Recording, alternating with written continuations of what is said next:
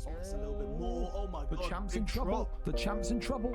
Assassin Banana. This could be it here. DPT Poke has done it. Oh, DPT Poke. I mean, up into space. That's why you don't want to do it. The counter shot is brilliant. The hooks, the up. Oh my God. Jab overhand. Still coming off beautifully, and it's.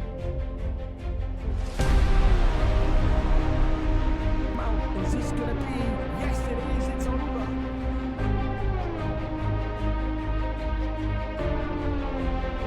Shots again.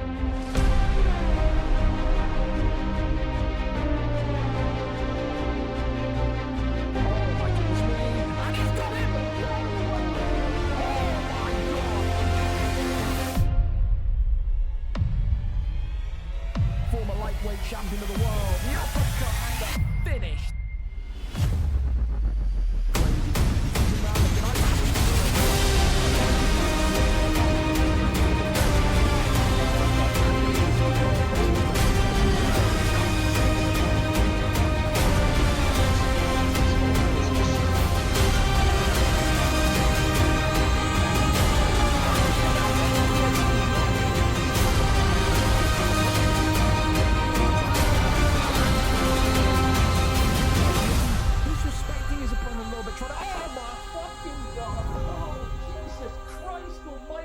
He gets the flying knee. Absolutely slapping. Oh my goodness me. He's slapping something, and it ain't cheap. There's now 1-2's over. Tries to get the takedown and gets another big slam onto him. But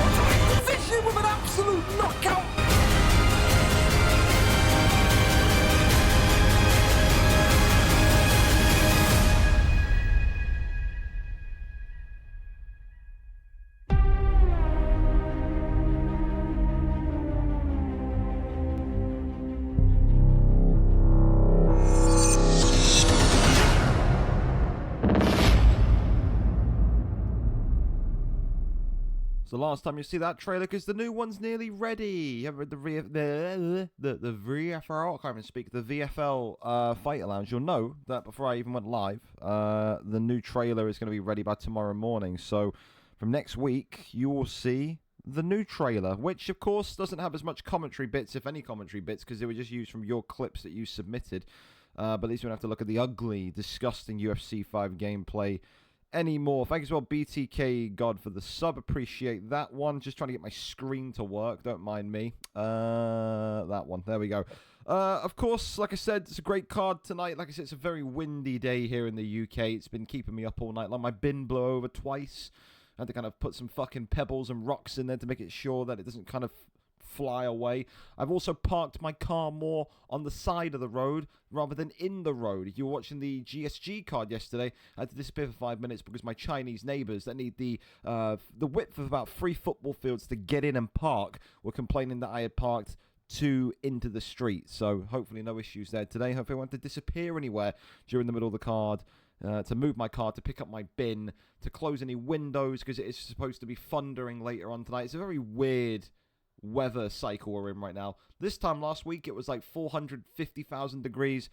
Now it's 17 degrees, extremely fucking windy, and I'm sat here in a hoodie preparing for winter. It's just, it's brilliant. It's fantastic, isn't it? There's also a 3.5 gigabyte update, so you haven't done the update because you got horrendous internet. Please run now and do it. Do not delay us because you, I don't know, didn't know, even though I've put out a ping and reminded you all. Main event, of course, tonight, 12 p.m. or 12 a.m., excuse me, UK time, 7 p.m. US Eastern.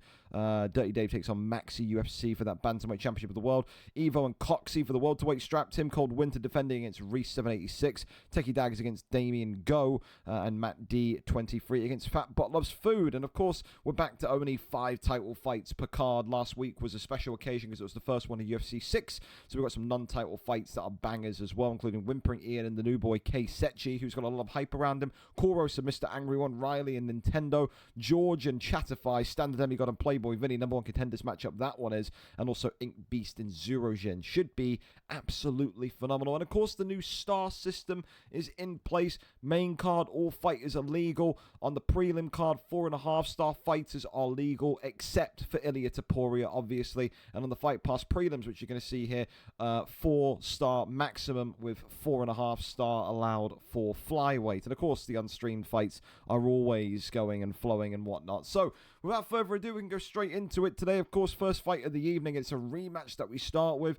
A welterweight delight between Silver Salt and Driscoll. You want to talk about the last time these two fought? Well, you have to go back through the history records and the history books of VFL. Driscoll, of course, the most prolific submission artist that the league has ever seen. He has the most career submissions out of any fighter, past or present. Silver Salt, though, known for his emphatic knockout ability. This fight stays on the feet. You like Silver Salt. This fight goes to the ground. Well, Driscoll may well add another number to his impressive record that continues to grow week upon week. Last time they fought, VFL 192, and ironically, it was Silver Salt that submitted Driscoll. However, that one was back on the 19th of June 2025, so more than a year has passed, and now finally Driscoll has the opportunity to go and get that victory against someone that's beat him before. So we can go over and up to it if these two are ready and prepared. Silver Salt is our cameraman tonight. Let's get this card going. We're here for a long time and a good time. 6 hours of non-stop action begins now. Carlos Prates tonight against Gilbert Dorino Burns in our opener. Here we go then. Best of luck to these two. Game volume is looking decent to me. And we go full screen. Here we go then. Driscoll looking to get revenge from that loss that happened 1 year and 1 week ago. Maybe 2 weeks ago. Who knows? All right, then. Of course, as well, the new update is hit, so there are going to be gameplay updates. There are going to be animation updates. I don't think that we've seen any, though, for Carlos Prates or Gilbert Burns. The majority that I read about, Sugar Sean, maybe we'll see some changes to how he looks and operates tonight in that main event. Of course, Carlos Prates here. Oh, with the first big stun of the fight as Driscoll in his kind of danger zone. Oh, of the standing up variety, and there's the first takedown. Driscoll being denied, though, instantly. We've said it before, we say it again. The Irishman with Gilbert Burns here in these dark trunks, not known for striking. This guy has got maybe, at most, in his 3 or 4 year fight career, 10 knockouts, and that's me being generous.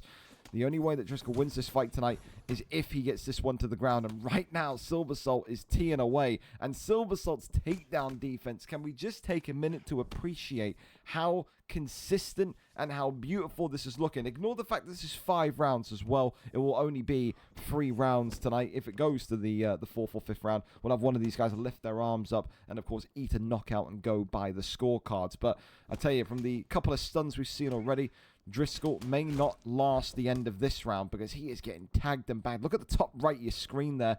The head health already about 25% gone. And this is what Silver Salt does. This is a prime textbook Silver Salt performance. Walking down Driscoll and just compiling him with pressure. He never ever likes to go against pressure fighters, does Driscoll. And when he does go against them normally, at least one of his takedowns work. None have worked here so far tonight. And this former lightweight champion is being maybe exposed. 0 for 3 now is Driscoll. Cannot land a takedown if his life depended on it. Front kick there comes out. Works off the jab straight as Silver Salt's connection there. Dropping a little bit, but it's okay because it's no lag. It's just a little bit of a stammer. Hopefully no issues in game there so far. Driscoll is just completely out of his depth, man. He doesn't know what to do. He's walking backwards. He's just trying to throw a jab straight. He really has nothing because it's another spin kick that drops Driscoll against the cage. Backside taken, and he wants right back up. Silver Salt's smart, knowing that Driscoll has that reputation for submissions. And finally, he gets one takedown to land with 1:15 remaining. I don't understand how much more on the feet Driscoll can take, though. Get this into round 2. And you absolutely, positively need a takedown instantly. Reverse now as well. He's rushing. He's getting angry. We know Driscoll is one of the most, if not the most temperamental fighter in this welterweight division. It just takes one bad thing to happen in a game. This guy could have one bad roll in a game of Monopoly and flip the board. That's how absolutely over the edge he is. And right now, maybe that emotion is costing him this fight because his decision-making has not been great. It really hasn't. Spin kick there was avoided. Driscoll could have maybe got the one-punch knockout. Ultimately, though, not going to be the case. Round 1 in the books. I don't think you need to be the most knowledgeable in mixed martial arts to know that Driscoll so far has had his lights turned off. His ship pushed in. It's not looking great for the Irishman. I mean, honestly, if I'm watching that in real life with the amount of knockdowns that there were, I'm saying a 10-8 round. I think that, honest to God, if you watch that in real life with the spin kicks, with the pressure, with everything, 3 knockdowns, wasn't it? 3 knockdowns and only 1 takedown landed from Driscoll. You have to give that a 10-8. You have to. Can he find a comeback victory is the million-dollar question. If you were live betting, I think Driscoll, oh my goodness me, just gets a big stun. Maybe Silver Salt has to be a little bit more careful. And that's a huge start for Driscoll. A stun which causes a little bit of concern on Silver Salt, followed by an instant takedown. And now Driscoll has 4 minutes to basically work from this position. And that is exactly what he needed. Because 4 minutes, pressure, patience. He gets 1 sub in. Carlos Prates could be in some serious trouble. Moves over to backside here. Of course, now going over into back mount. That one there, of course, now denied. Goes over for a heel hook. That's not going to happen, though, as he gets resisted as well. Oy, and then goes right into a rear naked choke. And this could be a little bit interesting now for Silver Salt, but he's managed it so well. Absolutely brilliant from the striker, who now goes into side saddle. And you're going to get 1 or 2 of those sharp elbows off, though. Doesn't want to put Driscoll in a position where he can maybe catch the leg and tap him. Right back to the feet we go, though. This is not where Driscoll wants to be, and the sooner he can land another takedown, the absolute better. Gets one off, and this one resisted and rejected. You can see that stamina differential, though, now coming. Driscoll, with every failed takedown, is going to start to burn more and more. Spin kick there was attempted. Silver Salt, though, was just about an inch or 2 away from Gilbert Burns, so out of range, out of sight, out of mind, but the uppercut there from the left hand clips him. Silver Salt now still pressing onwards. Driscoll just keeping his hand outstretched. He's got no striking, does Driscoll. This is the most Ben Askren performance you'll ever see. It really is. It just only feels like a lucky punch, a lucky swing of the hand here could give Driscoll a knockout victory. 1-2's nice. Good uppercut there comes forward. Spin kick again attempted by Silver Salt, who is gassing himself out every time he attempts that kind of humongous kind of spin kick. Just takes 1 ducked counter body shot. Driscoll may well win the fight. Comes into that kind of dilemma, doesn't it? Do you want to win the fight, or do you want to get some sort of entertaining knockout? Big shot there, though, as Driscoll again stunned for what feels like the 7th or 8th time. Spins him round after the denied takedown. Driscoll shoves him off. Big knee to the body. Knee elbow. Wow, bit of a UFC 4 as the body shot's now ripping forward. And now look at this. Flow state activated. The elbows come in, and Prates now looking for the kill shot on Gilbert Burns. 23 seconds left of this second round. A takedown shot out of desperation by Driscoll. Now going in for clinch work here. It is all very desperate. It is all very hang on for dear life-esque. Another head kick comes off for Driscoll. This is the thing. Driscoll has had no rhythm in the fight, but he's got 2 very kind of out there, random, lucky stuns. The only thing that I could say here is if Silver Salt is feeling himself too much here, if Silver Salt tries to go for some sort of extravagant knockout, if he wants to go and get some sort of spin kick KO to go and get a performance bonus, and he misses, I tell you this now, he will hate himself waking up tomorrow morning, because he will be the recipient of a Driscoll knockout loss. That is something not many people can ever say that they have experienced. Third and final round in this one, you would still say that Driscoll is a heavy underdog, but there is a very, very slight crack of light appearing at the end of tunnel for him if he can continue to try and, I don't know, maybe bait Silver Salt into kind of over-the-top attacks. A little teep kick there. Goes back down low to the body. The right hand comes up as Driscoll again looking like he wants to go with pressure, but ultimately Silversoul happy to kind of fight fire with fire. He wants this to be a boxing masterclass. As a knee elbow again. It's UFC 4. Absolutely. The amount of knee elbows I've seen Silversoul throw, you'd think this is 2019. Unbelievable. Good takedown there, though, from Driscoll, as this one goes into side control. Remember, this is only a 3-round fight. If for some reason this does go into round 4, we will need someone to raise their arms, eat the knockout, and then we will go by the judges' scorecards from the first 3 rounds. Goes for a Darce choke. No, goes for a guillotine choke here, excuse me. And now Gilbert Burns looking to try and wrap this one up. It's a big deny. And ultimately, Carlos Prates pops his head out and gets right back onto the feet. Gilbert Burns' flow state, therefore, effectively wasted as of this moment. I think for Driscoll, maybe he'll be looking at this and saying, I just don't want to get knocked out, don't get finished. Of course, in the GSG card yesterday, we had, was it 6 prelim fights, 4 of which went to decisions. So decisions are not uncommon on this game. They aren't. Works off that jab left. There's now, oh, it's all over. Jesus Christ. Well, yeah, you can't listen. I can't really react to it because it was coming. Driscoll still, you know, just like UFC 5, he's got this good grappling base, but he's still got the striking of what you can maybe decipher of a middleweight, maybe even a light heavyweight. It's never going to improve. It's never going to be something that he works on because he's one of the oldest names in the league. He's one of the oldest names on the welterweight roster, so he will always say that he is what he is, a grappler first.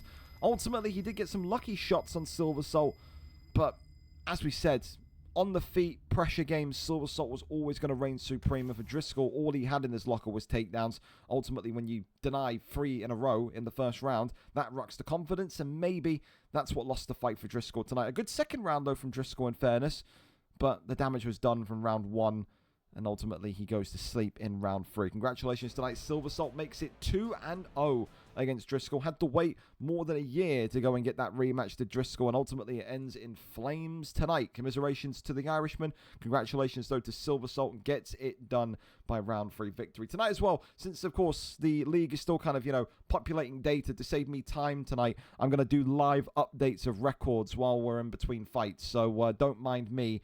You'll see me doing a lot of this tonight. So, yeah. Driscoll now goes to 0-2 in the welterweight division. A lot of people have had to eat some humble pie, man. A lot of people have had to eat some humble pie in terms of these divisional rankings. You know, there is a realistic world that we live in where if Driscoll doesn't kind of get some wins recorded here and there, he could be back to middleweight before he knows it. And that's going to be an ego crusher, because I don't think Driscoll's been a middleweight for more than, I think, 2.5, maybe 3 years. Crazy. Up next, then we keep on going. DLXHN takes on Rickson in these 2 return fights. Of course, we haven't seen DL for, I think, since the last card of UFC 4. We haven't seen Rickson for what feels like forever either. Of course, they both come in for their UFC 6 debut at 0-0. If my memory serves me correct, I would say DL is more of a striker. Rickson, the last time we saw him, was kind of getting into UFC and was more kind of overall well-balanced. Maybe tonight he opts to go for a little bit of wrestling. Depends how confident maybe he is in that. We go over to him. DH93, DLXHM, whatever you want to refer to him as. He is here, set and ready. Jesus, he's got his sunglasses on. There's no brightness in this lobby. Maybe he put his pad down and forgot all about the game. Who knows? But we are there and set to go whenever these 2 are good to take us in. No, it's just genuinely dark. So, okay. So, yeah. Apologies for the lack of brightness. Clearly, DLXHN just doesn't like to see things, I guess. But there you go. We're in a bit of a seedy nightclub vibe here for how dark this is compared to the last fight. Here we go, though. Tonight, very much back in for the first time in over a year for Rickson, and over 2 years, maybe 3 years for DLXHN. Khalil Roundtree in the black trunks tonight for the striker DL, whereas the more, I would say, balanced fighter, Rickson in the white with Jamal Hill. Jamal Hill, though, can hit like a truck. A lot of punch power. Former light heavyweight champion of the world in real life for a reason. And, of course, as we always say in UFC 6, he has that kind of key benefit of being taller. I think it's still very much the case where height is such an underrated factor this year. You could kind of get away with it last UFC. You know, you had those kind of closer kind of proximity fighters like Volkanovski, who didn't have the height but had a lot of kind of explosiveness in the pocket. I think that matters less as it stands. I think definitely height is king when it comes to comp fights. Of course, with these two, you would say, though, how much does ring rust play a factor? Yes, maybe they've been playing unstreamed fights, or not unstreamed fights, but, you know, unranked fights, should I say. Maybe they've been playing OWC. But as you know, when you come in and you come in for a comp fight, and you come back in after a long time out, and you know you got people watching you, and you know you maybe got a camp in your ear, and you got to try and listen to so many different instructions, it's so much more different. Takedown there landed, though, by Khalil Roundtree, who was maybe under a little bit of pressure there, got kind of tagged a little bit by Jamal Hill. You already see that little yellow health pack in the top left next to his little yellow eye emoji as well. Head kick there comes off beautifully. That's fantastic from Rickson. Goes up for another follow-up head kick. Absolutely nothing there, though. So far, Rickson looking really, really nice. He looks very, very comfortable and controlled in there as things stand. And I'll tell you this much. He was once upon a time up there as a kind of middleweight contender, wasn't he? That was kind of like his peak powers, I remember Rickson, in that 185 division. Again, he doesn't want to stay in light heavyweight for a long time. And I don't think DL will either. Big shots again from Jamal Hill.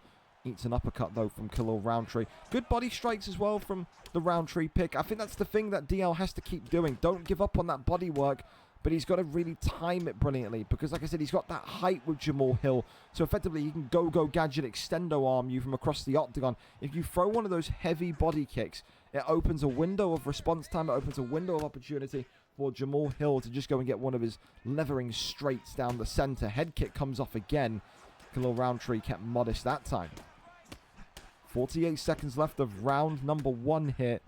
And so far, another takedown comes in. Ultimately, though, resisted and rejected. Knees to the body of Khalil Roundtree. Right hand comes across. 1-2 head kick comes in from DL. Another one comes up onto the block. I just seem to worry ever so slightly by just how much Khalil Roundtree is going to be getting gassed here. Because you see that kind of, or maybe not, because again the camera is so dark from DL's perspective. But there is a large chunk of stamina missing from Khalil Roundtree already. For only one round, if he fights at that volume again for one more round, he will be under 50% stamina by the time round 3 comes in. I think if I'm Rickson right now, I'm noticing this. I'm comfortable with how I'm performing. I would continue to stay on the outside. I would sit on the outside and just kind of pocket shoot towards the body. I think if you're Roundtree, if you can get a takedown and you're confident in your denies and your transitions, then obviously do this, because I don't think the striking's working for you. We know Khalil Roundtree has a lot of punch, has a lot of power in his punch, but it just seems like he can't cope with that range at the minute. Big shots coming in here from top mount now. Khalil Roundtree could be getting it done. Huge shots there. Maybe the kryptonite of Rickson has been discovered, because he right now is in a really bad position. Look at that head health in the top right. When he went into top mount a minute ago, it was nearly done. Khalil Roundtree, a power hitter, as he gets a couple more shots for good measure in cage butterfly position. I'm amazed he's gotten back up to the feet, though. You would think you want to keep him down by any means. Does the takedown get shot instantly from Khalil Roundtree? That's the ultimate question. Body shot again, shoots another one, lands another one. Rickson's takedown defense is certainly the kind of the negative point. His striking's been wonderful. Take nothing away from the Jamal Hill striking performance, but his takedown defense, that's the big concern as it stands. Tries to go with the right hand, switches stance here, goes for the head kick again, does DL. Definitely a better round for DL, and now Rickson looking to defend him, and this is the thing now. Oh, head kick comes off. That's really nice from Roundtree. Goes for the uppercut. That's the thing. Make your opponent worry about the takedown. That opens up the head kick. The hands drop again. Khalil Roundtree, though, not able to build up on that flurry. And now you see Rickson being concerned. Is it going to be a takedown? Is it going to be a head kick? He can't make that judgment. Body shot there comes in. A much stronger round for Roundtree, but the takedown there this time resisted and rejected. Flow state, of course, now valid for both of these two. Body shots continuing to come on. Catches the leg, goes for the knee inside of that clinch. Really like it now again from Rickson, who Continues to kind of sit on the outside and work the body. DL is not defending his midsection. And his stamina is going to get lower and lower, especially with every blocked takedown, with every blocked head kick. There has to be maybe a sense of urgency. Big headshot there from Jamal Hill, though. 33 seconds left of round number 2. And this fight has gotten very interesting. Body shot again, dude. The way that he keeps levering that midsection is ridiculous. Headshot comes up again. Another one comes right back. Shoots the turning takedown. Nothing there. Knees to the body. And that one there's going to be the end of round number 2. Round 3 up and coming. Is that enough to say for me that I think Khalil Roundtree stolen round 2? I think so. I think we're going to go 1-1 heading into this third and final round. I tell you this much for free, though. If Khalil Roundtree can get Jamal Hill, if DL can go and get Rickson into top mount one more time, I think Rickson loses this fight. I do. Third and final round here. Second fight of tonight's card. VFL 241, Dirty Dave, MaxyUFC. The Battle of North America, Canada versus the United States. Right now, though, the prelims giving us something to feel warm to. It is a light heavyweight banger for the ages. It is. Goes to that right hand across. Oh, I thought maybe going to go for the overhand there. Goes for the body shot. Khalil Roundtree maybe now a little bit hesitant to shoot a takedown because it just feels like Jamal Hill's got his number. Goes for one and yep, denies it. Rickson very much now aware and knowing that he cannot afford to be taken down. Oh, head kick there though comes up. Uppercut there was just pulled out of. This is the thing, DL, he's throwing so many, I think he's pressing so many buttons when he gets that stun that he's costing himself, because you can see he's throwing an uppercut and then pulling out of the uppercut. I think if he didn't pull out the uppercut, he could have dropped Jamal Hill there. Big shots there though, talking about drops. Rickson looking for the finish here. Gets right back against the cage, knees to the body, absolutely tenderizing the midsection. And look at this, Khalil Roundtree is out of there. Game, set, and match. Took a little bit longer than maybe what Rickson would have wanted. But ultimately, it was that damage, it was that persistence to the body that gets him over the line. You saw it in round 2 when the round went against him. Just backed up a little bit, worked the body shot, worked the body shot. There was no real defense to it from DL, and ultimately that's what cost him. I think DL, though, has got to get back to wrestling. You saw how close he was to winning the fight in round 2 from that top mount position. I think tonight, yes, you may have lost if you're Khalil Roundtree, but you've learned a lot about what your skill set could be. I think getting camp, work the wrestling, and you're going to be light heavyweight champion. And for Rickson, again, I expected a good performance. I expected a quick rise to the top in light heavyweight. He's got some sharp boxing, made Jamal Hill look incredible tonight. Congratulations to him. Round 3 winner, and right back onto the win column he goes after more than 2 years out. Congratulations for him there tonight. Again, we had a lot of kind of late finishes yesterday in the GSG card in terms of round 3 victories, decision victories. These are not uncommon. Absolutely not. Rickson, of course, going to 0-1, and DL going to 0-1. So that there is... Oh, that's the wrong one. We don't want to give him a win. That would be naughty, wouldn't it? There you go. Of course, same thing as always with career records, where people ask me, where did the UFC 5 career totals go? They're still on the sheet. They're just hidden. So don't panic. If you ever want to see a UFC 5 record or UFC 4 record, for whatever reason, you want to make like some sort of VFL, I don't know, career total, just ask me. I can get it for you. However, if you do retire and then come back, I do delete your career record. So you're basically never going to have that. So... yeah, it only really sticks if you stay around and not constantly retire, unretire, retire, unretire. At that point, it gets a little bit jarring for me. It does. But there you go. Congratulations again to Rickson. Top performance tonight. We keep on going as Jack R1907, the man known as Red Dot, takes on a Slovak warrior. I'm rooting for him. I don't know if he's Czech or Slovakian, but regardless, sorry, White Dot, but tonight my allegiance is with my good pal Lucas 20 Alex. Of course, we know all about Red Dot, White Dot, whatever you want to fucking call him. This guy has done it, seen it all. He's been champion. He's been on losing streaks. He's had every kind of feeling of it. 0-0 tonight, whereas Lucas comes in also at 0-0. These two making their UFC 6 debut here tonight. We are there, we are set, and we are ready to go for this one. 4-star picks, of course, again, as Roman Koplyov takes on Sharad the Bullet, the one-eyed Cyclops, as we know him. Fellas, appreciate you being on time, and you are good to go whenever you're ready. Here we go then, game volume check. We're all set, we are all sealed once again as we get ready for our third fight of this evening. If, of course, Lucas has not fallen asleep behind the wheel. Hey, that'd be terrible. Make sure you go ASAP, please, fellas. You see, Alex's mother asked him to help with bags. He's rushing right now. Is there a chance he can be on after this next fight? Well, how long is he going to be, dude? Like, we're already 6 minutes. Oh, is he there? I don't know if he's there. Oh, no, man. It was just Jakar readying up again. Like 5 minutes. So, well, if the next fight's ready to go, then tell me. Because if not, then we're kind of sat here waiting, aren't we? So, yeah. I got DMs I can just check here anyway. If there's an update, I get on about 7:15, so it might be a little bit. That's fine. As long as you can just keep me updated with your update, that's absolutely fine. Absolutely is. If anyone wants to go early, then shout here, because he's, I don't know, this kid is helping his mother with groceries at 7:56 at night. Who goes to the supermarket at nearly 8 o'clock? I don't know.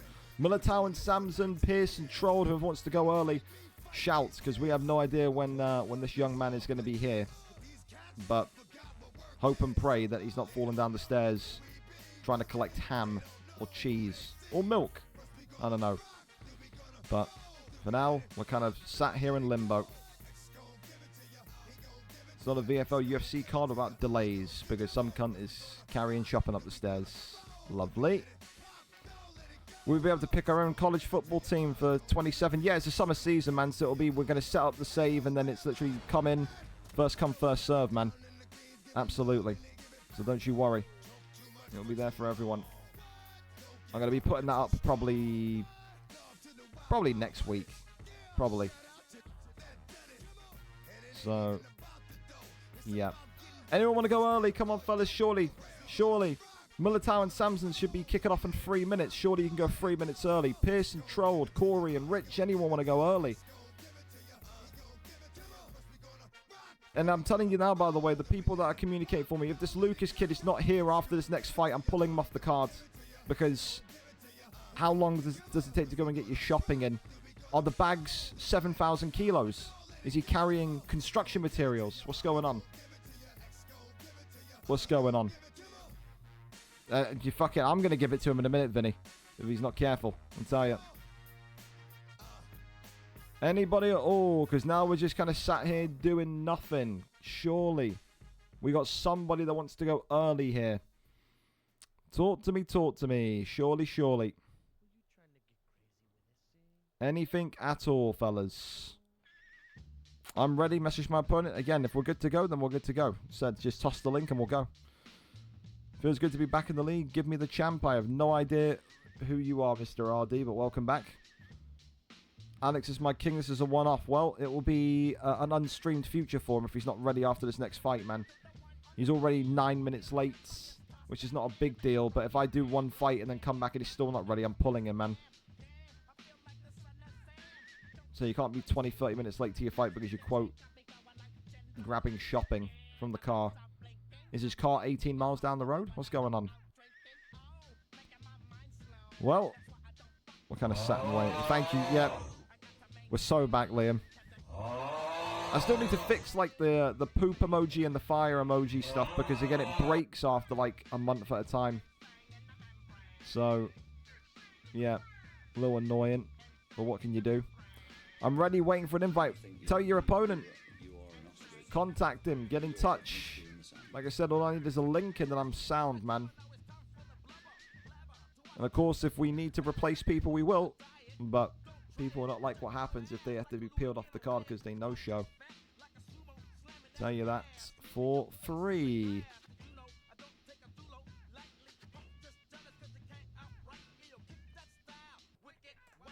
Oh, we've got a link. Fantastic. Trolled by PG seems to be ready. So cool. We'll go to see Pearson Trolled by PG then. And then, like I said, you better go try and find a way to fucking send the smoke signal up to the Czech Republic or wherever the fuck Alex is. The guys at McDonald's MMA, because we're not waiting there forever. That's ridiculous. You sent me a link and you're not even lobbied up. Let's go, please, fellas. Let's move. We got to have some urgency here, or else we're going to be sat here until 1 o'clock in the morning. Should be lobbied up. Should be going, should be going. We can't be sitting here forever, man. So we will wait and we will see. Alright, I got a Militao link. You've lost your fucking spot. I'm going to this one. I'm not waiting for you. No, these two aren't even in the lobby. Right, I'm going by whoever's in the lobby first. I'm going with, by the way. You're sending me shit and you're not even in the lobby. So, I'm literally having both of your streams up. Whoever's in the lobby first, I'm going with. Let's move, let's move.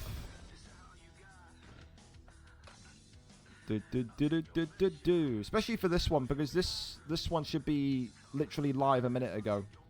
So you got to be a little bit more on time, boys. You should be lobbied up by the time of your fight. I'm kind of calm tonight because it's one of your first. Well, I know for Militao it's his first fight, but whoever gets in first, we're going with. Said you're long in it now, boys. Absolutely, absolutely. Thank you as well, Alf. Appreciate you. Hi. Appreciate you. I got people DMing me, telling me they're waiting for people to accept each other's friends requests. Why are you telling me? Do you want to get in my car and drive to your opponent's house and accept him? Why are you telling me for? What do you want me to do with that? Talk to each other, not to me. It's that simple. He's not accepted my friend's request. Go and tell him. Why are you telling me? Go and tell your opponent. Alex is here. Fantastic. That means that these two fights can get their shit together and get lobbied up. Isn't that wonderful? All right, back over to it then. Fellas, you got to move a little bit quicker though, please. You're moving like you never fought before, especially you, PG, and C. Pierce, and Samson, and so forth and so forth. You know how to be ready on time, boys. It's ridiculous. Because you're logging the card now. You are. So we're pausing that. We're pausing that. And we're finally ready to go. Back with the action. While the minnows of the league learn how to accept each other's friends' requests on EA. Alright, let's go then. Koplyov and Shah and Bullet. 10 minutes late, but better late than never, I suppose. Here we go then. So, for Jack Hart, obviously an opportunity again to kind of start his journey in middleweight. Has been a champion in this division multiple times at 185, but when you look at the other side of things, there's so much hype around this McDonald's MMA group that they expect to take all the belts. They want every one of their fighters to be contending, to be competing. However, this is a difficult first fight considering the league experience that Jack R has. Tonight, we'll see if Jack R can get off to a winning start, or if maybe the hype behind Lucas 20 Alex is real. Shah the Bullet, of course, for the McDonald's MMA man in black, whereas the blue trunks for Koplyov and white dots, also known as Jack R. Of course, the Koplyov pick as a player behind the pad, Jack R, known for kickboxing. His kryptonite was wrestling back when you saw him in UFC 5, and it looks like Lucas as well is happy to oblige and try and outstrike him tonight. Immediate pressure from the Czech, who continues to try and kind of tackle the leg of Roman Koplyov, and it is such an underrated thing to do, to target the leg, especially when you are going up against a wrestler. Take that lead leg away, you take away their balance, you take away their ability to land a takedown. Good body shots here from both of these two, as it's becoming very, very spicy in this opening minute and 45 seconds. You see these wild uppercuts landing, the leg kicks, the body shots, everything is being tied up together. Lovely little sequence there, though, from Jack Hart. There's now the double uppercuts there, slamming forward again. Back down low. Love the level change here from Jack Hart tonight. And I think if there was any doubts about the strength of this middleweight division, it's being answered here. Big uppercut there, lands. Big body shots now. Swing and a miss. It's all over. Just like that.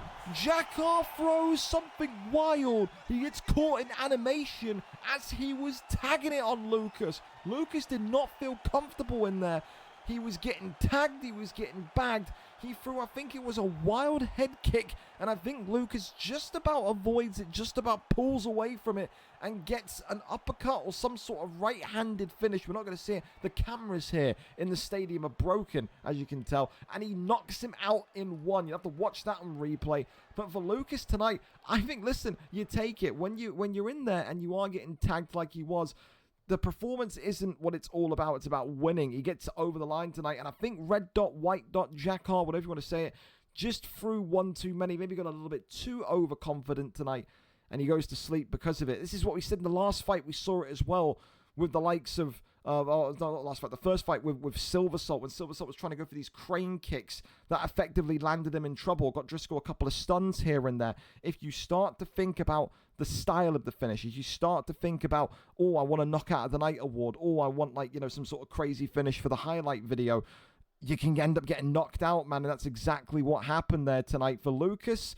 He starts off his career of a win. For Jack, he looked phenomenal. He really did. He looked very, very good in that opening round, but just a little bit too much there. A little bit too much, and ultimately, that is what cost him. And I think simplicity, that's the thing. When you go back and you look at Jakar's fight history, simple boxing has got him over the line so many times before. Maybe you need to keep it a little bit more simple tonight, but loses and now starts off his middleweight career at 0-1. He's just sent me a picture saying robbed with this. He sent me robbed and then this picture. So he's not happy, I imagine. Anyway, we go back over to our other two fights. Are we now lobbied up for this one? Yes, we are. Militao and Samson ready to go. Of course, we know pretty much nothing about Militao. This one is first live fight tonight, 0-0. Samson, we know all about, though. Also 0-0 in UFC 6, but we know him from UFC 5. This guy, once upon a time, had some of the best takedown defense in middleweight and also was known as a knockout enthusiast in the 185 division. If you needed anything to go by tonight, you have to be very, very clear with your defense if you're Militao. It's a tough first fight, but this light heavyweight division, man, it's tough. It's no easy one. Maybe for you bantamweights and flyweights, yeah, but for everyone in this division at light heavyweight, I think there's so many potential champions. It's unreal. We wait for Samson to ready up, and then we are up and underway. Why are we disappearing off the pad when we're in the lobby? Let's ready up and let's go. I will spam him the word go until I hear the ready up sound in the background. So, no joke. I'm just sending him go about 85 times. I don't know how people lobby up and then just go for a walk around their house, man. Come on, Samson. After Samson. After Samson. A ready up would be fucking phenomenal, mates. You're the one with FIFA, not me. After Samson. After Samson. After Samson. Do I need to Discord call him? Oh, there we go. Fantastic. It just took about 400 goes until we got there. Well, okay. Well, listen. I don't know. I don't know if this guy's doing laps around his house, if he's just set up a fucking a cardio sequence. He's doing push-ups and cartwheels in his bedroom, but now's the time to put the cardio away and put the gloves on. Of course, Militao coming in with Khalil Roundtree tonight. Volkan Ozdemir with, of course, Samson. Of course, oh, Jesus Lord. I forget how much the camera shake happens if you keep the setting on. I turn it off. It gets me fucking motion sick. It does. Of course, for Samson, he's not opposed to taking damage. This is a guy, of course, like I said, back in UFC 5, that would get rocked and get dropped, and like the Terminator would rise up and still find a way to get you out on a stretcher. I think for Militao, the big thing tonight is just to kind of evaluate what's happening in there, because this is one of the top names in the light heavyweight division. Yes, he's 0-0, but you would expect Samson at some point, rather than not, to contend for, to challenge for the 205-pound strap. When you have Khalil Roundtree, though, like Militao does, yes, you've got more of a fluid-moving light heavyweight, but you've also got incredible punch power that can break through any man's block. Volkan Ozdemir, you would think, not maybe the pick that Samson is particularly used to. He spent the most of UFC 5, I'd say probably about a year and a half of the game cycle in 185, so he has to kind of cope with a little bit more slower fighter, and of course, that may well act as a deterrent. You never really saw Samson shoot a takedown. He was more the anti-grappler. He was a guy that had those excellent denies, but he wouldn't often be beat in a gunfight on the feet. No, sir. Head kick there comes off, however. It is blocked up. Good body shots. I love what I'm seeing from Militao so far, man. Really like it from this Khalil Roundtree. Very calm, very composed. Oh, my sweet God almighty. But it doesn't take too much from Samson to get activated. That sent Militao back there. And that's the first kind of warning shot. And it seems like I think Samson's pad there disconnected or something, because he just sat still, idle for a brief moment. As maybe he'll need to be running into the other living room and grabbing batteries out the back of the remote, if that is an issue. Nothing to clarify if he is having controller difficulty or not, but I've just never seen Samson sit still like he did there for about 5 or 10 seconds. Great pressure coming right back, though. Look at this from Khalil Roundtree. And this is the thing. In a situation like this, if you are Samson, if I'm Samson, if I'm uncomfortable with that pressure, I am shooting a takedown. But he is just not that kind of fighter. He will want to kind of outdo him with his hands. Head kick there comes off. Left and right hands coming forward again. Head kick comes up. Looking again here, Roundtree. That's a good bit of movement. Lovely footwork, man. This is what I like about Samson as well. He was also so light on his feet back at 185. He was kind of floating and bubbling around. He was like an annoying mosquito at times to his opponent. Head kick there comes off, but again, only half-assed. Right hand, but look at those, the triple uppercut combinations from Militao there. There's a little pull attempted. Not much more to see there. This round is in the books, and it ends with a knockdown for Samson as well. Love it, man. It's textbook Samson. He can lose the first 3 minutes of a round and then find a way to kind of come back with a buzzer beater kind of moment. And I think that moment, that knockdown just then, with 1 second of the round to go, has won him that round. I think he's 10-9 up. A knockdown is king when it comes to fight cards. Not all doom and gloom, though, for Militao. He's had a very, very strong debut round here tonight. But he has to be a little bit more respectful. I feel like at times he's just gone maybe 1 strike more than what he should have done against someone like Samson. Pulls backwards. The left and right handers again coming forward. Oh, double uppercuts there, though. Never going to survive those against Khalil Roundtree. All of that power. All of that steel. And another one there popping forward. Goes back down low to the body. Samson got to let himself just get a little bit more composed. Find his bearings. And he'll be fine. Left hand, right hand. Coming across there. Roundtree works off that jab. Still pokes forward again. Oh, beautiful shots there from Roundtree again. Oh, I'm loving this from this Militao guy, man. I really am. He's impressing me. I expected him to get butchered. And he is giving a masterclass here in the stand-up tonight against one of the most feared names in light heavyweight, and that is Samson shooting a takedown. You do not see that happen ever. So clearly, Militao's in his head. I'll tell you that much. Drops him against the cage, and this could be it here. Top mount gained. Militao, though, says, nah, we're finishing this on the feet tonight. Come on up. Holds the arm out, extends it. Oh, a good little bit of footwork there again. As Volkan Ozdemir and WV Samson continue to find a way back from despair. He's done it so many times before. Militao just got to keep it simple. That's what his corner shorty got to be telling him. Works off that right hand. He's trying to anticipate when Roundtree's going to pull. You can see he's almost flinching. He doesn't want to get countered. Swings round again. Samson just getting more and more shots off on the block of Roundtree, but he isn't getting anything clean through. Works that body shot right back. Love it as well. The thing that Militao is doing so well at this light heavyweight level that is confusing Samson is he's mixing in that kind of body strike so often. And it is causing a little bit of concern from Samson because he is losing stamina. Look at that. You know, we're nearly at 50% stamina remaining. He knows he has to be a little bit more sneaky and deceptive, and he's working that.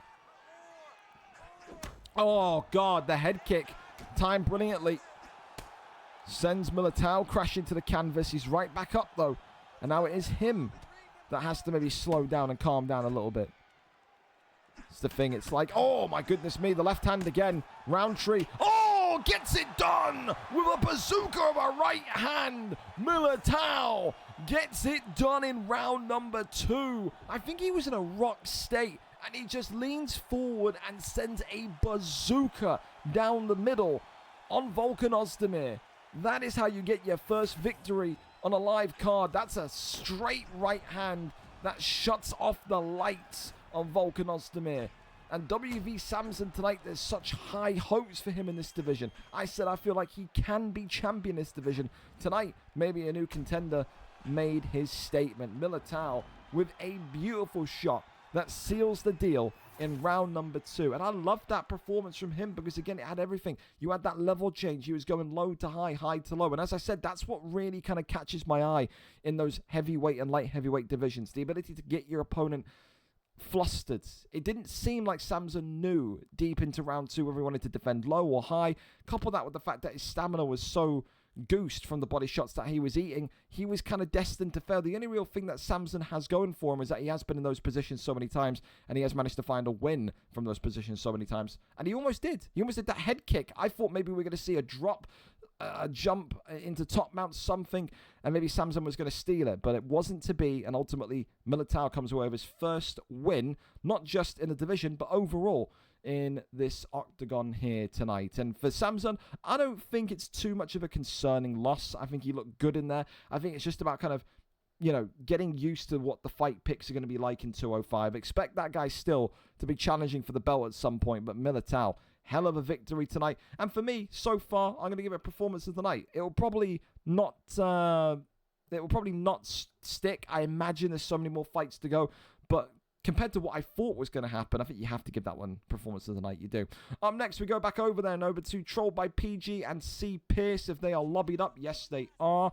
Of course, you've got a former heavyweight great in C. Pierce, former Xbox heavyweight champion of the world. And tonight he goes up against Trolled by PG, who was once upon a time someone in the PlayStation division that was viewed as a journeyman, a jobber. You would go against Trolled by PG in order to kind of get your confidence high. He says, though, that will not be the case anymore. I'm here, I'm ready, I'm putting in the work, I'm putting in the hours, and I am going to be champion at some point. Tonight, Sergey Pavlovich for C. Pierce is the pick. He was furious that he can no longer use Derek Lewis, which is the 4-star fighter. They got him so many victories over the course of UFC 5. So a new pick and a new look for C. Pierce in the blue trunks tonight. On the other side of things, Trolled by PG in the black trunks with Jairzinho Rosenstruck, who at one point was the most used 4-star fighter in the heavyweight division in UFC 5. So expect these two to be boxing.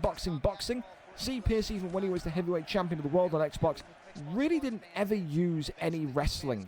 He outdid his opponents by pure pressure and by pure precision. He has a great accurate right hand that he always used to throw with Derek Lewis, but of course Derek Lewis had 99 punch power. Not going to maybe have that with Sergey Pavlovich. Sergey Pavlovich, more reason for Pierce to maybe kind of learn the wrestling, because if you can get him into top mount, you're in a great position.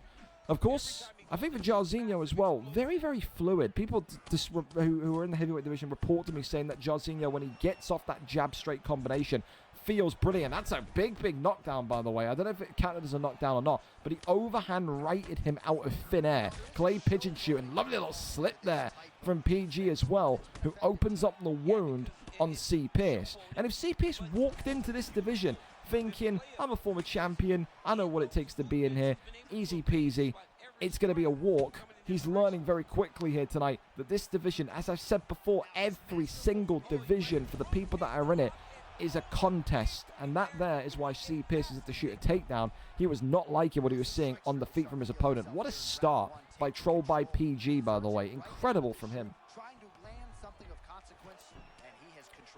C. Pierce not able to keep that takedown landed. Ultimately, we're right back onto the feet once again. 1-2's down the center, goes back down low to the body. Ripping body shots now from Jairzinho. Head kick comes up nicely from C. Pierce, though, I've got to say. Shoots another takedown and gets another land. So there is the weakness. There is the door being left open for C. Pierce. And that is that the takedown defense of PG is not exactly there yet. Got a good deny there, though, on the transition out of sprawl. And again, people say, oh, well, it's easy. But for this heavyweight level, the light heavyweight level, I get excited for these guys when you start to see consistent denies, because it shows that they are learning and that they are putting the pieces together. And fair credit, Trolled by PG said that he was learning, and he said he was putting the work in. So far, he wasn't lying. I'm impressed by what I'm seeing. 2 performances in a row from the kind of underdog of each fight, where I'm sat here kind of nodding my head, going, yeah, I can see the massive jump already from UFC 5 to UFC 6 for these guys. Goes back down low to the midsection. C. Pierce shoots another takedown, lands another takedown. I think tries to fake the get up and then pulled back in. And again, look at this. Brilliant from Jairzinho. And now got him in cage butterfly here. Sweeps the leg to the side and keeps him down with 12 seconds remaining. I definitely think there's cause for concern for C. Pierce here. I think he didn't expect PG to be as good as what he is tonight, especially since PG is coming in 0-1. Lost his return fight last week. But, I mean, boy, he looks damn good tonight. Damn good. 10-9 to Jairzinho, 10-9 to draw by PG after 1. Round number 2. Up and underway. Glove touch and we're off. Oh, and it's an immediate right hand. That puts Pavlovich in his place. Both of these two have flow state as well. Head kick there comes off nicely. Only takes one of those, perfectly timed, to seal the deal. Good little bit of footwork there from C. Pierce, who now will send another towering head kick towards Jairzinho. Goes back down low to the bottom. That's really nice. That's really nice from C. Pierce. Shoots another takedown. That one there rejected and resisted. Body of C. Pierce, though, is in more dire straits, but PG's body is also getting there. Could be a game of who's going to be the more superior body snatcher in this one tonight. Starting to get a little bit more lively. Absolutely. Little teep kick, nothing more to see there. Body shot. Works off the jab. 1-2's down the center. Another one comes off there, midsection, shoots a takedown, lands it. Pulls that one in. And then goes over into stack guard. Really nice here. Pavlovich reining it in. C. Pierce, could he maybe find a comeback victory as he has done so many times before? Kicks up and away though, does PG. And flow state activated for Pavlovich now. So C. Pierce liking the pressure. C. Pierce, really, really good activation of flow state here. He's got to throw in more though. Look at him. He's just kind of shuffling away. You've got to chase him down. You've got to try and get these strikes connected. And ultimately, you have to give credit to PG. He's done a really good job there in making C. Pierce, despite being charged with steroids, back up. Really nice. See that stamina though. C. Pierce is in a really bad way. Under 50%. If I am PG, every shot has to go to the body now. Another takedown attempted, and a takedown there denied. Body shot comes in once again. C. Pierce has to defend his midsection. He is not going to be able to throw too much more. He may not survive the round here. Couple more big ones to the, I think, the right side of the body. Yeah, that's where that kick was going. And Pierce may be out of there. He needs that stamina recovery now more than ever. Goes for a takedown. That was quite weird, but somehow he's landed the takedown. Fair enough. Posture up is there. Rains down the strikes it. C. Pierce lands a very kind of half-hearted elbow, though. And then right back up we go from PG. PG still not activating his flow state either. Doesn't even need it. That's what he says. Leg kick comes in from Pierce. Flying knee. Body shots there. Head kick coming up now. And PG activating flow state with 20 seconds of round 2 to go, and he is going to start swinging for the fences. C. Pierce needs to find a way to fend him off here. Defends that one. 8 seconds remaining of round number 2, or else we will go to a third and final round, and that's where we're headed. For C. Pierce, though, the signs are not good. Stamina is really bad. Body health is really bad, and the head health is not that great either. C. Pierce may honestly need to play defense first and try and bait PG into throwing something over the top and getting a counter knockout. He is not going to be able to throw many combinations here before his body starts to give in. You can already see there, he's winded. Another body shot comes in. And now it's almost like PG poking at a dead animal. He knows that there's not too much more needed. Big flying knee comes in, but it's just sponged by PG. Didn't even feel it. Slipped the uppercut there. Right hand comes forward, goes back down low to the body, and it's all over. Just took one more shot. And it's the body work, that commitment to the long term from PG that gets it done tonight. He had worked the body and worked the body and worked the body. The occasional left hook, right hook, the body kick. C. Pierce just didn't make good enough reads of it in the opening 2 rounds. And ultimately, when you're going into round 3 with under 50% stamina, the writing is on the wall. That's a good wake-up call, though, for C. Pierce. We know Pierce in this weight class is a dangerous fighter.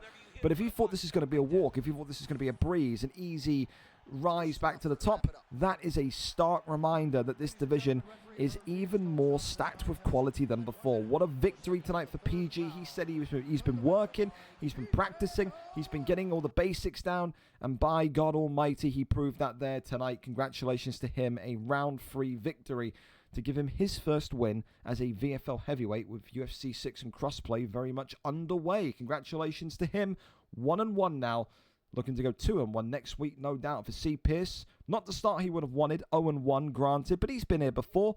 We've seen C. Pierce be on 3 or 4 5-fight losing streaks. He still finds a way to come out and fight for a title. So I wouldn't say sleep on Pierce. I think he's definitely someone that's going to need maybe a few weeks, a few fights to get really kind of feeling, up to speed.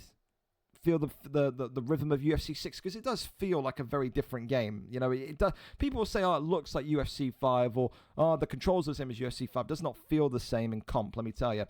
Next, though, we keep on going and see if Corey, of course, needs any more time, or if he's still doing his update. Absolutely fine if he is. Gringo said he's going to be late. His name is CSN. That is for Rich. Yeah, we know that already. Corey, of course, doing the well, how much later? What do you expect me and your opponent to do? Wait 3 hours? I'm not moving your fight because you have FIFA, by the way. Make a decision. Because if he's saying he's got to go do FIFA, he can retire and he can not do the UFC again, like dead ass, because he's got a fucking football picture. I'm making it very clear, CS, I don't give a fuck about your FIFA games. So, yeah, make a decision, man, because we're not going to sit here and wait for 2 hours while you play FIFA in July, bro. Yeah, I can give you 5 or 10 minutes to do the update, but, brother, we can't be doing that. We can't be postponing for an hour or an hour and a half. Not at all. We can keep on going, though, because Fish14 and Lewis19 are ready for us. So let's go to that one and allow Corey to get that update downloaded. Okay, over we go to it then. Fish14, once upon a time, was the fighter of the year in 2024. Great submissions, great striking, but very inconsistent. 0-0 tonight, of course, for him. His opponent also making his debut in this weight class. No, lost last week, excuse me. Wash my filthy mouth out. He's making his stream debut, which is very, very weird for me, because we never get to see Lewis19 fight live. Well, we get that privilege and honor tonight. However, he comes in 0-1, and it's not against a very, very easy opponent, to say the very least. Can Lewis, who again, people were almost insulted when I moved Lewis down from featherweight to lightweight. I had DMs from people. Why are you moving him? He's class. He's amazing. He's wonderful. Well, listen, he was on a bit of a losing streak at the back end of UFC 5, and he never really kind of settled at 145. Tonight, an opportunity to get back into the feel of winning, though, especially if he can take out Fish14, who is so, so dangerous. We can go over and up to it. Lewis19 is our cameraman tonight, and we've got a bit more of a darker feel. Again, we're in the dingy nightclub of Lewis19's stream, but that's all right, though. As long as it doesn't lag, I'll take it. It could be pitch black for all I care.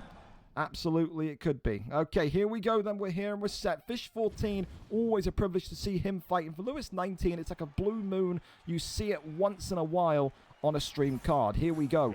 Welcome back to these two. Matt Fravola tonight for Lewis19 against Chase Hooper.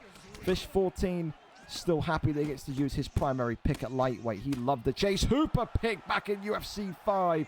Matt Fravola instantly rocked and dropped, though, and stack guard already. Blink and you will miss it. Let me tell you, Fish14 tonight looking like he means business, looking like he's got an important dinner date to get to at 8 p.m., so he's trying to make this one quick. Shoots the takedown there, though. And Matt Fravola for the first time, Lewis19 for the first time, is now in the spider's web. How good did Fish14 look when you go back to those kind of, that heyday, his prime of 2024, that calendar year where effectively he was just so unstoppable. This guy was one of the most incredible project players, because he came from kind of absolutely nowhere in that welterweight division and then rose all the way into that bantamweight flyweight division. Almost a kind of similar story as Daichi, but I mean, the way that Fish was doing it was just, he was out controlling people on the ground. He was outworking people on the feet. He was just phenomenal. However, that was a long time ago, and since then this division, this league has evolved. And of course, maybe he hasn't reached those similar heights that he once did, but still a very talented fighter on his day. Was bouncing between kind of lightweight and featherweight.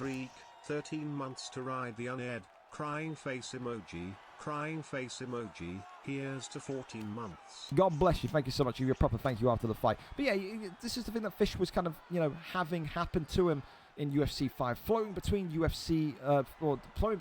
lightweight and featherweight. He turned into a bit of a yo-yo player, which is kind of a drop down from where he was, considering, like I said, at one point he was a bantamweight flyweight level fighter. Depends how serious he's taking UFC 6, because there is still absolute quality within this kid. And then you look at the other side of Lewis 19, you see now eating those dangerous body shots. No one really kind of knows what the ceiling of Lewis is, because we just don't see him fight often enough on stream. Tonight, yes, he's had a tough start against Chase Hooper. The striking, the wrestling, everything's being put into a nice little breadbasket by Fish 14, but the thing that Fish has to remember is that you are not a winner until Herb Dean or Mark Goddard lifts your arm. And Lewis does have those kind of comeback victories in his locker. But again, it comes down to that thing for me. Do I believe in it? I don't. Why? Look at, simply put, the height difference between Chase Hooper and Matt Frevola. If Fish starts to get a little bit kind of iffy, scared about the fight, he can just walk backwards. He can fight off the back foot, and it works, man. It does. Ask Winter. Winter in the Fighter Lounge openly said he's one of the best back foot fighters in UFC 6. You can effectively play boxing. You can walk backwards, run away, and win the fight. And that's when you've got to be a little bit brave, especially as a smaller fighter. Good knockdown there, though, from Lewis 19, who sits in the face of danger and laughs. Good round from both of those two. Stats on the screen there, one knockdown apiece, but you'd still give it to Fish 14. A couple more significant strikes, and of course, a couple of stuns on that as well. But it's not clean sailing. This is what I'm telling you. If Fish was feeling like the fight was won in the first 2 minutes, he's in for a real shock here. Round 2 up and underway. Frevola and Hooper, Lewis 19 and Fish 14. Immediate takedown there, and that's Fish saying, I don't like what I just saw on the feet towards the end of that round. We are calming you down. Like a parent disciplining their child, pats him on the head and says, go and watch cartoons. Get out of my sight, we're not doing this. Gets him right back up though against the cage, as Frevola now working the body shots. It's just about kind of taking your opportunity if you're Lewis. You do not want to rush this. Absolutely not. Works the left and right hand. Beautiful uppercut there, though. That's nice from Lewis 19. Sending in a ballistic missile of a right hand, which causes Fish 14 to back away. And now Fish is engaging. It's a brawl showdown between these two. Before a takedown is attempted, and Lewis 19 resists that one with relative ease. Head kick there comes up, but it was a very close proximity head kick. Uppercut there also splits open for Frevola. Beautiful kind of exchange here so far. This is chess piece 101 boxing. It really is. You are trying to look for your next opener, your next move to kind of strike big. Elbow there was attempted by Chase Hooper, but look at this. It's just this pressure. Love it from Lewis. He is sticking to Chase Hooper. He is sticking to Fish 14 like glue, but he eats a big uppercut there. Overhand there comes in. Trusting in his block there is Lewis. Shoots another takedown. That one is denied. Look at the stamina there, though, of Frevola and Lewis 19. Said it last fight, say it again. You go into round 3 with under 50% stamina. You're in a very, very difficult position. Right hand comes across. Uppercut once again. Elbow! It's all over! Just like that! A sneaky little left hand from Chase Hooper and Fish 14. And a big, big knockout. What happened? There you go. Look, it was that kind of underneath kind of... It wasn't like a lofting left. It wasn't like when you see the left come up. It was like he swung the left hook like at mid-level, low, and I don't think he leaned into it. You can see the head here is peeling off to the side. I don't know if he maybe kind of moved into it or not, but it's a very kind of spontaneous, quick, and flash knockout there from Fish14, who gets it done in round number 2 tonight. That was a really fun fight. That's fight of the night for me so far. I like that. That was a very good fight. That had me on the edge of my seat. It did.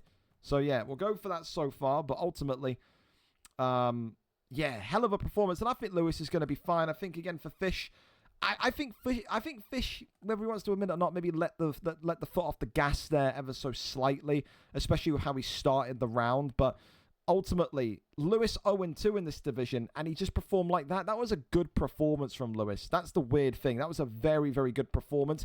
He stood up, he pressured. It was just the height difference. I'm going to keep saying it all night. You're going to get fucking bored listening to me saying it, boys. Height is such a big thing. Reach is such a big thing. And I think there tonight, that's exactly what got Fish out of jail, especially when the fight started to get a little bit closer. So congratulations to him. Commiserations to Lewis, though. But a great fight. And so far, our fight of the night so far. Right, let's go see what Corey's saying here. I got stuck in traffic. No problem. We'll wait. So, of course, for Corey and Rich, if you're listening to this, 10 minutes is what he's asking for. So, yeah, we'll push it back 10 minutes. We keep on going.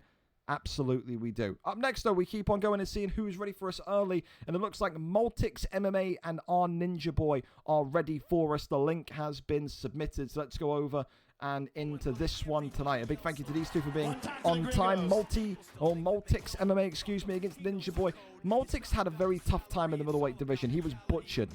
I take no pride in saying that. We tried him in middleweight. It did not work. We moved him down after one fight into light heavyweight, where we thought that maybe this would be a little bit more on par for him. Of course, he goes up against our Ninja Boy, who has not had a brilliant time across UFC 5 and UFC 6. He's still searching for his first win in UFC 6 as well. Tonight, 0-0 takes on 0-1. Someone's O has to go, doesn't it?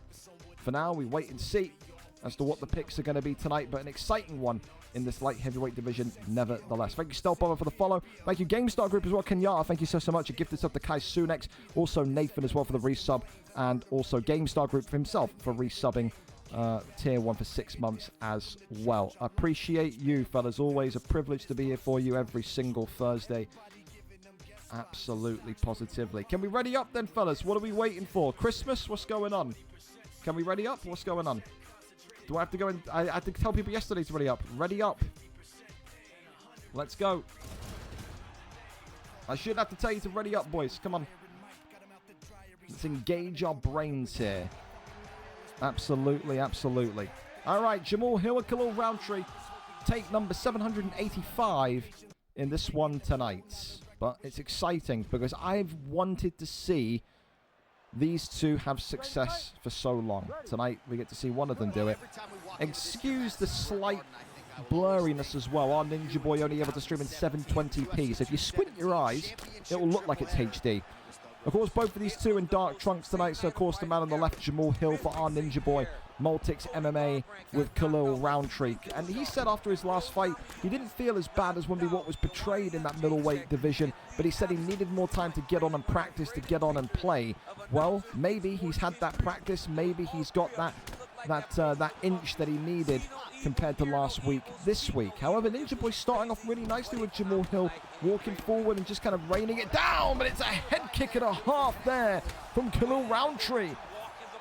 Rocks and drops Ninja as the pull uppercut there coming in, and you can see Ninja's Wi-Fi is all over the place. If you're playing on Wi-Fi in the big 2026, you got no sympathy from me. But right now his connection is struggling. Both of these two, of course, in mainland Europe, and our Ninja Boy has been dropped here. He may lose this fight tonight because of a mistake caused by his Wi-Fi lagging. He's going to have to recover and recover quickly. This is when you need a takedown. You just have that big moment happen, shoot a takedown, get some sort of momentum back into this fight. It is an absolute war between these two 205ers, though. And Multics MMA must be feeling like he is so close to getting a victory here. Such a good start as well from Ninja Boy to then go up the pan instantly. These two are fighting very dangerous, though. You can see one little bit of head movement and it's all over. Shoots a takedown and lands it. Okay, well, that's good. You need a bit of calm. You need a little bit of patience. especially after that big moment. Now here we go, half guard position. Do any of these two have what it takes, though, to win this fight from a grounded position? Usually talk about light heavyweights not having the most, you know, knowledge when it comes to denies, but look at this here from Multix MMA, who locks him in a triangle and then gets it again, stops him, and now he's going to take the neck here. Look at this, another one, huge already, and Multix MMA gets the first choke of the evening, drops that submission bar by around about 60%, side saddle, and then departs and gets back up to his feet. And it's such a shame for Ninja as well, because it does feel like he is going to have that kind of excuse ready for him, because he was doing so well in the fight before that jolt of lag came in. Big uppercut there, though. Can't be writing his obituary yet. Big one right back from Khalil Roundtree, reining it in now. And this one tonight, is it over? Yes, it is. He said he needed some warm-ups last week. Well, well, well, surprise, surprise. He gets a victory this week. He looked phenomenal tonight in Multix MMA. Yeah, you can talk about Ninja Boy with the kind of lag that cost him with the uppercut that he ate early in round one. But Multix was right on him. Multix with those fantastic denies in that triangle choke position as well. Just looked unstoppable this evening. For Ninja Boy, I think you need to be going downstairs and sitting your parents down behind the kitchen table and saying, "Mother, father, listen to me. I am a rising, aspiring EA Sports UFC 6 athlete. We need hardwired connection. I need an Ethernet port in my room, non-negotiable. These are my terms. My lawyer will be in touch," because I think that definitely played a part in the fight tonight. It did. But for Multix, if he feels comfortable at 205, if he feels like he's at the peak of his powers in this division, and if that's the standard with those denies again in that triangle choke position, he is going to go so far in this division. He looked like, again, respectfully, like dog shit last week. He looked like $1 million this week. Congratulations to him. A huge victory and a huge confidence boost, because that's what it's about in these divisions, in heavyweight and light heavyweight. It's about feeling confident. It's about getting that morale boost. He certainly got it there tonight. A round one finish, courtesy of Khalil Roundtree. Top marks and a top performance from Multix MMA. Congratulations to him indeed. And commiserations again to Ninja, because again, Ninja did look good in that first kind of 60, 90 seconds. Looked very good. Thought it was going to be a walk down performance where we don't even see Ninja Boy get hit. Ultimately was not the case, and he now goes to 0-2 in this division. Commiserations again, but he's a good kid, man. I root for Ninja Boy every time, because he is such a nice, genuine kid. He does want to get better. He does want to improve, and I think that's the big thing. If anyone wants to go and find like a rookie, an amateur to take under their wing and to really kind of craft into something, Ninja Boy is right there. That guy is very attentive. That guy's going to listen to you. Especially some of those big players that are in lightweight, featherweight, bantamweight, flyweight. That guy is a sponge ready to absorb, let me tell you. And, yeah, very much the case tonight, where maybe he needed a corner. I don't know why I've added him here. I've already got, whoa, Ninja Boy 0-2. I've already added Multix, haven't I? That's why I can't do commentary and do record updating at the same time. Multitasking, difficult job, but we get there in the end. All right, let's go and see if Corey's game is updated and ready for us. He said 10 minutes at 7:29. Ready or not? Let me see what you're saying here. Again, I don't know how people have such arse internet, by the way, that a 3 gig update is taking you 30 minutes plus. You are on the poverty Wi-Fi, as I like to call it. Of course, if Ruffers and Adam Toy, Rakib, Warbsy, Dawaja, Misfa, any of these guys want to go early, talk to me, because we are there, ready and set pretty much. So, completely up to you. I've got someone asking me, do I mind if they go early? Well, listen, if that's you, Rakib, and Warbsy's down, or if he's home, I don't know if he's home yet or not, go now if you like. As soon as we get lobbied up, tell me. But the door is open for whoever wants to go next. Let me know, let me know, let me know. So what is this? I live alone, bro. Lamal. He's speaking the truth from anyone. But I'm telling you, boys, anybody at all, you need to get, if you live alone, invest in Ethernet. You better be on wired, but you need to be on wired connection. If you tell me you're on Wi-Fi, I'm going to climb through this screen and I'm going to bite your face off, mate, because you can't be playing. In a league like this, Wi-Fi will kill you, let me tell you. But please, whoever the fuck is listening to this that has a camp, there's 10 camps. It's the most open it is to get a camp ever in the VFL UFC scene, please get in touch with Ninja Boy. That guy has got so much potential. It's ridiculous. Sovis is ready for us. Fantastic. Big thank you to him. Sovis and Charlie18 lobbied up and ready to go. Love that from those two. Sovis, of course, 0-0. Charlie18, 0-0. Gets his wish to go back into featherweight. He was originally placed in lightweight and said, please, man, find a way to get me back to 145. I feel good.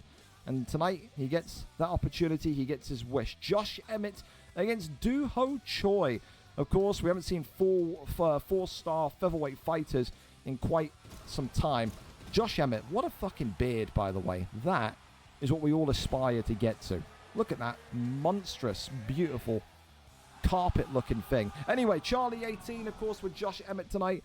The man in white trunks, whereas Do Ho Choi for Sovis. Of course, we did see some good Do Ho Choi, I would say, cameos back in the day, didn't we? I think Showtime even used him once upon a time for one of his title fights. If we've been black screened as well, fellas, just don't waste any time here. If you can, start and quit. If not, you may have to dashboard. It's a typical bug in UFC, don't you worry. So, yeah, there you go. So we'll lobby up and go again. Take 2 on its way as we get ready to go once more. And of course, as well, for Rich UFC, if you hear this, buddy, I'm being told as well that Corey is 2 minutes away from being update ready. So we'll go right over to Rich UFC and Corey as soon as this next fight is done. Do you mind if we go early? We're lobbied. Well, you have to, again, I can't guess your link, brother. You're going to have to put it in the stream channel. Again, fellas, tonight when you are in for your live fight, your stream goes in the UFC stream section. Thank you very much. God bless. All the best. All right. When we get ready to go again. Sovis and Charlie will lobby up one more time. Again, stay with us as well. Some great fights tonight, not just on this Fight Pass prelim card, but the prelims, the main card. There's so many good fighters tonight, man. You got fan favorites like Warbsy, who are about to make the walk in a couple of minutes. You got some great newcomers, some great new beginners. It's going to be fantastic, man. It is. It really is. Well, we get ready and we get to see. He already invited you, I think. I think I saw at the bottom right that Charlie already invited you, but maybe they're joining. Okay, it looks like there we go. It looks like he's seen it. It looks like we're going in. All right. Take 2 after the UFC black screen of doom. So, Do Ho Choi and Josh Emmett take 2. White trunks again for Charlie18. Red trunks, of course, for Sovis with Do Ho Choi. Sovis as well was in that middleweight division. He did not have a good end of UFC 5, did he? Effectively, he was kind of pointed at, laughed at by his peers and his friends for being in a middleweight division. Then had that incredible BMF Grand Prix, which raised his stock right back up to featherweight level. But it's not about getting to featherweight, it's about staying in featherweight. And the big thing that's always plagued Sovis, unlike Daichi, is consistency. He needs to find a way to keep himself interested in UFC, but also find a way to keep himself fresh and unpredictable, because that's the thing that people tell me about Sovis. They watch a couple of streams, they watch a couple of old fights, and it's just so easy to know his patterns, his tells, his rhythm. You have to constantly remain unpredictable to succeed at 145. Big shots already, though, coming in from both of these two. Josh Emmett, by the way, don't forget, maybe old, maybe short, but hits like a truck. I don't know what Do Ho Choi is saying in terms of punch power, but it's all over just like that. You mix it with B-Tech Volkanovski with a beard. It's Volkanovski with a beard, lads. That's all it is. He has power, he has brawn, and he has precision. And if you try and strike against him in the pocket, it ain't going to go well. One and done. Charlie now looking to people that maybe doubted him being in this featherweight division and saying, told you so, not a surprise. For Do Ho Choi tonight, though, his mouth going in a spasm motion there is slept in one. And this is what I'm saying for Sovis. It's easy to get there, but it's just more difficult to stay there. I don't think, again, we can really pick apart his performance tonight. I think when you lose in such a quick fashion, it's just kind of maybe, you know, you misjudged the situation. Maybe you misjudged Charlie's striking. I don't know what you could put that one down to.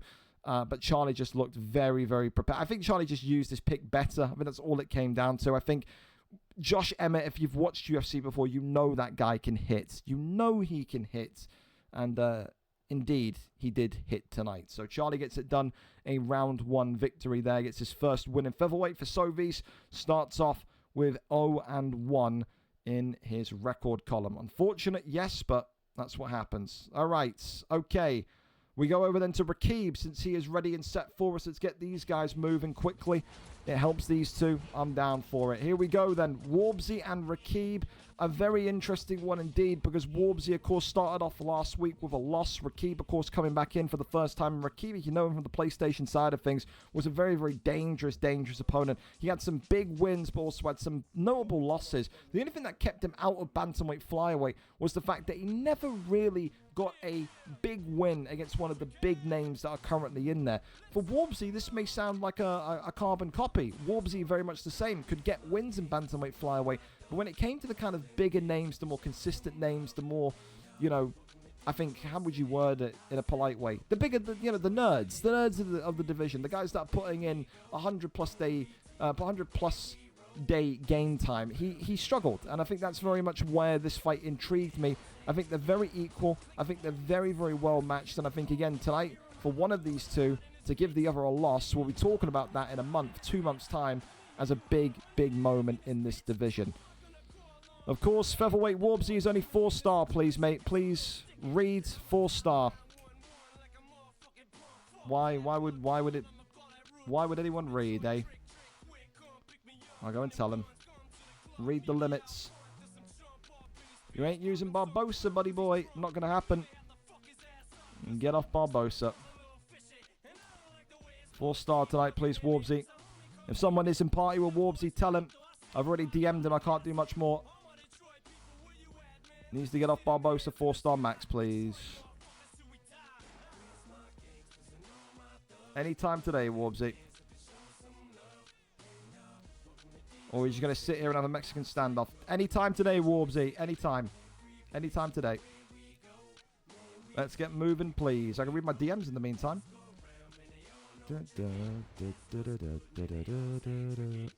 Fantastic. All right, you've seen it. God bless you, Warbs. All right. 4-star picks, then. Where's he going to go? Of course, Rakib has priority, so Josh Emmett's off the table, isn't it? It is. So let's see. Let's see where he goes. I mean, there's some decent 4-star picks in this division. And, of course, the way that this is, the way that this setup is now kind of there, it encourages people to get signed up and to get wins, because, you know, you don't want to be on the Fight Pass prelims, you want to be on the prelims, the main card, using the 4.5-star, the 5-star fighters. But Sean Woodson, I mean, listen, this is like a father versus a son. Look at that height difference just from that face-off. That is repulsive. Warbsy always performed at his absolute best when he had Sugar Sean O'Malley in the bantamweight division back in UFC 5. He's got a behemoth here in Sean Woodson tonight. Black trunks for Warbsy, white trunks for Rakib. We've already seen Josh Emmett in the last fight have knockout power. Is he going to have knockout power here again in the hands of this PlayStation Dynamo? Warbsy, of course, notably won that BMF Grand Prix, I think, just over a year ago now with his kickboxing. Still rates himself, the veteran, as one of the best pure strikers in the league. Rakib tonight may well have to rely on some wrestling at points, which Josh Emmett is well versed in, to get him over the line. Wouldn't surprise me if he does shoot here, maybe in round 2 onwards. Wonderful free piece there from Rakib, round to the block of Woodson. You can just already see Warbsy evaluating the space, evaluating the distance, just trying to find a way to kind of creep inwards against Josh Emmett. Tries to go back down low, goes with the left hand. Beautiful shot selection there again. Right hand comes up. Still nothing there. Leg kicks. Comes up. Right hand. Dude, that right hand is really giving Josh Emmett problems. It's really giving Josh Emmett problems. Uppercut there continues to flow forward. Left and right hands. Beautiful kind of cross there again. I love Sean Woodson's animations. Can I just say it? I'm watching this guy. He's got like this kind of weird inverted straight. It's very strange. Maybe that's just because Josh Emmett is so small. I don't know. But Yeah, he turns. It's like he twists and turns his jab straight. Goes back down low to the body. Woodson, of course, now with a red health pack, bit of damage on his eye, but ultimately he has. I feel like Warbsy's winning this round. I do. Maybe Emmett hits harder, but I've liked Warbsy so far. Uppercut there. Oh, wow, I say that commentator's curse because he's been stunned. Josh Emmett now looking to walk him down again. Head kick. Oh, that could have been dangerous for Warbsy. Swings out the way. Goes back down low to the body. Still continues to tag away here. Midsection shots continuing to rain on down. Dude, Warbsy just never seems... He's like a Duracell bunny, isn't he? He just doesn't run out of energy. All the strikes he's thrown, and he's still very much got maximum stamina. Gets clipped again, though, by Josh Emmett. Rakib continuing to make the little man in Josh Emmett work. I think we're going to see Josh Emmett become one of the main 4-star picks, man. He really does have everything at featherweight for this fight past prelim portion of the card. Body shots now, ripping Warbsy to pieces. Left and right-handers. Still looking to try and get this one over the line here. Is Warbsy with Sean Woodson. However, 7 seconds left of round 1. It will, at least for now, have to wait until round number 2. Great fight, though. Really good. And again, like I said before, really kind of identical the way that both of these two kind of approach the fight game.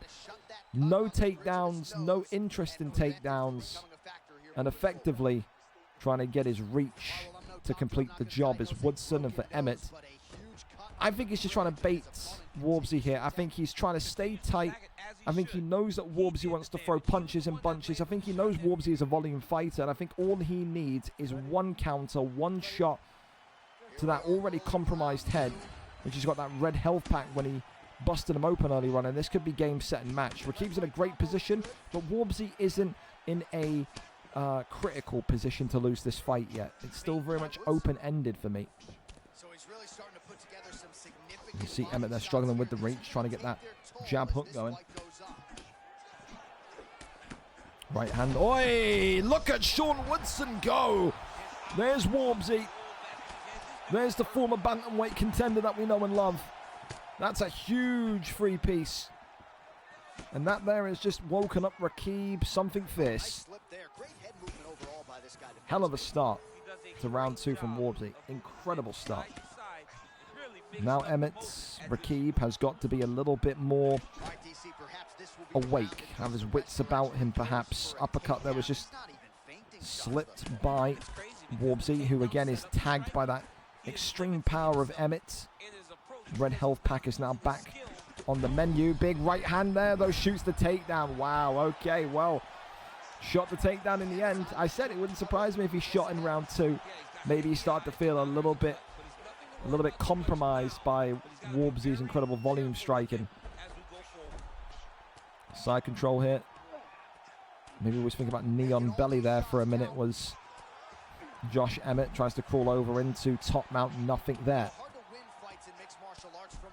Rakib happy to just keep this one grounded. Really nice transition from Neon Belly into top mount. And Rakib, again, didn't really ever use his wrestling on the PlayStation side, but he's using it here tonight, and he gets it done tonight. Josh Emmett with a victory. Warbsy won't be happy with that one. I think he expected a purebred strike fest, and I think as soon as Warbsy started to panic Rakib a little bit, Rakib said, all right, enough of this. It's a comp fight.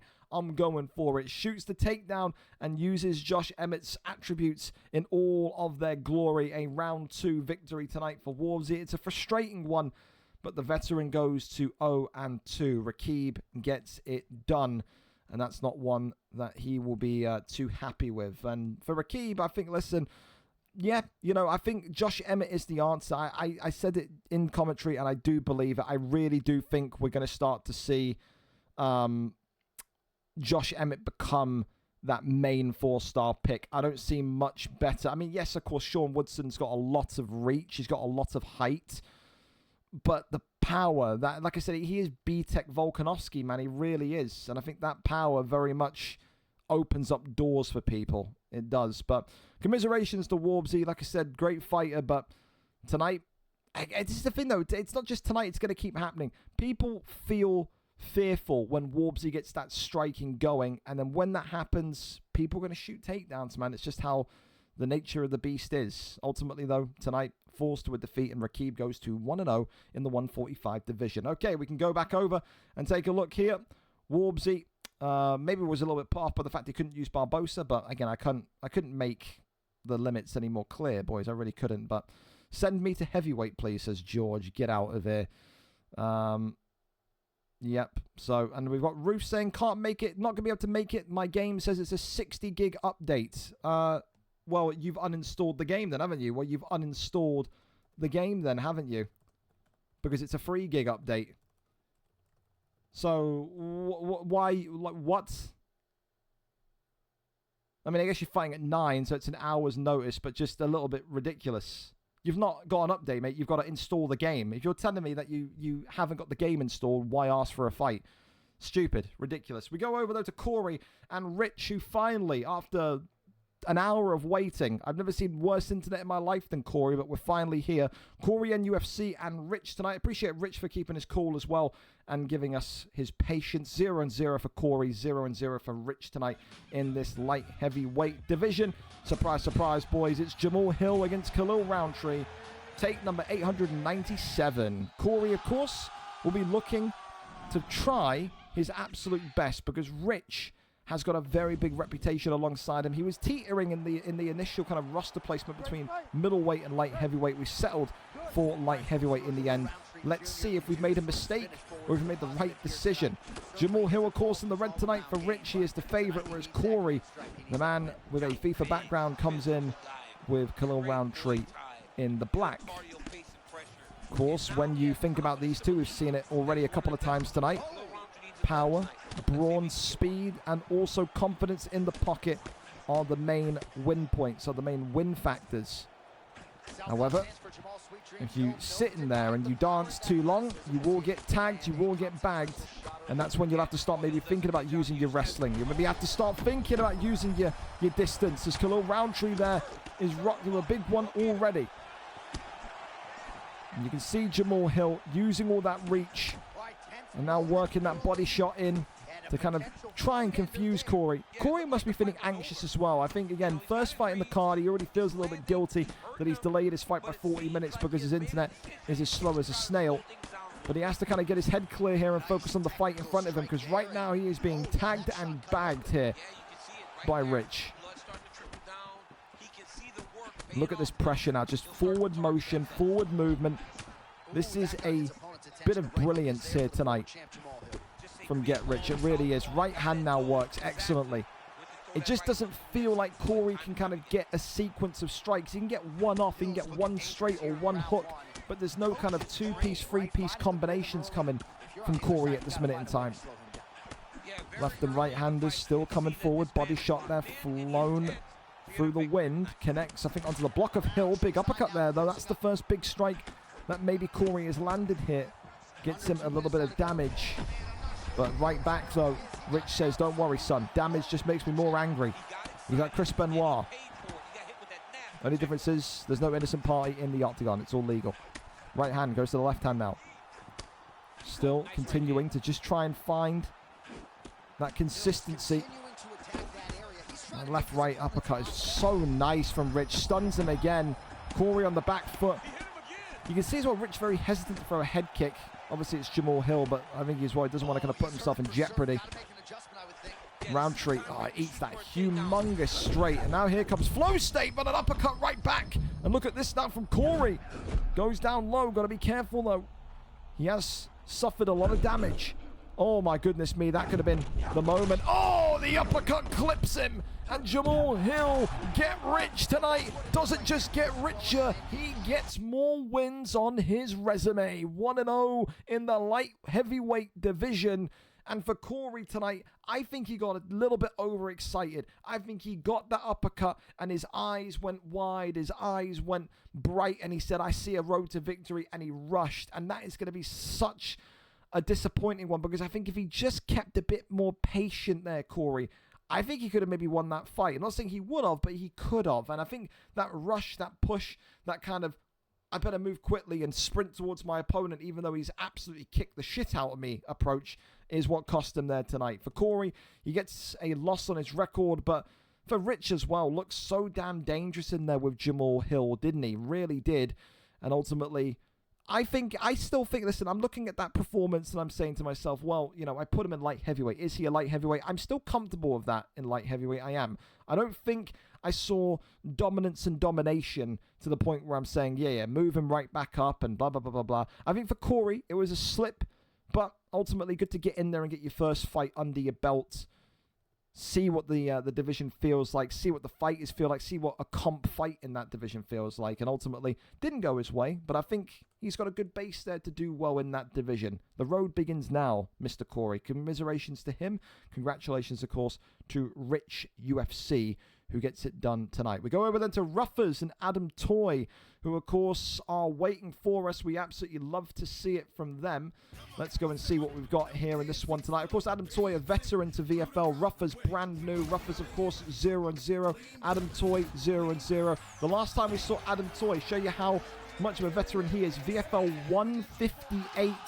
No, it started me halfway through the document. Over here, VFL 214, lost against C. Pierce for the heavyweight title, made his debut at VFL 17. He has been in this league for so long. Tonight, though, we get to see what these two bring. They bring Marcin Tybura and Vitor Petrino. So, interesting because we've not seen a Tybura pick whatsoever so far tonight. So, two different picks. You think Tybura, he's got that power, but of course we saw people use Tybura as a submission expert back in UFC 5. When it comes to Vitor Petrino, maybe you're looking at this and saying to yourself, well, okay, he's got that kind of reach. He's got a little bit more speed than maybe what you'd anticipate, as he already cracks Tybura of a big one and drops Ruffers 1998 already.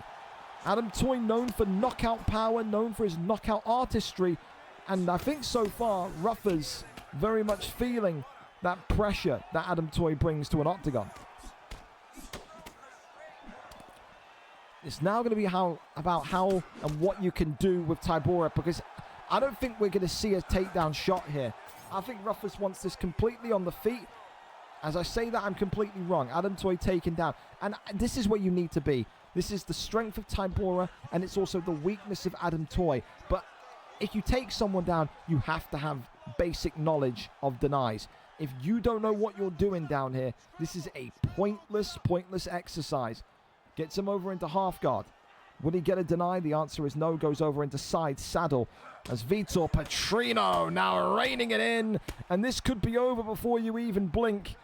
Huge carving elbows onto the dome of Tybura. Crosses over now into top mount.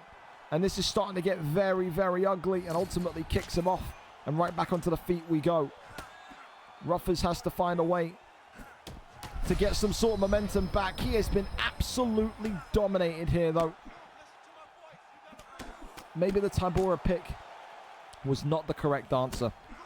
Left hand, right hand. Look at how fast Petrino moves. So there was a fan favorite light heavyweight in UFC 5, but finds himself in heavyweight now.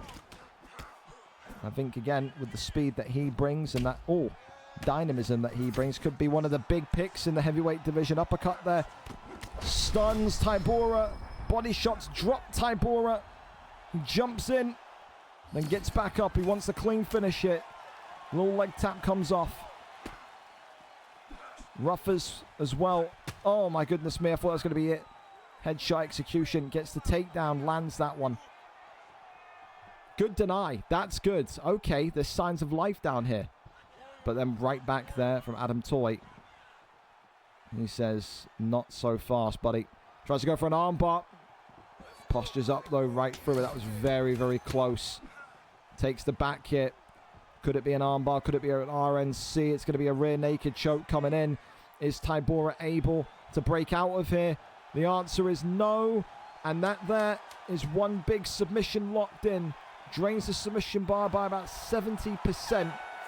And Adam Toy so far is looking phenomenal tonight. You want to talk about statement performances. Performances that make me go, oh yeah, this guy needs to be in there for a title eliminator next. It's this one. Adam Toy looks damn good. Looks damn good. Look at him.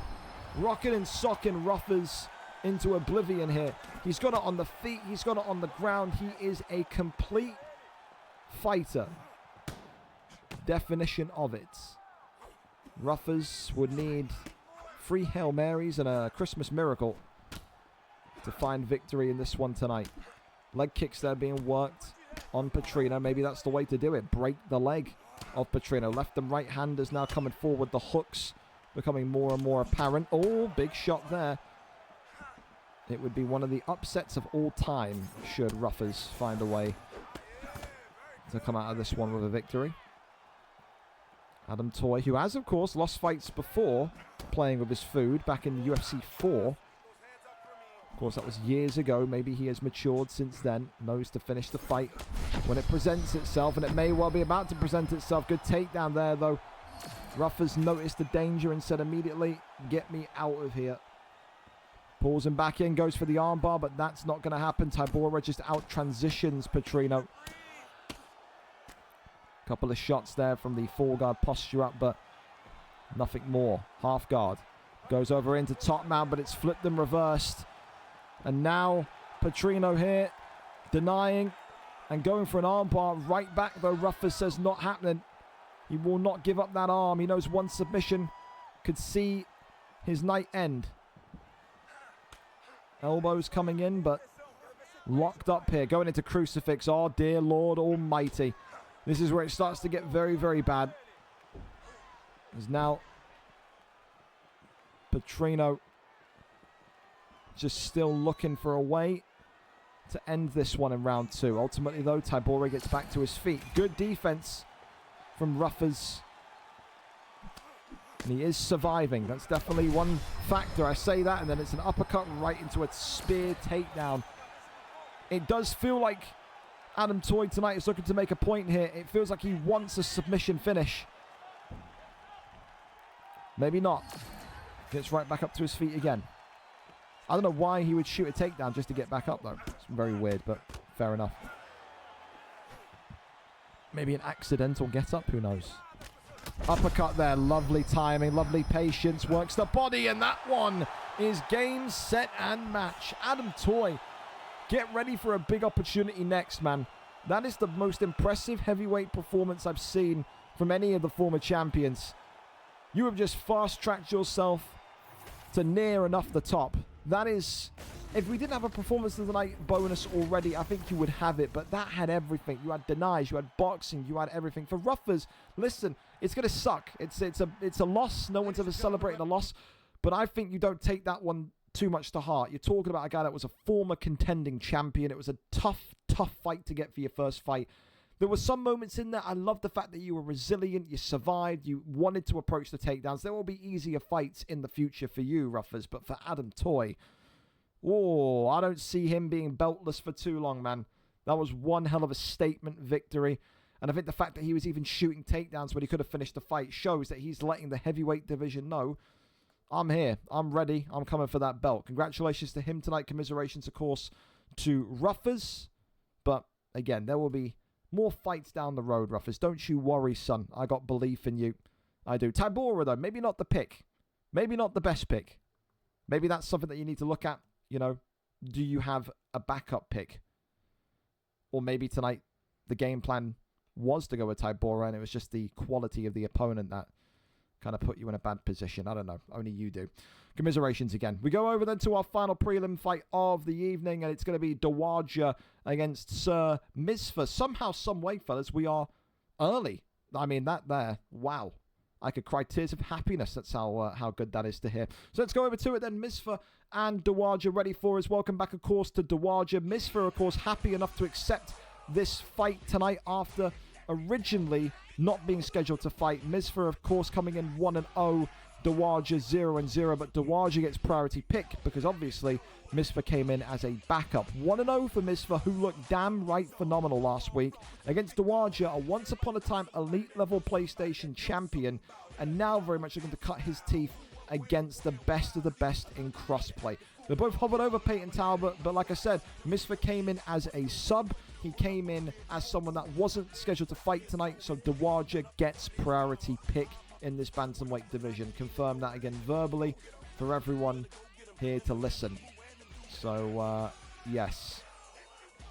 Everyone's fun switching fight times. Perfect as well. Thank you very much for sorting that as well. So, yeah. All right. Okay. Seems like we're flipping around. Jonathan Martinez being looked at. Of course, people in the bantamweight division were not happy with me for restricting them to 4-star picks, but there's 9 fighters, if I counted correctly. You have to be able to do it on these Fight Pass prelims. Peyton Talbot then for Dawaja tonight against Jonathan Martinez. I have never seen a Jonathan Martinez fight in real life, let alone used him in UFC 6. So I guess we're going to see what he brings to the party. People have said, though, Peyton Talbot is the most overpowered, is the most logical pick for 4-star in this weight class. We'll see if tonight Dawaja can make him work. Of course, though, the one thing you have to look at, Misfa already came in last week, already won last week, and put on a phenomenal performance last week. This guy's stock is high. It will only continue to grow higher if he steps in tonight, last-minute notice, and wins against a former PlayStation champion. That's the kind of victory from Misfa tonight that would propel him to the main card and propel him to a potential #1 contender's opportunity should he find victory tonight.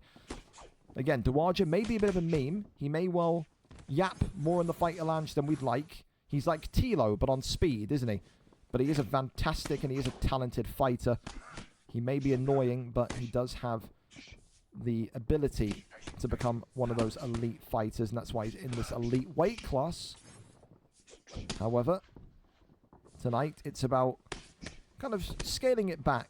Don't think about your PlayStation accomplishments, just think about what's in front of you, and that is the opportunity to go 1-0 and get your first win inside of a VFL Octagon at the start of UFC 6.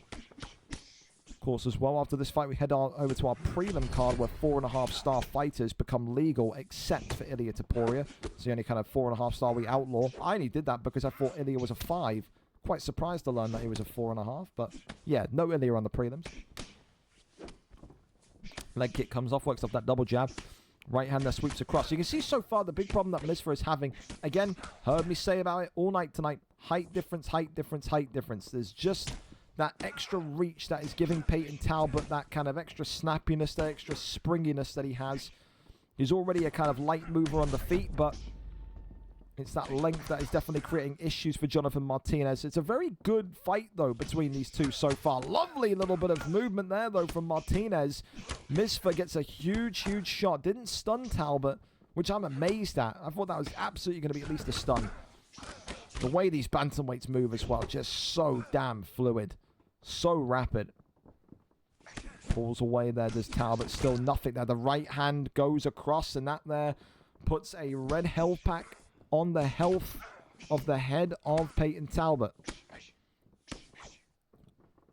And again, for Misfa, an opportunity to just make his record 2-0 in quick notice and to really kind of say to the division that he is here and not a prospect. And look at this, though. Goes into stat guard. This is a bad position for Misfa. This could be it, but it's a good bit of defense from the Jonathan Martinez pick. That was really, really smooth and suave from Dawaja. Immediate fighter instinct to kind of get the drop and then go right down to stat guard. Big shots here, though, landing from Dawaja as flow state enabled, and this could be it. Is he going to survive this here? He is. We head to round number 2, but Jesus Lord Almighty, Sir Misfa was a second or 2 away from maybe being finished. Well, listen, you know what to do now. I think if you're Dawaja, you're on the cusp of victory. This is the first time that we've seen Misfa be in a little bit of trouble in the bantamweight division. Only his second fight. Can he now have the defensive base to fight back and secure this victory? Will he need to wrestle? He may well have to. Oh my goodness me, yeah, those heavy hitting left and rights. It's one straight, though. That kind of opens up the rock state for Martinez, as this could be coming towards its finish here.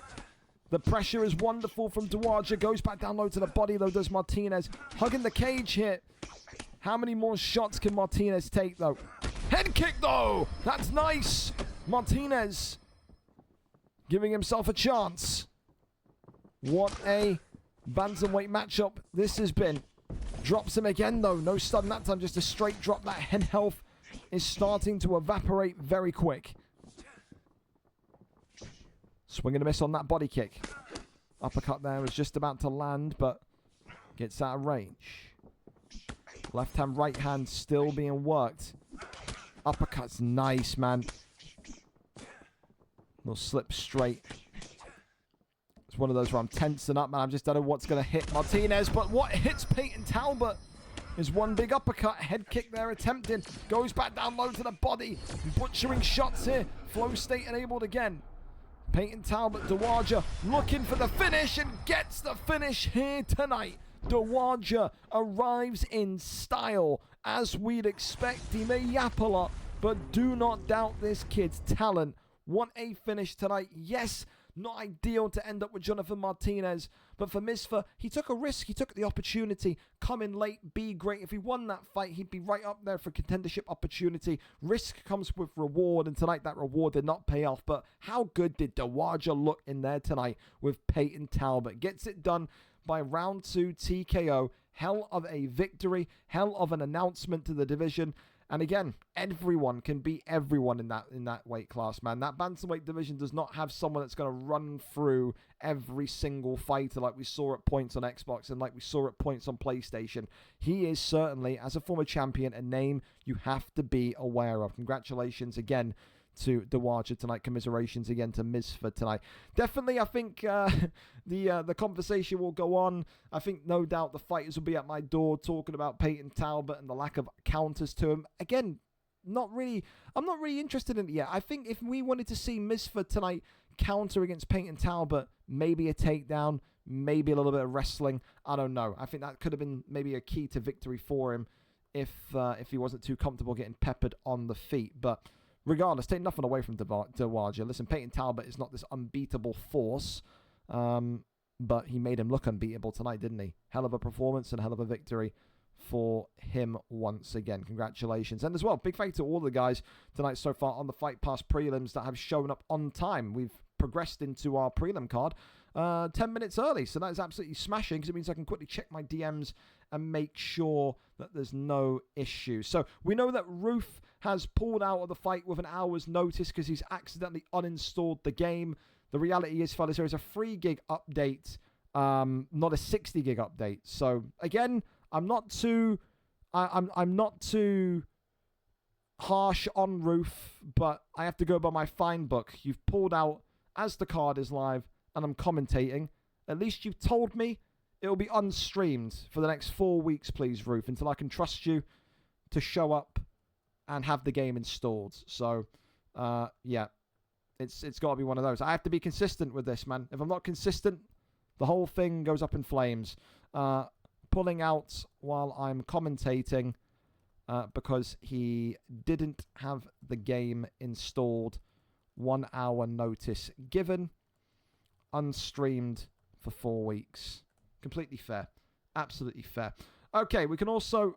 I'm going to go... Oh, well, Jack kind of not happy with his FIFA opponent as well. Jack, I respectfully don't care at this minute in time. We're also going to ping the Discord for the prelim card, as we're going to do that now every kind of section of the card. I feel like that's the best way to do it. Prelim card is live, so we can get this pinged out there again. And then, of course, we'll be pinging when the main card starts. Of course, now with the prelim card going live, that was the Fight Pass prelims. So now we go over to the prelims, where, of course, 4.5-star fighters are legal. The only person that is illegal, like I said, is Topuria. I was shocked to find out that Topuria is only 4.5 and not 5, but there you go. The good news is that only affects the Kruger and Benji fight tonight. No Topuria, and no Topuria there as well for the Kemure and Scrooge fight either. So we can start off with an absolute banger. I Can't Dribble and Neve tonight. Should be really, really interesting because of how good these two looked last week. Neve is our cameraman, and we are ready and set to go in this one as they are already lobbied up. Again, simple. Neve comes in 1-0. Dribble comes in 1-0. Someone tonight loses their O. Someone tonight goes on a 2-fight win streak for the first time in UFC 6. Jan Blachowicz against Dominic Reyes seemingly are the picks tonight. Best of luck to these two kickboxers with hellish intent. Both of them chasing an opportunity at the 205 strap, no doubt. Here we go then. Of course, so many knockouts for these guys. Of course, Neve as well. The most notable thing he ever did was win the BMF Championship. Not a Grand Prix, but won the BMF Championship on one of the cards we did. Tonight, an opportunity to get closer towards light heavyweight gold, though. Immediate takedown. Wow. So Neve tonight saying, okay, I can box, but I can also wrestle. Time to put the light heavyweight division on notice. Immediate deny there, though, from Dominic Reyes, and I can't dribble. If you are just joining us, of course, tonight, prelim card, blue trunks for Dominic Reyes and I can't dribble, black trunks for Neve and Blauschwitz.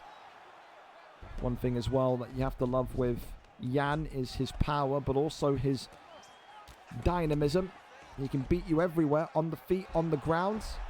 And to be fair, I'm actually quite happy that this is happening, because we always want to see in the run-up from two potential contenders that they can handle the uncomfortable moments. Both of these two are core primary strikers.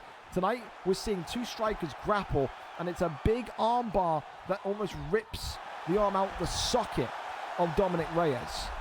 Looking here to go for an arm triangle. That one going to be stopped, but the posture up, and now a couple of strikes coming in. Pops him right back into place, though, in top mount.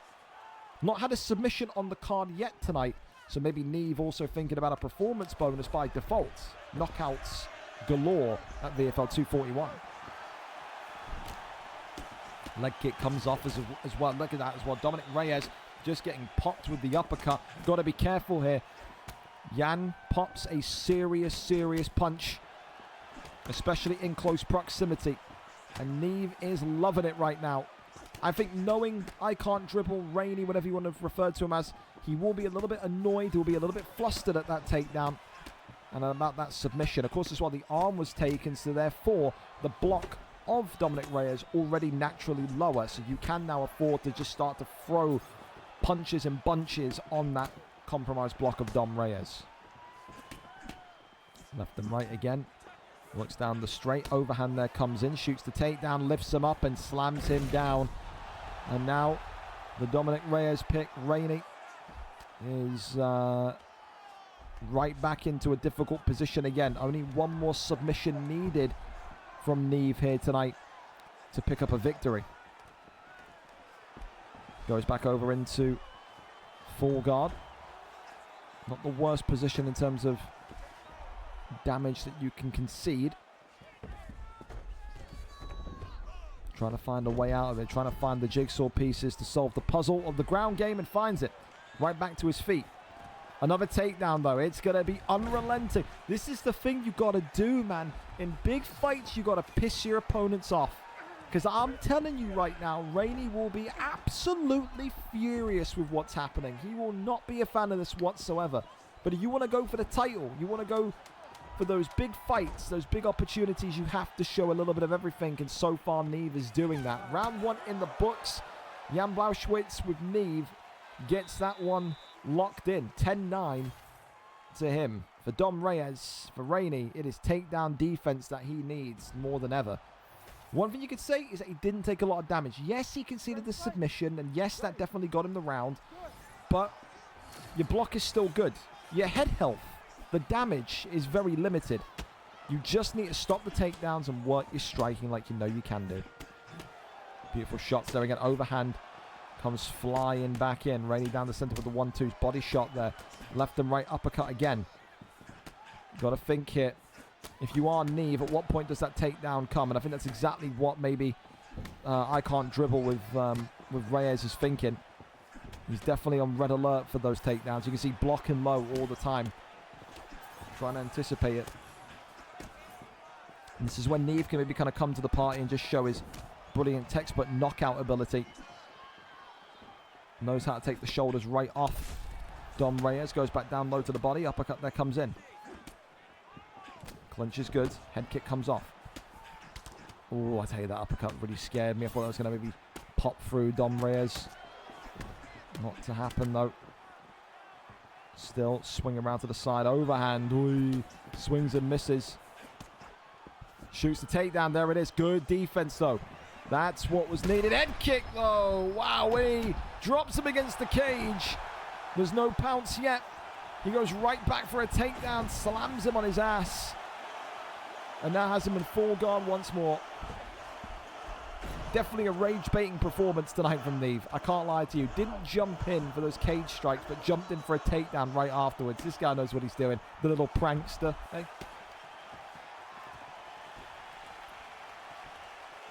Gets the takedown attempt denied. Rainey now working shots to the body. Uppercut lands well, though. Goes back down low.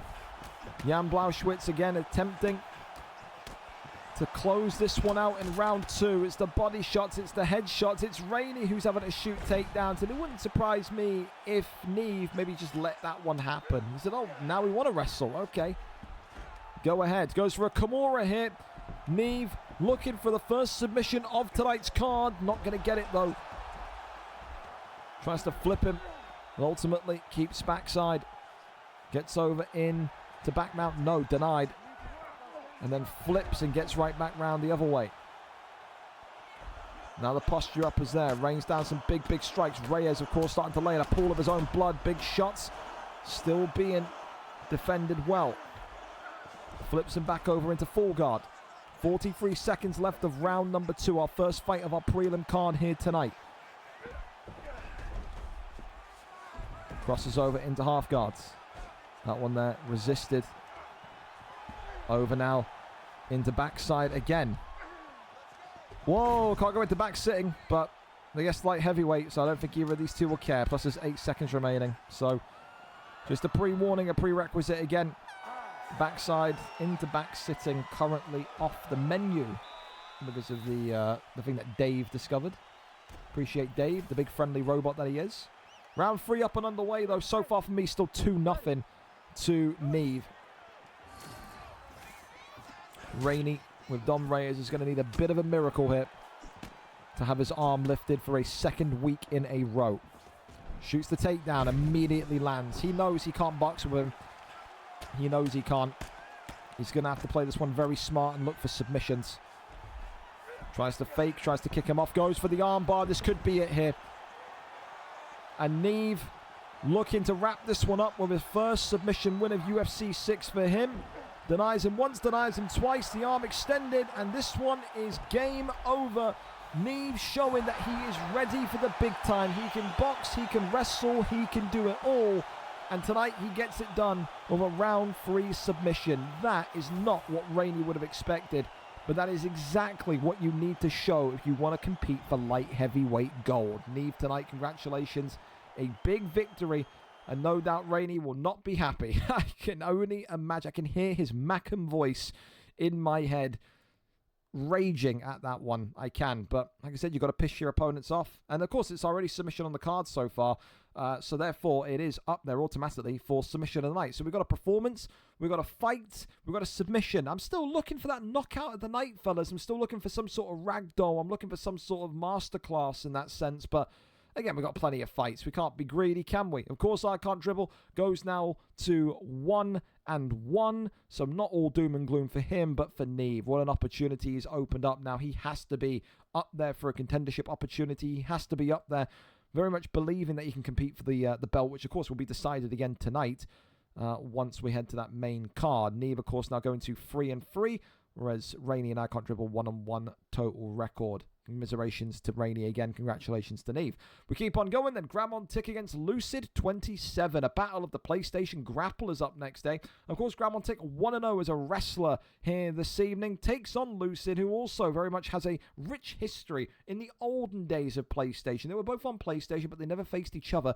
Gramon Tick, one of the new generation of PlayStation guys, but Lucid 27, back 3 or 4 years ago, was the guy that next to his good friend Lister was always competing for gold. Tonight, both of these two have an equal opportunity as Neve just did. Go to 2-0 and state your claim for the 185 strap that VRL Kieran won in dominant fashion last week. Who's wrestling? Who's grappling? Whose submissions are superior in this 185 division? We go over and up to it as we wait and see who our cameraman is going to be. If I've done that epic promo, that epic build-up for these two to need time, I'm going to be very, very sad. I am. No, there we go. He's just give it to me in DMs. Thank you very much, Lucid. Okay, here we go, though. Ready and set for it as they get lobbied up. No rush as well. Like I said, we're 5 minutes early. Again, a big thank you to everyone tonight that have been, just stellar, top with their timings. Absolutely sensational stuff. And it's a fight here tonight that I've been very, very intrigued. Again, I would like to see these two for the gold.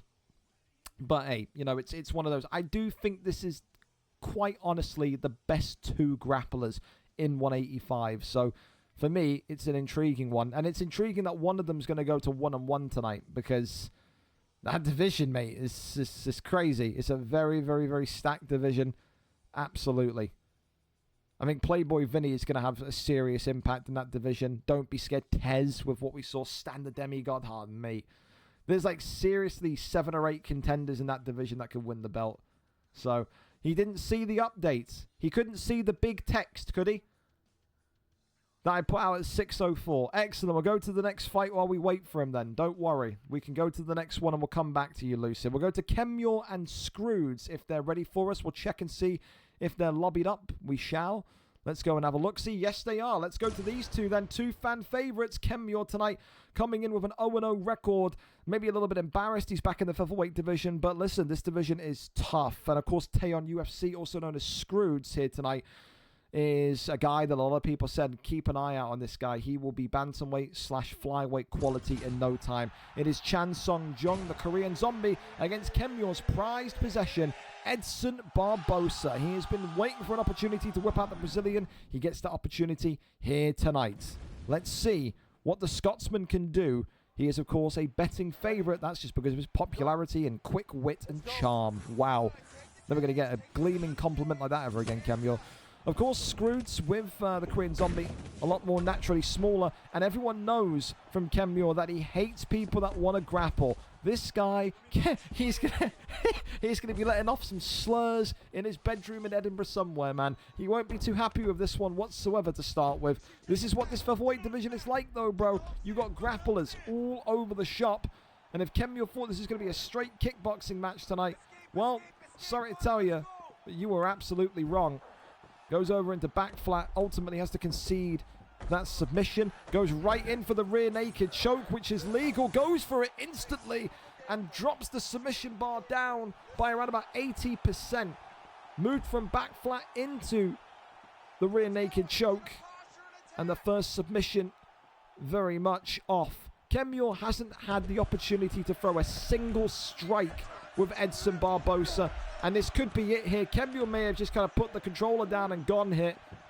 He may have already kind of conceded defeat. And this is not going to be a fun fight allowance tonight, let me tell you. The arm extended, and tonight, Taeyon UFC, Scroods gets it done in one. What a performance, what a domination, and for Kemure, not even a single strike able to be thrown with Edson Barbosa. There's a reason why people say that this Scroods fella is going to be up there as a bantamweight flyweight soon. He has just manhandled. He has just embarrassed one of the most loved fighters in that 145 division. Where does Kemure go from here? Maybe he wasn't joking when he said that he's not featherweight level. This is a dark day for Kemure fans all over the ground. It really is. Congratulations tonight, though. Scroods gets it done in one, and I don't think any of us expected that to be the case. We didn't have any submissions before now. Now we've had 2 in a row. Look at the state of that. 2 blue corner victories as well. Yay. Well, Kemure, of course, the eyes will be coming off the stream and into the fighter lounge, no doubt, with what Kemure will probably be saying to that young man. But what can you do, man? That division, featherweight, we always called it bantamweight light, haven't we? We've always called it the division that is, constantly catching up to those elite level guys in bantamweight, flyweight, and you saw it there again tonight. Congratulations, though, Scroods. I think that's got to be performance. I think that has to be performance of the night. I think it has to be. So, especially with Korean Zombie, yeah, I'm more and more convinced of myself the more I say it. So, commiserations to Militao, loses out on that one, but yeah, mate, that's a bad one from Kemure. That is. I'm gonna go into the fight lounge myself and have a quick look. Oh yeah, it's going off.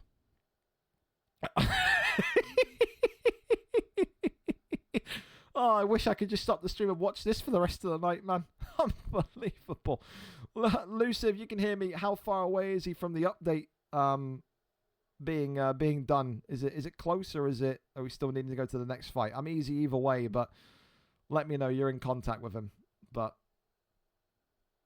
Lord, we're in the lobby. Fantastic, perfect. All right, well, over we go to it then. As Lucid and Gramontic, we could see 3 submissions in a row here. We could be on for an absolute hat trick of jiu-jitsu brilliance here. Well, like I said, for me, the 2 best grapplers in the middleweight division, bar none. Tonight, one of these 2 goes to 2-0 and will stake a claim of being up next, potentially, for VRL Kieran. We got Nick Diaz for Lucid against Rainer Derrida. Gramontic, as we've said before, had this incredible spell at the end of UFC 5, being this unbeaten quantity. Hasn't lost in over 5 months when it comes to VFL action, but there are serious question marks still out on his ability to strike. We have not seen Gramontic have a competent and confident striking performance in such a long time. Has to be able to mix both avenues of mixed martial arts if he wants to compete for that strap. Of course, for Lucid, we see them have some incredible matchups back 2 or 3 years ago, but again, he has not been in the league for north of, I think, about 18 months. This league, especially the PlayStation player base, now especially with crossplay, has exploded in terms of talent and quality. He may have to well humble himself if he feels like he is, I don't know, given a divine right to win every fight he enters. There will be some tough ones in him, in there for him this time round. Tries to immediately go into top mount, and Gramontic has that first dominant position. Nick Diaz here covering himself up as Rainer Derrida raining down the strikes. Big elbow comes down. Can you find a way out of here is the $1 million question for Lucid.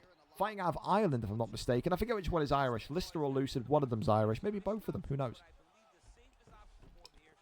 Goes over into full guard again. Tries to fake across that one there, stopped instantly. Couple of taps there to the head, goes down across over into half guard.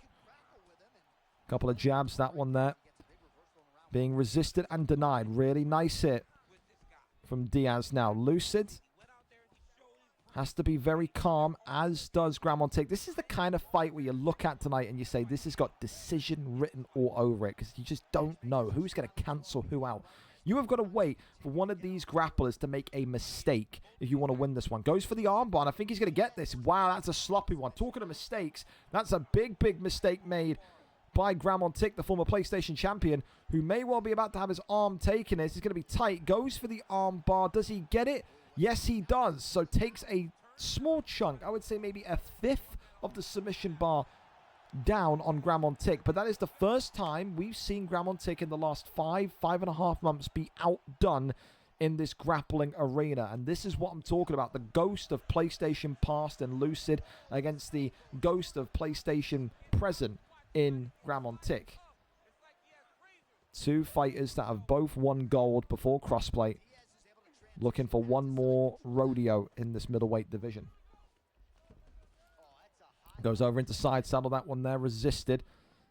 Now goes over into backside. Back mount there is gained. And then resisted. Tried to make that move with Diaz, but was never going to happen. Again, people have said with that kind of ban we've done with back sitting, it's made backside pretty much pointless. I think still, the posture up is still a decent enough position to go into. A little uppercut there, though, from Diaz is nice. Apologies about the game volume being low. It's just Lucid likes to play in basically silence, doesn't he? But picture's great. Fantastic, crisp quality. Lovely news. 5 seconds left of round number 1, and so far, you'll have to say, that's one of the first times we've seen Gramontic look out of his depth. I mean, listen, I say that, maybe it's a bit insulting, but to allow an armbar, a guy of his level, and I respect Gram so much from his PlayStation run that he had when he was dominating with wrestling, but he has to know you can't give up an armbar in such an important fight in the first round. It's a big mistake, but ultimately he hasn't conceded too much damage. He hasn't had 90% of the submission bar gone. He can still come back from this one. Round 2 up and underway, an attempt of a glove touch, but they fail. Uppercut there, immediately landed from Derrida. And maybe tonight you will have to trust in your striking a little bit more if you're Gramontic. You want to get this one over the line. Goes back down low to the midsection, shoots the takedown. Gramontic not afraid, and that's good. You need that confidence. You've had your arm taken. You've been submitted once, but don't let that set the tone for the rest of the fight. You have a game plan, stick to it. Lands the takedown, and now very much Diaz here beginning to try. Oh, he's got him again with the arm bar. It's 2 arm bars in a row, man. That's, oh, God, that's really slick. I mean, fair play to Lucid, because he's absolutely got him. And that's going to be the second locked. No, he gets out. I don't know how he's done that. I don't know. Lucid had more stamina. Maybe that's just purely Reina Derrida having faster transitions than Diaz. I'd be furious. Me personally, if I was in Lucid's position, I'd be fucking shadowboxing my monitor right there. I don't know how that's not worked. I mean, it's lucky. Sometimes when you're down in a fight, you made a couple of mistakes, you need a little bit of luck. That's the luck right there for Gramon Tick. I can't believe that's not been locked in. Going over now into top mount. Rains down the strikes. Big shots here. Diaz doesn't want to take too many of those. He will find himself in trouble. An armbar attempt now.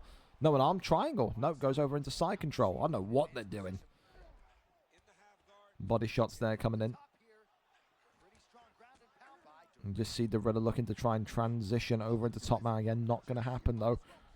Tries to grab the arm. Look at this. It's wonderful. It's phenomenal. Neon belly. Goes back down into side control. Elbows coming off. Still not much more. Backside gained again. Over into sprawl. Works the body shots. That one denied. Tries to grab the ankle. Still nothing. Over now into backside. Posture up is there. Rains down some big strikes. But only, I think, one of them cleanly connected. Again, not a surprise to me that we're going to be heading into round 3. A much more difficult round. If you got that arm bar off, you could say Diaz again. I actually don't know how this is going to be scored, this fight. I mean, this round seems like a 10-10. I'll be honest. I don't think we've seen any significant strikes apart from maybe the first 30 seconds. Maybe that plays into it as well. But ultimately, still a good position for Diaz to win this fight. Still a good position for Derrida to win this fight.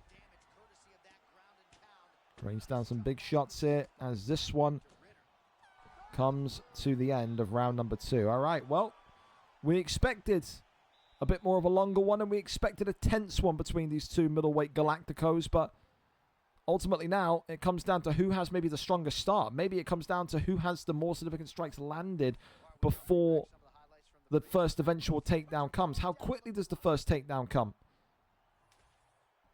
Time to find out. There's a reality where it's 1-1 because Derrida got those big punches in at the beginning. There's a reality where it's 2-0. Ultimately, no one knows. Very tricky round to score, number 2. Body shots there coming immediately from Diaz. He's kind of lofting body hooks. Uppercut there lands again. Overhand now. Really nice from Diaz. A knockdown could be just what the doctor ordered. However, flow state enabled and a takedown landed. That's really, really good. That's really, really good from Gramon Tick, who will now activate his flow state and try and get himself into a position of dominance here, but ultimately falls right back into full guard. That one immediately denied. The transition, easy to be seen and watched from a distance. That's what Lucid will be saying as the elbow there clatters on down. Of course, as well, one of Lucid's old sparring partners, Coxey, competing for the welterweight championship of the world tonight. Wonder if they were helping one another in the build-up to this fight tonight for both of them. That one that crosses over, nothing to see. Tries to kick him off and away and gets that flip. Wow, that's really nice. Flips him over into the positive position of half guard. I thought he was going to flip him into top mount there, I'll be honest, so it's not the worst thing in the world, but he gets into top mount anyway. I'm like Nostradamus, mate. I predicted that one. The mount coming. 2.5 minutes left of round 3, and this could be the first big moment where Gramon Tick may well see that undefeated streak of the last 5 months fade in smoke. Lucid looking really, really nice here. Goes back down low to the body. Right hand, left hand is good. Oh, drops him as well. Yeah, that's really good. That's really nice. Uppercut again. Minute and 40 left here in round number 3. Head kick there coming off. Oh, another beautiful shot there. Definitely feels now like if you're DirtyDave859, if you're Gramontic, you must find a way to get a knockdown at least. He's been knocked down again. He may get finished here. Hasn't been finished in 5 months until he met Lucid27. That there, ghost of PlayStation Past, says, I'm not a ghost. I've still got the ability.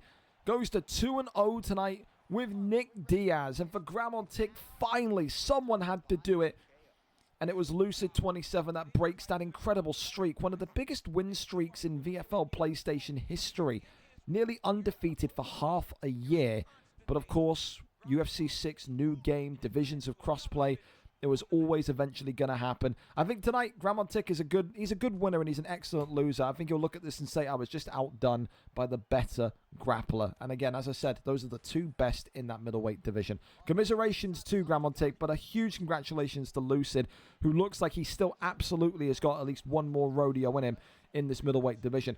If I'm VRL Kieran watching that fight, I am shitting it because I don't know if VRL Kieran can survive down there. I think Graham did an excellent job surviving 3 rounds. I don't know if Kieran's got the consistency and the calmness and the composure to last with him. Was it dominant enough for me to go and give him an automatic title shot? Maybe. But is it dominant enough for me that he's ended a 5-month win streak? I think so. I think Lucid27, you're up next, regardless of what happens. Huge victory tonight. Top performance in a round 3 TKO and what was a real chess match between 2 elite level grapplers. So far, blue corner running rampant in this prelim card. 3 blue corner victories in a row. Have a look at that then. If you're a red corner fighter, start to contact the Senegalese witch doctor to put a curse on Harry Kane and start asking for some good luck here because it's not looking too great for you guys. So there you go. You know what, I'll just do this. That's fine. Just do it. Color it. This is what I do when I'm off stream and the streams are off. Just getting ahead of myself tonight because I've got a lot of work to do. Lucid, there you go, 2-0. And of course, Gramontic, 1-1.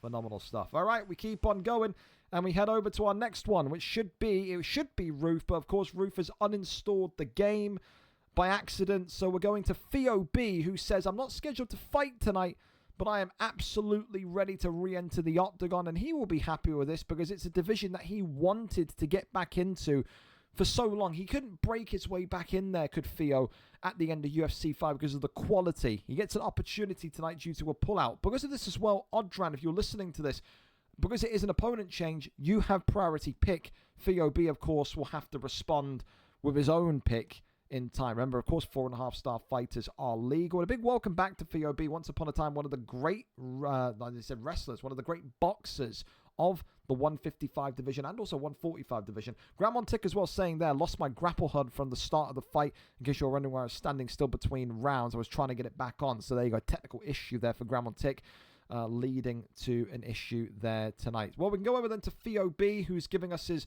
stream link as we get to see what this returning boxing juggernaut can do tonight. And I think as well for Odran, he'll be quite relieved because this is the same kind of style he was probably prepping for. A boxer, a fighter that very much can cope off of pressure. Tonight, though, Odran says Charles Oliveira is my pick.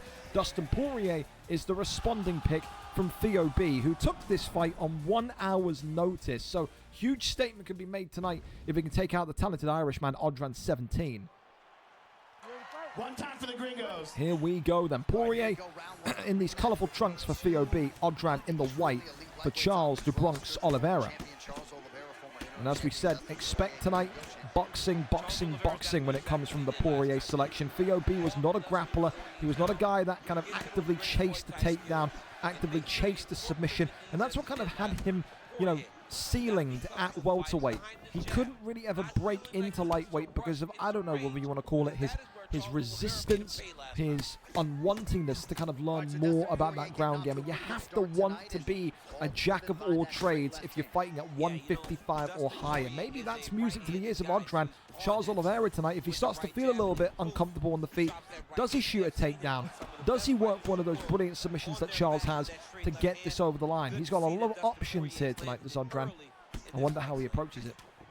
of course, so far, Poirier, with those wonderful animations, people have waxed lyrical about how much they enjoy using Poirier, as it's ultimately Theo who does shoot a takedown with Poirier. Maybe trying to make the commentator look like a jackass tonight. I don't know, but dangerous to be down here with Theo B and Odran with the picks that they have.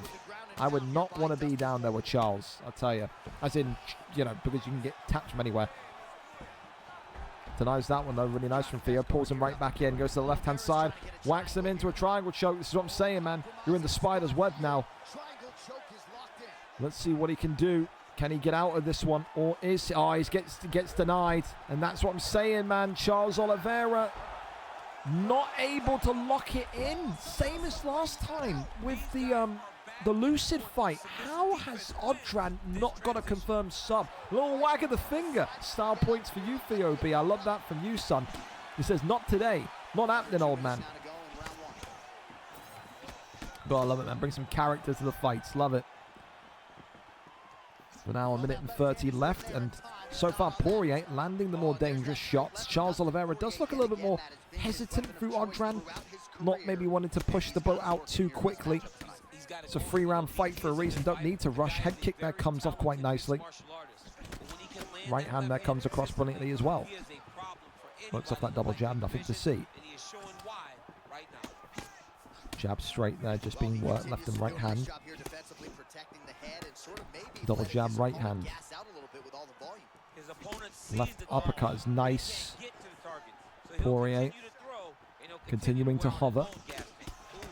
Uppercut. Oh my god, the pulled uppercut there had me ready to fucking jump and hide behind my chair. That looked really like it was about to be a bad moment for Odran. 1-2's down the center. Shoots the takedown. Gets the land. A good... Hey, listen, for Theo B, a fucking good round. Maybe a lucky round because he escaped that submission, but a good damn round for someone that came in an hour ago with no knowledge that he was fighting tonight. For Odran, he looks a little bit... I wouldn't say he looks bad, but he looks like he's just rolled out of bed, wiped the sleep out of his eyes, and isn't really moving with much urgency. Looks very hesitant. Looks very kind of slow-paced. I think he's going to up the pace. I think if he wants to wrestle tonight, you pick Charles Oliveira for his submissions. You have to want to wrestle. You have to want to get those submissions locked in. Oh, maybe not, though. Big shots here. Charles Oliveira with a little bit of head movement. And that puts Poirier on the back foot. Sways around the right-hand side. Shoots the takedown. That one there, though, landed. Really nice. Here's the wrestling then. Okay. Sit back, relax, and see what you can do down here. Goes over into backside. Crawls over now into back mount. Not going to happen, though. Patience is a virtue. Tries to go over to that left-hand side. Not going to happen. Flips him back over into full guard. Fakes once.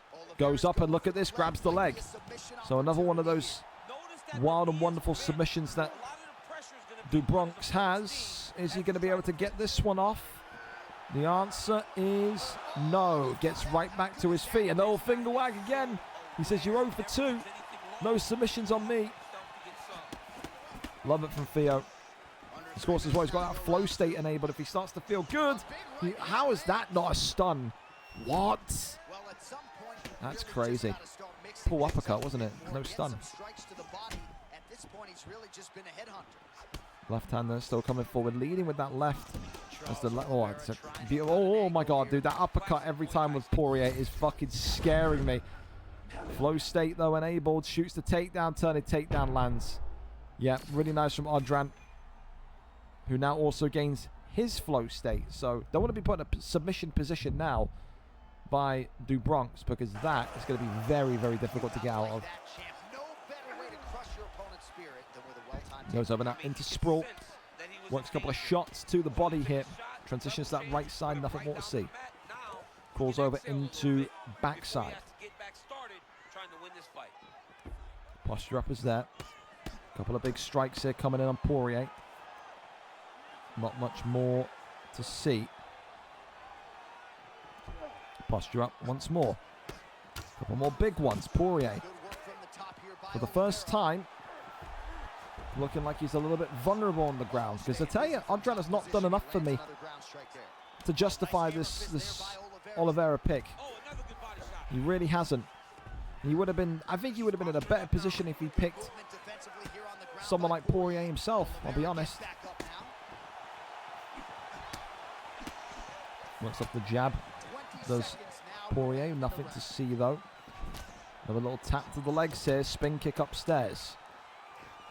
A good fight, in fairness. A very good fight as we head to the third and final rounds. Really impressed by Theo. I can't say it enough. For Odran, I'm just confused, man. Very slow, very lethargic in the first round, and then just not really any intent to kind of go with dominant wrestling. And if he is, maybe he's a little bit scared by the denies he's seeing from Theo, but no one's going to convince me tonight that he has done enough on the ground with Charles Oliveira. It just does not feel like it has kind of clicked for him. Works off the jab. Still again here, Poirier. Just looking to stay touch tight. He knows, does Theo. It just takes a couple of sequences to crack the block, and then when you crack the block, Poirier strong enough to immediately lift the chin to Mars. Gets the takedown though, does Odran, who puts us right back into top mount position. Really, really smooth. And look at this, gets the deny. Could flow state be coming? I think it may well be, especially if he gets this. He gets the armbar. Is he going to flow state or not? Poirier, oh yeah, now he has, and this could be really bad. Is he in trouble? Theo B, could it be a one and done? This one is done! Welcome to the Bronx City. Charles Oliveira just needs one. Odran didn't make it look easy tonight, didn't make it look comfortable tonight. He didn't wrestle enough. But we talk about how you only need one sequence with Dustin Poirier. Well, you only need one submission with Charles do Bronx Oliveira. Really calm, really patient, and I think really kind of, you know, a baity performance from Odran tonight. For Theo, I can't speak high enough of a guy that's lost on the card tonight. Looked very, very good. If he wants that lightweight move, he can have it. To come in on an hour's notice and to give Odran a really good fight like that, I was impressed. He got caught, it happens, but tonight, Odran gets it done by a round 3 armbar. Maybe that is why he picked Charles do Bronx Oliveira. Commiserations, of course, to Theo, but yeah, a wonderful, wonderful catch and grab, you could say, by Odran. Look at that, though. We had no submissions before this prelim card started. Now we've had 3 in the last 4. That is the way that this wonderful game, I suppose, works at times. So there you go. Odran confirmation goes to 2-0. And then for now, we'll just put him down here. Theo B entering. If he wants it, if he says, nah, I'm not prepared for lightweight just yet, he can make that decision. But yeah, I think for the way that he came in, for the way that he looked tonight on such short notice, I can't deny it. If he says keep me in there, we're going to keep him in there. Odran now moves to a career record on the UFC 6 of 6-2, whereas of course Theo B re-enters the octagon tonight with a record of 0-1. So listen, the only way is up for Theo, and he looked good enough to do so. I do think he will not be 0-1 for too long.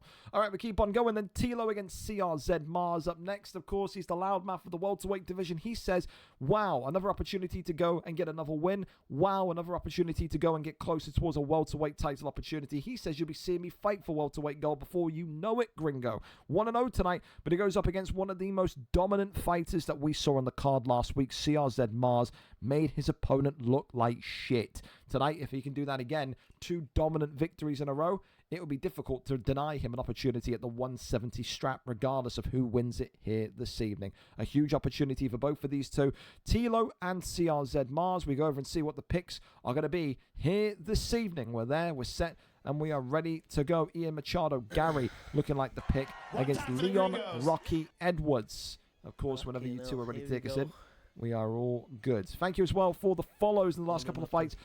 Joanna 35300 and Smoking Crack. Don't smoke too much, eh? Don't smoke too much. It's bad for you. All right, here we go then. Oh, and another one. We won't be rude. We won't forget you, Mr.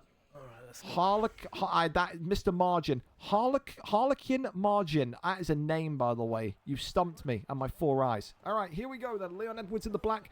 Whereas, well, they're both in black trunks, but Leon Edwards, the black fella, the black gentleman, whereas CRZ Mars, the white gentleman, if you're from the FIFA side, looking at who is who tonight, not familiar with the fighters.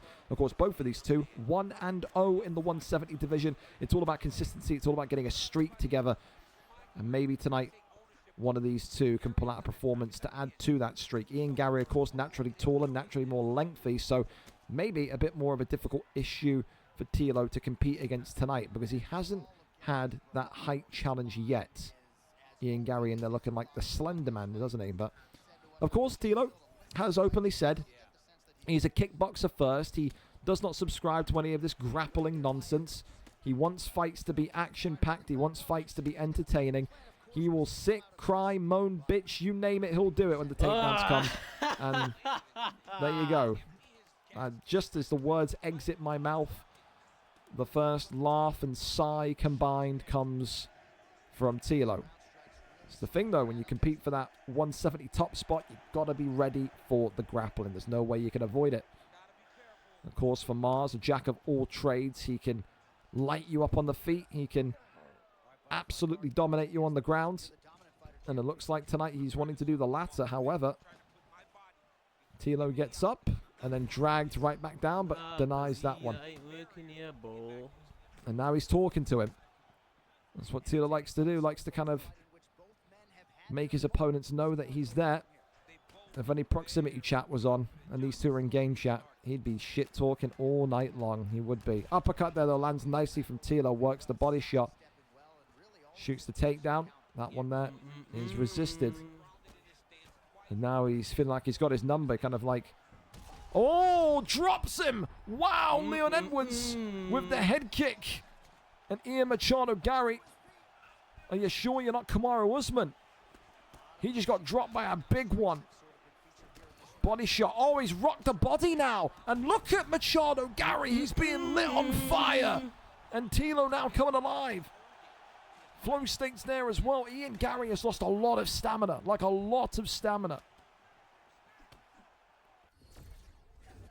Body shot now coming in. Shoots the takedown and gets that one. Needed that. All right. As I turn my lamp on. That's one way to get rid of my flow statey. There we go. Jesus Christ, it's right in my face. Fucking lamp of doom. All right. Don't want to knock the router and turn the internet off. That'd be a disgraceful bit of commentary work from me. All right, well, listen. There's nothing more to say about this round other than that Tilo has had the start of dreams. He has taken a large chunk of stamina away from Mars. He's rocked the body. He's dropped him with a head kick. This is the definition of a perfect night so far for him.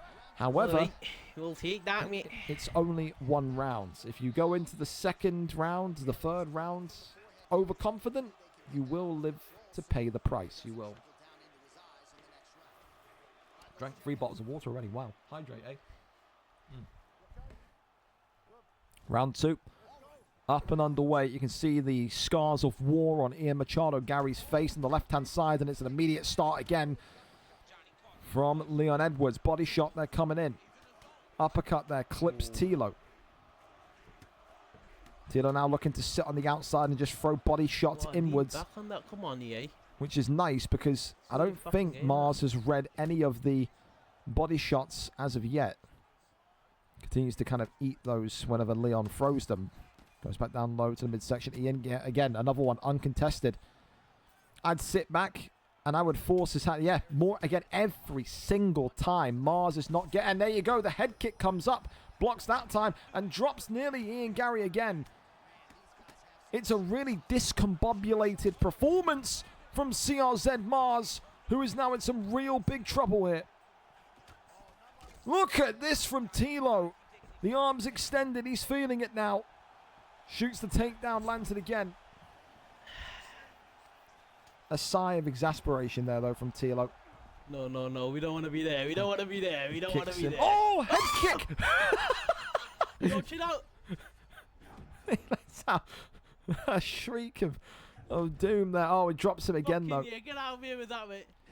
Uppercut. If Tilo loses this, I'm going to be in giggles, mate. I am. Oh, drops him. He's so stupid, bro. Unbelievable. Body shot there. And drops him again. And Mars It's out of... Gringo, book that fight! Book that fight!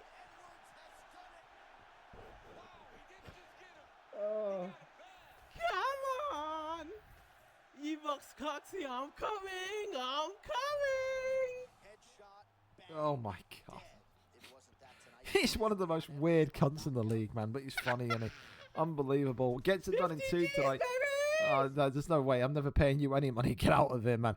But no, I mean, listen, compared to what Mars did last week, everyone and their bloodline would have, I think, put their money, their house on Mars to win that one tonight. I mean, the way that he dominated last week, the way that we're talking about a lightweight move, but this division, man, it's ruthless. And tonight, Tilo with a ruthless performance. I don't think Machado Gary is the pick.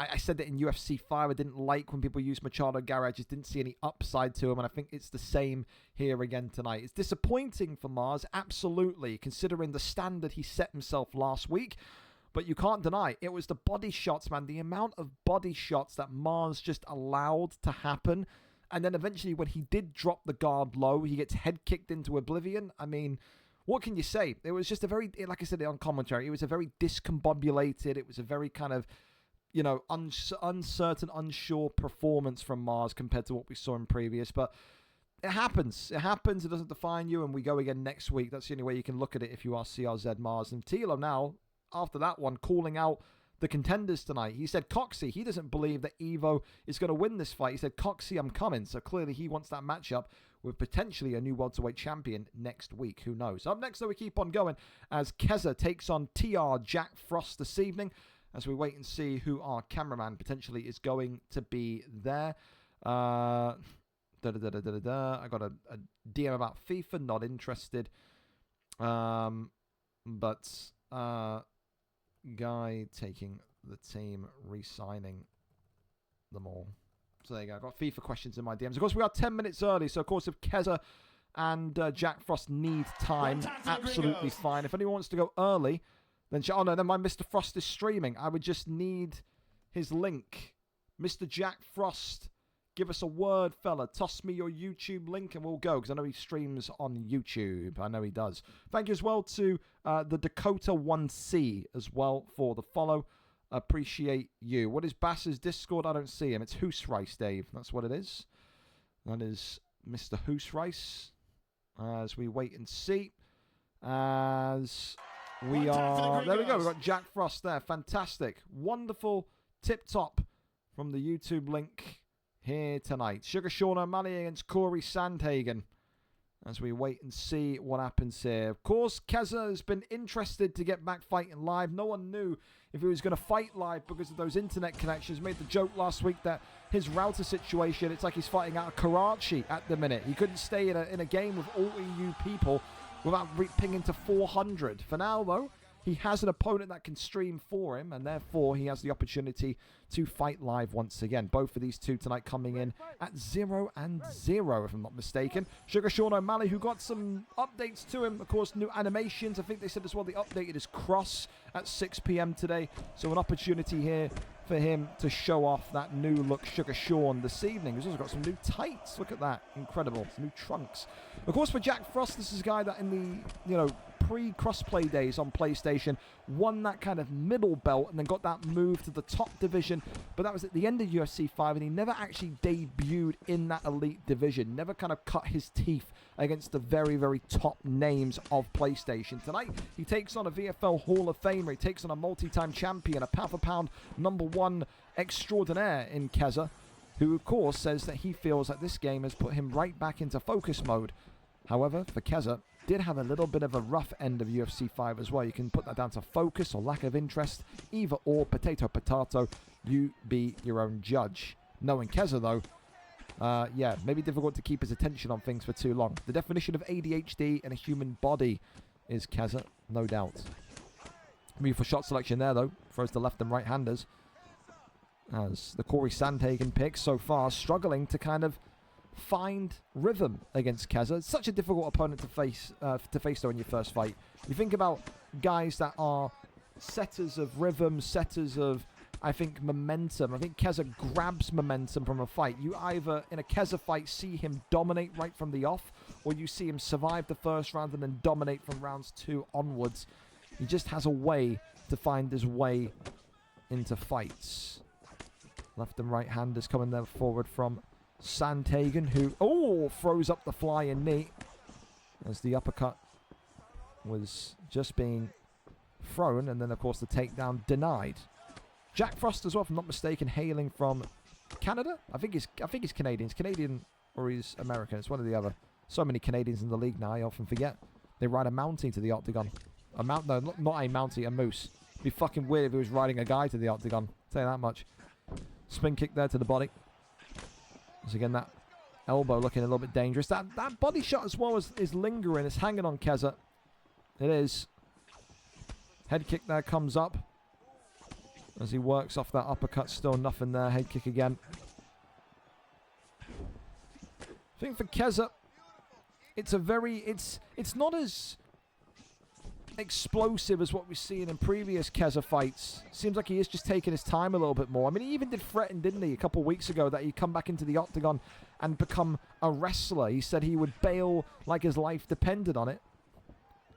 Clearly, that was all just talk. It was smoke and mirrors. Still very much the same typical kind of Keza performance that you'd expect. On the feet, in your face. A true Scouse performance. Just be careful he doesn't try and steal your trunks at half time. Right? Works off that jab. Tries to get that ducking roundhouse in. And that's the end of round number 1. Well, listen, I think so far Keza definitely 10-9 up for me. I just feel that Jack Frost is getting closer to some sort of eureka moment. I don't mind this performance from Jack so far. Definitely not the most dominant Keza round 1 that we've seen. We've seen Keza drop people 6, 7, 8, 9 times in one round before. He's hanging in there with one of the greatest of all time so far. Flow state activated here. As now Keza starting to get his head movement going. Head kick comes up. Left hand, right hand there is nice though. Dropping a lot of that head health when that connects. Body shot there comes right back, and flow state as quick as it arrives disappears. Flying knee comes. Jack Frost is loving that flying knee, and that's going to get him in trouble. Big stun here, drops Jack Frost, knee on belly, and the Scouser tonight gets it done in 58 seconds of round number 2. It wasn't brutal like we usually see it in round 1, but as soon as he got that rhythm, as soon as he got that feel for Sugar Sean, he came out to play, and that there tonight is a big, big statement against a former top-level PlayStation champion.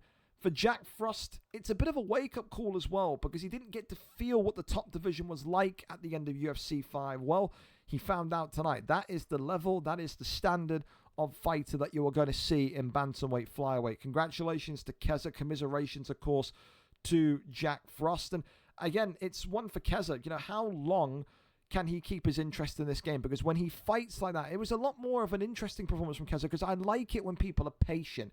When guys go from being erratic and kind of, you know, like your Tomasellis, when they're throwing 7 bajillion strikes in a round, and then you see someone of that kind of ilk come in and then slow things down and be a little bit more, you know, thoughtful with their strikes. I think that's what Keza needs to go even higher in his ability level. Just that little bit of patience, that little bit of time, and that little bit of, you know, happiness to sit back, wait, and watch. And ultimately that happened tonight. Excuse me as well. Jack Frost, of course, lost last week, I think, on the unstreamed bouts. But for Keza, it was indeed his first fight back tonight. So there you have it. Commiserations once again, though, to Jack Frost. Not your night tonight. We had another one to the career record leaderboard. Look at that.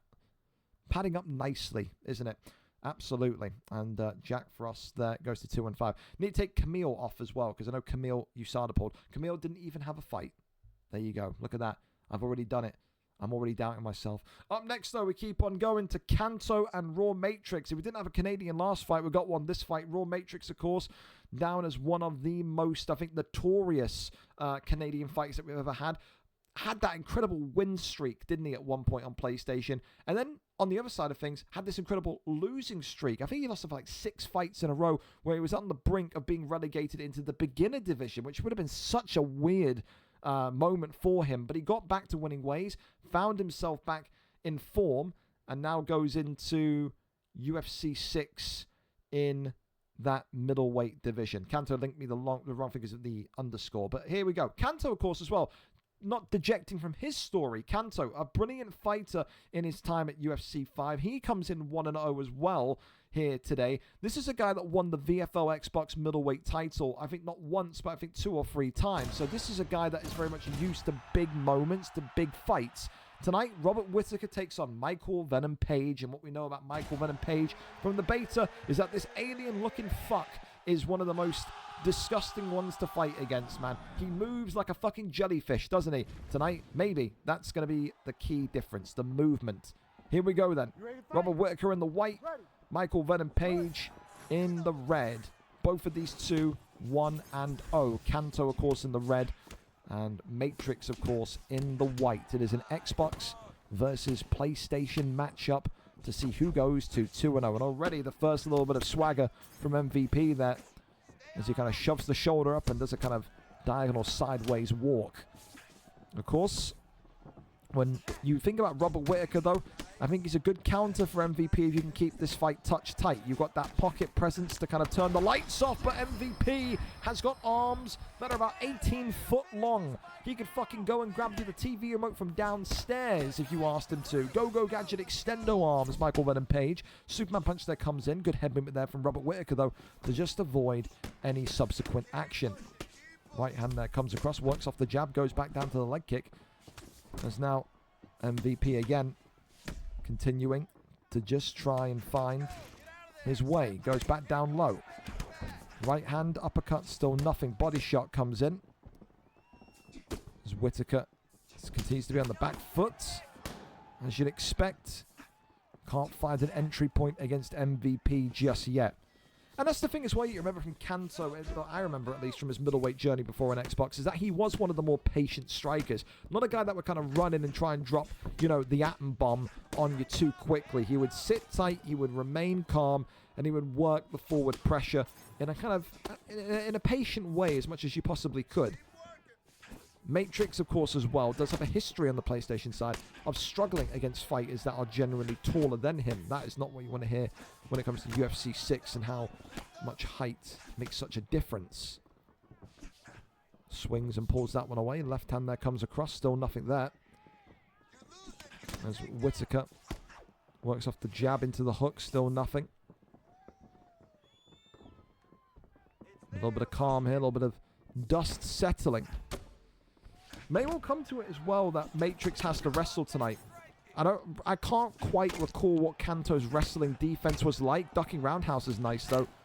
But if you can't close the distance between you and MVP, the best way to do that is by shooting a double leg, is by getting a turn of takedown in. Something to kind of equalize the score. Left hand there comes open brilliantly.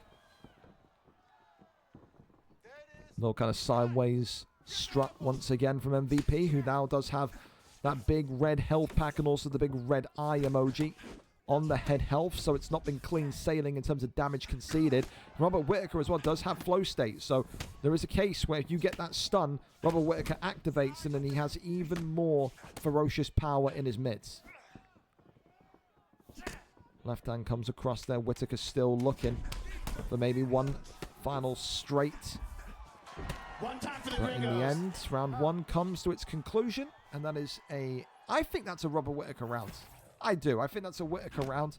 I think there's definitely good moments for both. I think significant strikes will favor him, though. And it does, 28-11. Did feel it. It did. For Kanto, one round down, and he's got some cut damage. But it's not been any drops or knocks just yet. Canadian Raw Matrix tonight looking to go to 2-0 and start his rise up the rankings again. Big strike there, stuns him. Big right hand hit. And now Matrix getting confident and more comfortable in walking towards him and just working that pressure. It's a really, really, really good round and 1 minute so far from Matrix because he has just grown into it in terms of confidence. He really has. Body shot there comes in nicely from MVP, who has to keep on the outside. There has been no clearer instruction in my life if I was in his corner to say to him, stay on the outside, work the body kicks, try and get him annoyed big, oh, head kick. I thought he ducked it. Knee on belly though. Raw Matrix looking for the finish. And this one tonight, not over yet. 1 or 2 strikes away. I thought he ducked it. I thought no doubts about it. MVP avoided the drop there. But I think maybe the kneecap just brushing against that alien dome of his. Looking in maybe for the posture up. That get up though is going to be given. There's both of them now with flow state enabled. Maybe it's time for MVP to activate that. Beautiful shot selection again. Still straight down the center. Oh, I tell you, when Whittaker starts to throw like a madman with that left and right, I get a little bit, oh, you know what I mean? Start to feel a little bit itchy inside. Definitely see that confidence from Matrix though. Absolutely loving it in there tonight. And for Kanto, maybe not prepared for a pocket pressure performance from his opponent. Maybe didn't use MVP too correctly. You be the judge of that. Oh my God. Pulls back and forth as a right hand drops MVP. Gonna look for stat guard, you'd imagine. Kicks him up and away though. Huge indeed. Whittaker still though sticking to him like white on rice. Minute 9 remaining and flow state activated now for MVP, who is not doing anything with it. Using it as almost kind of a relaxing break as the Neon Belly comes in. Wonderful timing from Max, but ultimately, from Matrix, sorry, but ultimately doesn't get it done again. He's had Neon Belly twice. He's only thrown 1 connected strike in both times he's had him there. For Raw Matrix, he's like 99% there. He can almost touch the finish line. He just has to cross it now. A really, really solid performance from the Canadian tonight. Left hand, right hand. This would take a miracle now for the MVP pick for Kanto. Oh my God. Gets slapped. And this one, is it over? No. We head to round 3. But how much more damage is MVP going to be allowed to take? Herb Dean just saying, fuck it, man. If CTE's on the... I mean, that's ridiculous. EA Sports, it's in the game. We all saw that there. That did not connect. He should have avoided that. He should have ducked underneath it. You can't blame Matrix, but that's hideous tracking from EA. Someone needs to clip that and send that to the tech team. That is awful. That head kick should have never landed. I can't get over that. That's horrific. Taps the leg hit. Right hand. And Matrix has got it done in round number 3. Michael Venom Page heads for a very, very, very deep sleep. I feel for him a little bit, man, because that head kick should have never have landed. That head kick was a joke. You saw it on the replay. He effectively hit the shield above Michael Venom Page, the fucking invisible force field, and knocked him down. So you can feel for Kanto tonight, but take nothing away from Matrix's performance. He looked very sharp, grew into the fight confidence-wise, and looked very much unstoppable, Robert Whittaker. It's good to see a Robert Whittaker pick back doing what Robert Whittaker did in his prime, dominating, pressuring, and performing at that level. Commiserations, though, to Kanto. You got a right to feel upset about that one tonight, man. That's hideous from EA. That's terrible, but it happens, and no doubt, maybe sometimes that'll happen against you. Maybe in the future that'll happen for you, but for tonight, ultimately, it has happened against you, which is just, yeah, not ideal, but EA Sports, it's in the fucking game, eh? Top tier. Commiserations again. All right, we move on to our next one, and it's Luchek against the Spooky Ghost. And, of course, this is an interesting one because we saw in the GSG card yesterday, Luchek looked good with his striking. We saw last week he looked phenomenal with his striking. But it was the wrestling defense, the wrestling offense that from Luchek that didn't really exist. And what is Spooky Ghost? He is the wrestler. He is the guy that went into the PlayStation division at the middle of last UFC and Habib'd the fuck out of people. He would maul people. He would sit on you and only concede 2 or 3 significant strikes in a round. Tonight, if Luchek wants to stay in this bantamweight division, show me that brilliance from last week, show me that striking, and show me some takedown defense. Because if not, it's going to be a mauling. We're there, we're set and ready to go. Everyone's favorite grappler, Spooky Ghost, is there, and our cameraman tonight. Or maybe we're a little bit away. We are early, in fairness. We are 12 minutes early. I've done that epic build-up again for absolutely nothing. But maybe they're getting lobbied up. You can hope. Of course, only one fight left after this as well, which is Kruger against Benji PP2905 before our main card tonight starts, which, of course, will include all fighters being legal. A great matchup as well between Ink Beast and Zurojin to start us off there at 10 p.m. Number one contendership opportunity in the heavyweight division before fan favourite Playboy Vinny and Stan Demigod get underway as well. Very fun indeed. But yeah, Kruger inside one. Listen, it wouldn't surprise me. Benji is a grappler. Kruger is a striker. I mean, yeah. Nothing against MVP players. Just can't find the buttons this fight. So many knockdowns. Yeah, dude, I tell you this much. MVP just really put a sour taste in my mouth after the beta. Purely because when you played that beta, every single cunt and their mother just went for MVP. Same with Pereira now. You go and queue up for fucking light heavyweight on OWC or unranked, every single dickhead is going Alex Pereira. I'm starting to actually hate Alex Pereira. I'm starting to fucking sit there and wish Alex Pereira never fought again in the UFC so they would eventually nerf him. I don't know. It's just, it's annoying. It's frustrating, isn't it? But for now, we sit and wait for these two to get lobbied up as our prelim card this evening continues. So there you have it. And a big thank you again to everyone tonight so far that have shown up and shown out in such a brilliant performance on this prelim and Fight Pass prelim. It looks like we're in for this fight. Nope, we're still flicking through the EA thingamabob. That's fine. But yep.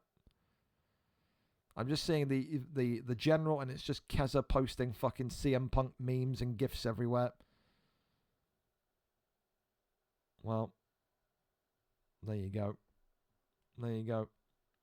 Did you ever get he doesn't like to meet up. So, random questions out from me about the next VFL meetup. That's top tier, isn't it? All right. Well, again, Spooky. If let me know if he's airing or anything. I don't know if you're in contact or not. But hopefully you are. Hopefully everything's being worked on in the background there. Juan, my favorite Colombian man. How are we? Thanks as well to Jad and as well S4A for the follows earlier on. I appreciate you. I love Yuri at light heavyweight. Feels amazing. Yeah, dude, I like him. I think Yuri's good. I like you know who else I like? I think in the heavyweight division, I think it is that fat guy, Waldo. You know, the Brazilian guy. Looks like he should be a hot dog salesman. Wilder looks good. Handles well. It's nice. But, yeah. We wait for Luchak once again. Absolutely. Dave saying, I love lightweights. I think they're neat. Well, that's good. As long as you're happy, David. You showerless bastard. All right, here we go then. It looks like we're set finally. Big thank you to Luchak as well and Spooky, as per usual, being on time brilliantly. There was a huge bit of speed up there, but hopefully not too bad. The ping up to 174 at points. That's nice. Well, strap in for a wonderful one as Canada meets. I don't know where Luchak's from. He may be from the Czech Republic as well. He may be from Eastern Europe. So, again, a cross-ocean matchup for the ages. Not really a surprise for Spooky. He's been there and done it before. He's worn the T-shirt. He's fought Europeans. He's fought Americans. I think he even fought Dexter, who was fighting out of New Zealand at one point. But tonight, he takes on this prospect, this enigma that is Luchak. So TJ Dillashaw being hovered over. And that seems to be the pick from Spooky, as they've accidentally changed the weight class. Well, there you go. Butterfingers and so forth.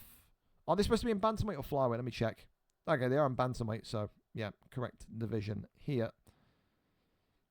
Okay. Well, Luchak there hovering over Habib, or not Habib, Umar Nurmagomedov, but then switching over to Yan. I think it's a bad option when it comes to 4.5-star bantamweights, is there? Goes for Purity Yan, who, of course, are one of the highest win rates in UFC 5, as Spooky is running up now with TJ Dillashaw. So we wait and we see if Yan is going to be the confirmed selection here tonight. I'll check DMs in case he's DMing me. Absolutely nothing, but that's fine. Oh, there we go. We're good. Fantastic. Here we go then. European against North American. Which continent comes out on top? Time to see. Time to find out. Here we go. A dominant grappler from UFC 5 against an up-and-coming prospect in UFC 6 in Luchak. Always fun to see Spooky on the card, and always brilliant to see Luchak when he's feeling confident, when he's feeling vibrant with his striking, back in the octagon. Red trunks tonight for Jan and Luchak, whereas TJ Dillashaw in the blue and black with Spooky Ghost. And there's that immediate takedown, and maybe he did his homework on his opponent, because like I said in that GameStar group card yesterday on GSG.TV, there was no signs of wrestling defense from this young man. Goes to the posture up, rains down some big strikes already. And that one immediately sets the tone. Posture up again. Rains it on down. Goes back down into backside. Posture up is there and gets back up to his feet. Takes the back, nothing. Another takedown, another land, but no. Reversal that time. Of course, as well, Spooky's kryptonite is Luchak's strength. You know, we didn't really ever see Spooky truly feel comfortable with his striking in the PlayStation division last time out in UFC 5. He had that one period when he tried to improve and enhance his striking, and it did somewhat work, but he never truly strayed away from that wrestler's reputation. And sometimes you got to go back home, don't you? And home is where the double leg bails are. In Spooky's case in point. Works the body again. Continues to just brush the ribs of Purity Yan. Goes over to the side control. Not going to happen though. As now Luchak takes the back here. So back sitting. Very much gained. Will he attempt a rear naked choke against this talented grappler? He tried the armbar there. Ultimately decides to get back up and return to a standing base. And Luchak as well, after that performance yesterday, was really down at the dumps. Said to me, put me out of bantamweight. I'm not this level fighter. I'm a featherweight. I'm this, I'm that. Has to keep his sanity about him. There's going to be losses in this division. With what we saw last week, this kid is talented. We know that. It's a diamond in the rough type fighter that we have on our hands here in Luchak, and if he can find that consistency, he's going to be such an important fighter in this division and such an important fighter to that title conversation in bantamweight. Head kick there blocked up by Yan. The body shot there comes right back down. Left hand there comes forward again. Swings across from Yan. TJ Dillashaw starting to find it a little bit difficult to defend it, and look at that, a big uppercut drops him. That's what we talked about, man. This guy's striking is off the charts. Luchak. Now fighting back fire with fire here is Spooky. And Spooky may need to try and hope that that wrestling saves him. Knee on belly, it could be it. Is it over? No. Well. He didn't have belief he was a bantamweight yesterday. He may well believing now. What a start from Luchak. With Purity Yan, Spooky Ghost cannot stand with this kid for much longer. What a end of round one. It's all about confidence, it's all about composure, and he's got both in abundance here. Round two up and underway, clear as day, a 10-9 round, and here we go, right back into it. No glove touch this time. It's all business. Spooky here, looking to just avoid another tricky situation, but it's two knockdowns in quick succession. And Yan now right back from Dillashaw, overhand coming in. Oh, and it's getting into barroom brawl territory now. Oh, clips him, drops him. No jump as of yet. Luchak, time and time again, winning these striking exchanges. TJ Dillashaw nearly breaking his leg on the way down and turns off the lights. I'm not a heavyweight. I'm not a heavyweight. Move me, move me. Shut your bitch ass up. What a performance that is tonight from Luchak with Purity Yan. And that there for me, that's got to be performance of the night. Has to be. He turned Spooky into a meme tonight with how he had TJ Dillashaw's leg bending and breaking. And if he didn't believe in himself He has to now. I said it before, I say it again. Last week I saw this kid striking. I was convinced he needed to be in that elite division. We see it again tonight. And surprise, surprise, he is in that bantamweight division. He is an established bantamweight. He has his first bantamweight win. What a performance tonight by him. And what a vicious knockout courtesy of Petr Yan. I think we won't, you know what, I won't take performance away just yet from Scrooge, because I think that was really, really good. But we need a knockout of the night. So we'll give knockout of the night so far to Luchak with Petr Yan. It wasn't kind of like an extravagant one piece, but just the way that he dominated there. It would feel rude not to give him something. And again, for your first win in the bantamweight division, to be up there for a contender for knockout of the night, sweet mother molasses. That is just compared to yesterday. We know that he's got to work on his wrestling. We know that the weak point in there is his wrestling, but so many others have that same problem. If you think of Mark the Shark, for example, how good would a fight between Luchak and Mark the Shark look? Dear Jesus, that's an idea. Hell of a performance, though, from the European. And unfortunately tonight, not the result that Spooky Ghost would have wanted on his UFC 6 VFL debut. For Luchak goes to 2-0 on his career record, and the Spooky Ghost enters the octagon once again with a loss on his record. But hey, he's still my boy, as Chris Weidman's father said once upon a time, and I still believe Spooky can win the ultimate goal in this division. I just don't know. I feel like when you are, I don't know if he just got maybe a little bit overconfident with the striking at points with TJ Dillashaw. I just think when you're Spooky, you got to wrestle. He looked like he was winning the exchanges and the grappling. It didn't really look like he was uncomfortable on the floor. You have to ask yourself, why did Spooky stop grappling? And what pissed off Spooky? The fact that Spooky didn't glove touch at the end of round one going into round two is crazy. So clearly he was upset with something. Clearly. Thank you as well, Ash, as well, for the tier 1.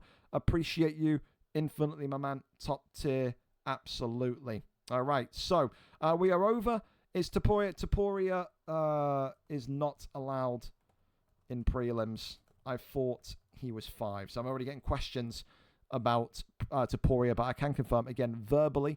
Anna will update the thing for next week. I don't know why Topuria is a 4.5, but Topuria not allowed on the prelims. Kruger and Benji PP, then a really fun one tonight to end off our prelim card, because Kruger, of course, former PlayStation Magnifico, had some incredible fights, some incredible knockouts, had contenders for Fight of the Year, for Knockout of the Year when crossplay was not a thing. Tonight takes on a talented grappler in Benji PP 2905, who, of course, comes in looking for his first win in this division. It's not going to be easy to go and get wins at featherweight, but you have to find a way. That's the reality of it. I'm going to put a pin quickly in the prediction card channel as well, because this is the final chance you'll have to get your prediction cards in. Final prelim fight is now live. Remember, do the prediction card, because obviously if you don't, you miss out on a chance of winning some free cash from our fantastic sponsors over at loaded.com. So yeah, go over there and do your predictions. All you got to do is tell us who wins each of the main card fights tonight. I haven't got to tell me the round or the method, just who wins. Easy as that.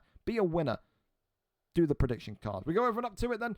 Benji PP and Kruger for our final prelim fight of tonight. We talked about how people were wearing sunglasses and it was a really turned down brightness. We've been flashbanged by Benji here. It is bright as you can imagine. Steve Garcia tonight for Kruger against Edson Barbosa. We saw Edson Barbosa picked once. We didn't see Kemur land a strike. Are we going to see him land a strike this time? We got no volume on Benji's stream, so maybe we'll be sat in our own thoughts thinking what could have been. No game volume in this stream. Please, Benji, in future, turn the game volume on, son. It's so weird to commentate with nothing in the background, but we'll give it our best shot. White trunks tonight, of course, for Kruger, whereas Benji in there with the yellow trunks with Barbosa. I didn't know Benji was colorblind, but I'm looking at this now thinking he must be, man, because it's very diluted color and all the health bars are green. So maybe Benji PP just sees in black and white. Maybe he's like a Labrador. He's going to need to be a dog tonight to get this win, though. Kruger, not an easy opponent at all. Of course, stick with us as well after this fight. We head into our main card tonight, where, of course, 5 title fights and also some incredible number 1 contendership opportunities stake their moments. Of course, as well, you will start to see maybe the likes of Topuria McGregor and so forth on those fights as well. I do like the fact that we've kind of limited it, though, to 4-star on Fight Pass prelims and 4.5 on prelims. You get to see a whole variety of fighter. Makes it more important to be later on the card as well. Body shot there is working nicely. This is the thing as well that you'd have to say I love from Kruger, and he did it so often on PlayStation. He is constantly moving. This guy is never sat still. He's constantly cutting off angles, trying to force the opponent into kind of traps that lead him into a very promising position. However, he has been clipped and dropped there by Barbosa, who now very much has that front foot energy. And for Benji as well, so much so a form fighter. If he has a good round, he feels confident. If he has a bad round, he's down in the dumps, almost kind of wanting to just turn the game off and go to sleep. He needs to keep this going, because so far, it's a very, very good start from him. Spin kick there to the midsection, nothing more than a counter from Kruger, who is, of course, looking to break the ribs of Barbosa at any opportunity, take away that gas tank. Absolutely positively. Goes back down low to the midsection again. Left hand there comes across. Uppercut there lands beautifully. Kruger, of course, just knows with Steve Garcia. One punch, especially with his combinations. He looks very comfortable with Steve Garcia, by the way, but one punch could turn the lights off on Barbosa. Tries to look here again, works off that jab. Right hand there comes across, back to the body work. No wrestling here tonight from Benji nor Kruger. Big shot there lands on Steve Garcia now. Leg tap comes in. Body shot right back. Left hand comes across. This is a very intriguing fight, because you remember, Benji last week looked like he was going back down the old route of looking to grapple, of looking to control fights. But here tonight, he's trying to outstrike one of PlayStation's most historic and, I think, tough strikers. It's never an easy fight in there against Kruger. But right now, it is becoming a little bit of a barroom brawl, as we said earlier on. Steve Garcia rocked again. Is he going to survive this one? The answer is yes, he will. Not many leg kicks coming from Barbosa as well. We need to see more of that. He can absolutely take away some serious mobility from Kruger if he does start to implement those. But round one, both of these two hitting as hard as what they're getting hit. Very difficult without seeing the stats to see who maybe got that one, because I think both of them got a couple of knockdowns in there. But yeah, a real fun fight so far in this featherweight division to end our prelim card tonight. Glove touch, and we're off once again.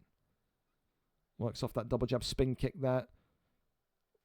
Just into thin air. Works off that jab.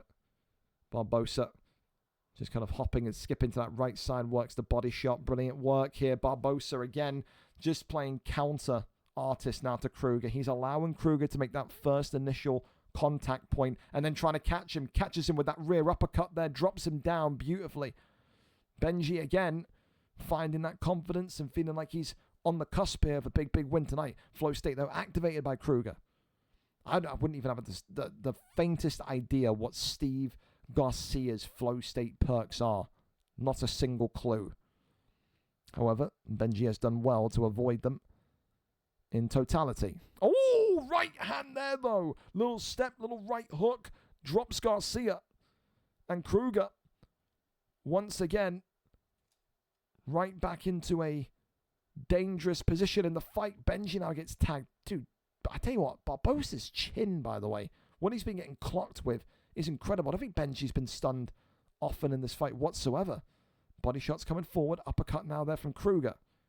And knowing Kruger as well from his time on PlayStation, he will be loving this type of fight tonight. He wants it to be entertaining, and he's got exactly that. The battle of two boxers, it seems, tonight. Benji effectively saying he can do both. He can wrestle, he can box. I still wonder if maybe, if this goes to round 3, if he sees an opportunity, if he'll shoot a takedown. Big shots here. They're coming in from Barbosa again. Flying knee comes out. But ultimately, Kruger saw that from a mile away. Uppercut there lands brilliantly from Garcia. It's that little bit of head movement that gets the knockdown from the rear kick, and the body shots now landed. And Benji dropped again, jumping in. Could it be a round 2 victory for Kruger? The answer is no. Benji just about survives it. What a fight, man. It would be up for fight of the night if it had volume. I'm not giving a fight that has no volume fight of the night. I don't care. Body shots, they're continuing to fly forward. Oh, and it's game, set, and match. Knockout of the night. Pass it right over to Kruger. Little bit of movement, a little bit of drop of the shoulder, and an uppercut that sends Barbosa's chin to the moon. Wow. Kruger, as I said, one of the most notorious knockout artists in all of PlayStation history, has got it done tonight with Steve Garcia. That there is one of the best bits and demonstrations of footwork, movement, and distance management that I've seen. I think for Benji tonight, the questions from me will be, why did you not wrestle? Because he looked confident with his wrestling last week, but ultimately maybe wanted to test out striking, and it did not go the way that he wanted it to tonight. He goes to 0-2, and for Kruger, a huge way to start off his stream career once again with a big win, to say the least. He goes to 3-3 after the BMF, and Benji now goes to 3-4. But there you go. End of the prelim card, and we've got a fight of the night, a knockout of the night, a performance of the night, submission of the night. All the performance bonuses are in. So what I'll do is I'm going to nip downstairs. I've got 3 bottles of water, or empty bottles of water I've got to put in the bin, and then I'm going to go and get another bottle, and then we're going to put the main card trailer on. So take 2 minutes, grab a snack, grab a beverage, and of course wait for the ping in the VFL Discord for our main card tonight. Dirty Dave, MaxyUFC, the Bantamweight Championship of the World. America, Canada, what way does this Bantamweight strap head back to? I'll be back in just about 2 minutes. Don't go anywhere.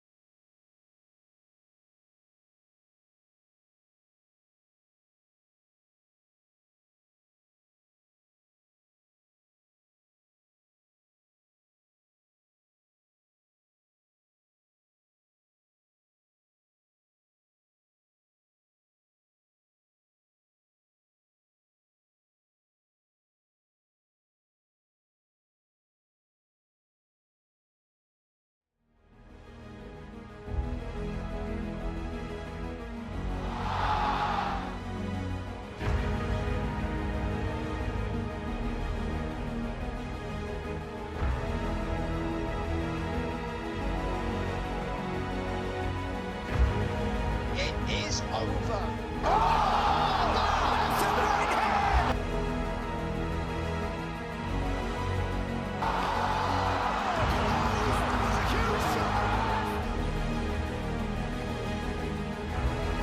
Oh my God. Leg beat up, man. That's the Poirier. Oh, big left from Poirier, now a right hand. Oh my God. An SLG Jokers has put the former middleweight champion to sleep. Light heavyweight champion. Oh goodness. It's time.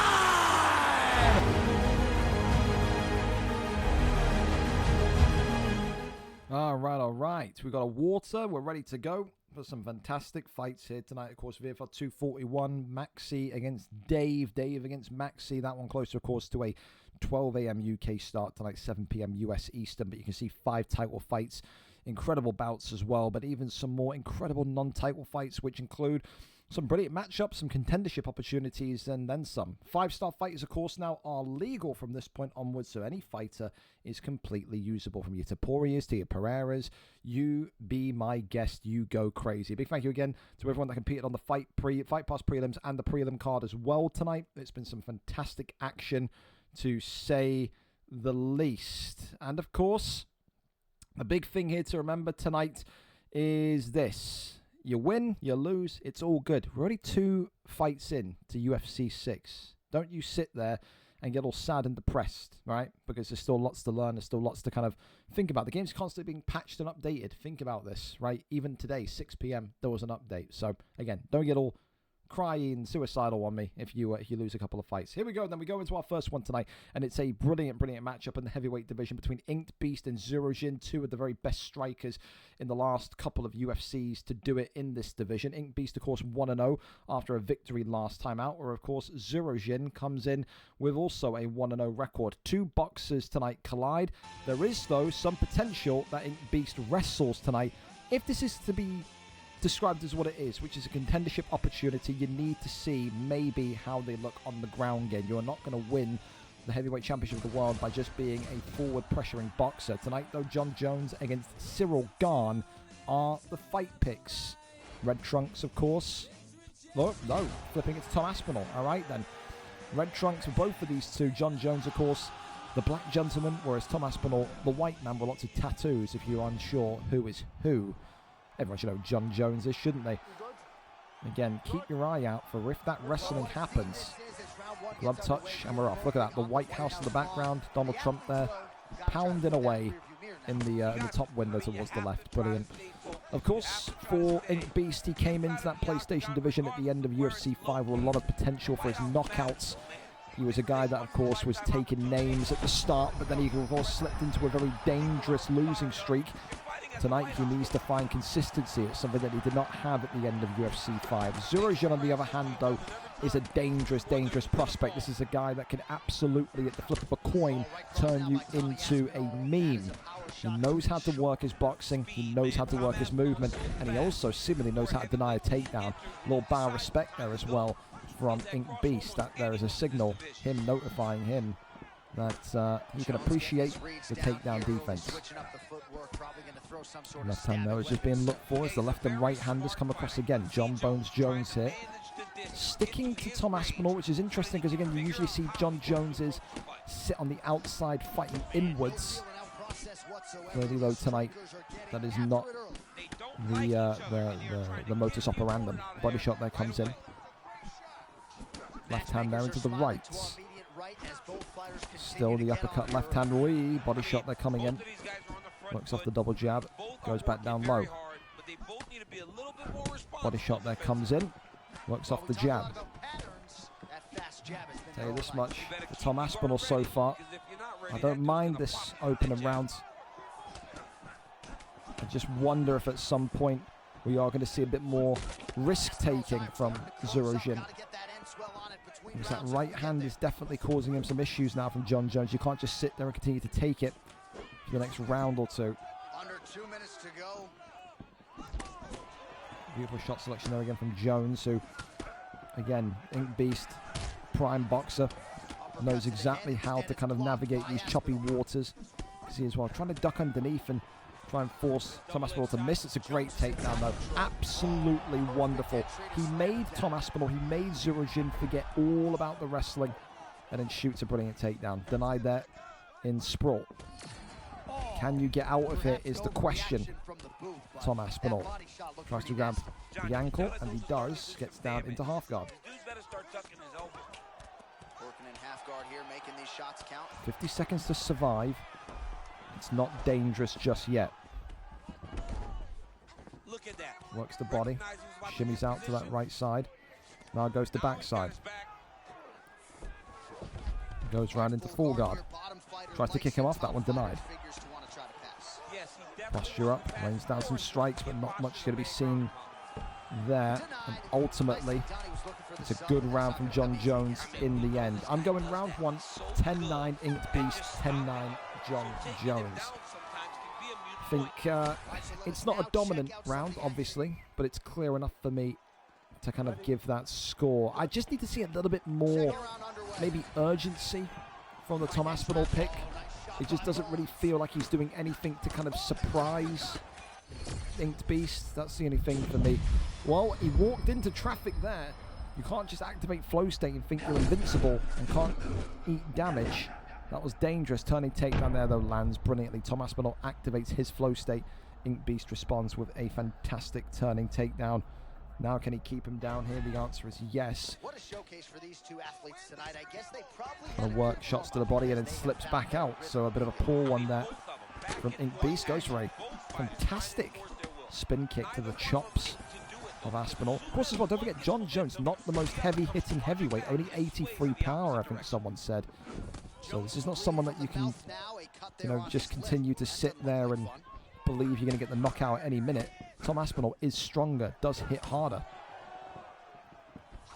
Works off that jab. Still whiffing, though. You can just, again, he's got this tell, this Inked Beast. He goes low and then hits. And I think Zurajin there noticed it. Big uppercut that drops it. That's a huge, huge moment. Shoots the takedown. Denies it. Here we go. Welcome to the show, Tom Aspinall. Welcome to the show, Zurajin. He has to wait for that tell. Big one drops him. Knee on belly, it could be it. Big shots raining in, and it is all over. Zurajin tonight gets it done in round number 2. He couldn't.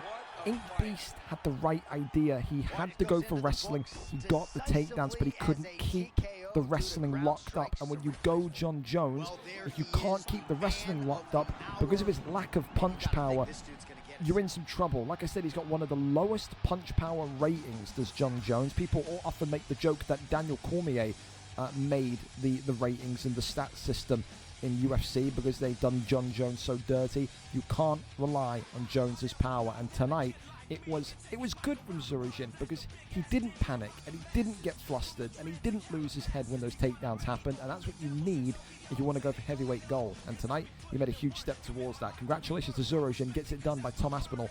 Round 2 TKO. And again, just really good to see Inked Beast continuing to kind of, you know, progress himself, continuing to try and work those, you know, that wrestling into his style. Because if you go back 6 months ago, Inked Beast was not shooting takedowns. This is a guy that was standing up and only boxing. And I have always said this, you evolve as a player when you start to embrace that wrestling.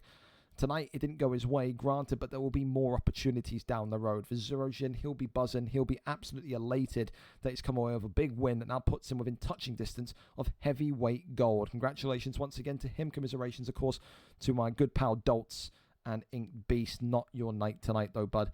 It is what it is. It happens. We keep on going then as we go over to our next fight here, and I believe we are doing a fight swap in terms of time. So I'm pretty sure we're seeing Whimpering Ian and Sechi come up next. I don't know if that's absolutely positively confirmed here, but I'm just waiting for a link if that's the case. It appears the EA servers are currently down. We're trying to access the... Oh, if the EA servers have gone down at 10 o'clock, as soon as the main card starts, I'm going to be screaming propaganda from the rooftops here. Yeah.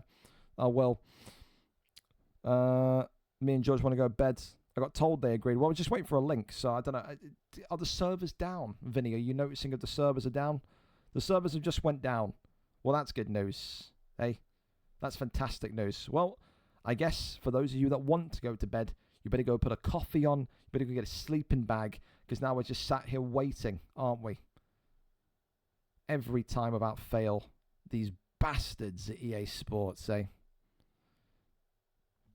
Like, are they universally down? Can you tell me, can someone who has FIFA go on FIFA and tell me if they're down on FIFA as well, or is it just UFC servers? Because if it's entirely EA, then we're absolutely fucked. If it's just UFC, then it's the kind of case where we just got to sit and wait, and then they'll come back up. I don't know how long we'll have to wait, but yeah. Because if it's wide across various games, then yeah, it's down on just UFC. Well, again, the more people we have confirming that, the better. Me and George are up at 5. Well, tell the fantastic people over at Vancouver, mate. Okay, Maxi, God bless you so much, man. Thank you so much. It's to update that new heavyweight fighter. The update came out at 6 p.m. They wouldn't put out another update 4 hours later. So, yeah. Well, for now, listen, this is actually a first. You think in 4 years we'd seen everything. We've never had a card go down just as the main card begins. So relax. Like I said, we take this in our stride. It's not your fault. It's not my fault. It's no one's fault. It's EA for you in a nutshell. For now, we'll give it like 10 minutes at a time, and we'll go from there. Well, the comms here from Keza from the ESFL Discord is that the servers are set to be down for up to 30 minutes. So that should mean that we're only going to be 2 fights behind. I know the moans and groans coming from maybe George and Chatterfy, but that's just one that we have to kind of stomach here, boys. So we will set they put a tweet out as well. So there you go. It is about Tank Abbott. We're aware of issues players having unlocking Tank Abbott in the gym. To address the issue, UFC 6 will undergo emergency maintenance. Never seen them use the word emergency before. Downtime is expected to last up to 30 minutes. So up to, not minimum, up to. So they're saying with that language that we should be back on play by 10:30 p.m.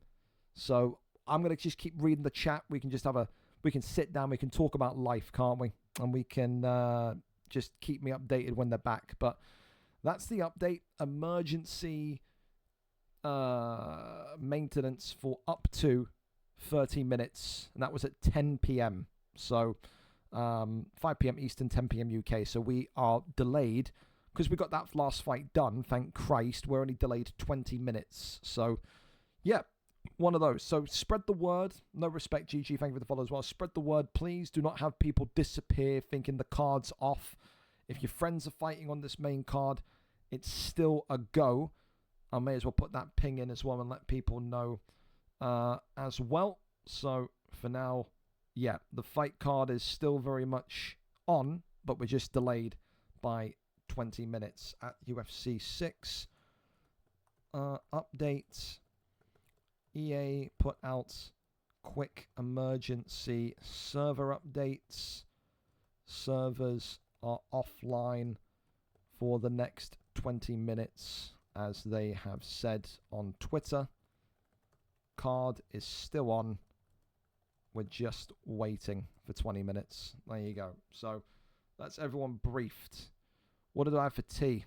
What did I have? It's like this chicken like stew type thing. It's all right. It's not bad. I'm not a stew guy, but yeah. Thoughts on Vanessa? I don't know what Vanessa Worlds are. You can't I haven't got a clue. Choo-choo, motherfucker. Thank you as well for the hype train as well, Maxi. Appreciate it. Gringo, let's play Kahoot and all use racial slurs as our names. You can relax, man. Calm down. Absolutely. That tweet was at 9:07 GG's. Are you dense? You can't read, can you? I'll leave it up again for you, mate. It's starting at 5 p.m. Eastern, Chatify. It's 5:08 p.m. Eastern, Chatify. The card's happening. So, yeah. I don't know what 5 p.m. Eastern is. You know what? Google is absolutely free. It is. It bloody well is. Gringo, wall straight back up. I don't know. Maybe. Possibly. Perhaps. You know what I can do quickly while we just sit back and talk? I can update the 1v1 stuff. We're doing a sponsored tournament. And results are coming in there. So this gets me ahead of the curb. Club Bruges beat Monaco 4-3. There you go. So that's that one in. I'll be back reading the chat in a minute. Just give me a second. I can do some admin work while I'm here.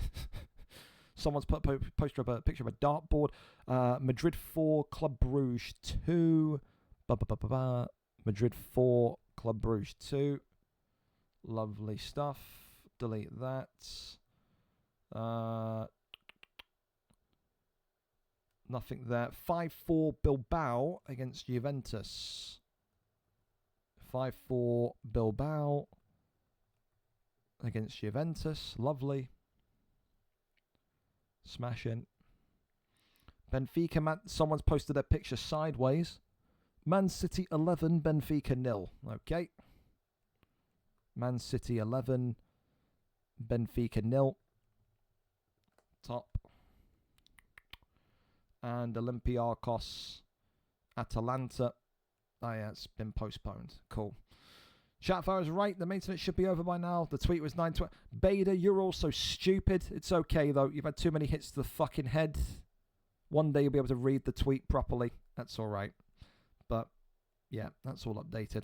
So, yeah, you're just joining us. Like I said, they're doing emergency maintenance. 5 p.m. Eastern. It's set to be down up to 30 minutes. We'll be back on play at 5:30 Eastern, which is 10:30 UK time. So, yep, absolutely, positively. Since when was Restore Britain an MMA camp? Ever since Jazz Cox decided that would be a good idea. As well, fellas, you can avoid ads. May as well shill, yeah? I'm feeling a little bit, you know, Israeli tonight. You want to sub to the channel? Do so. You avoid all ads. !Prime. You can get a free sub by linking your Amazon Prime to your Twitch. Never miss a minute of the action. No ads. No nothing. There's also a discount. You want to gift some subs to the community. Wow, I think it's 35% off. Aren't you so lucky on those wonderful players or those wonderful people of Twitch? Fantastic. So, yep, we wait and we see.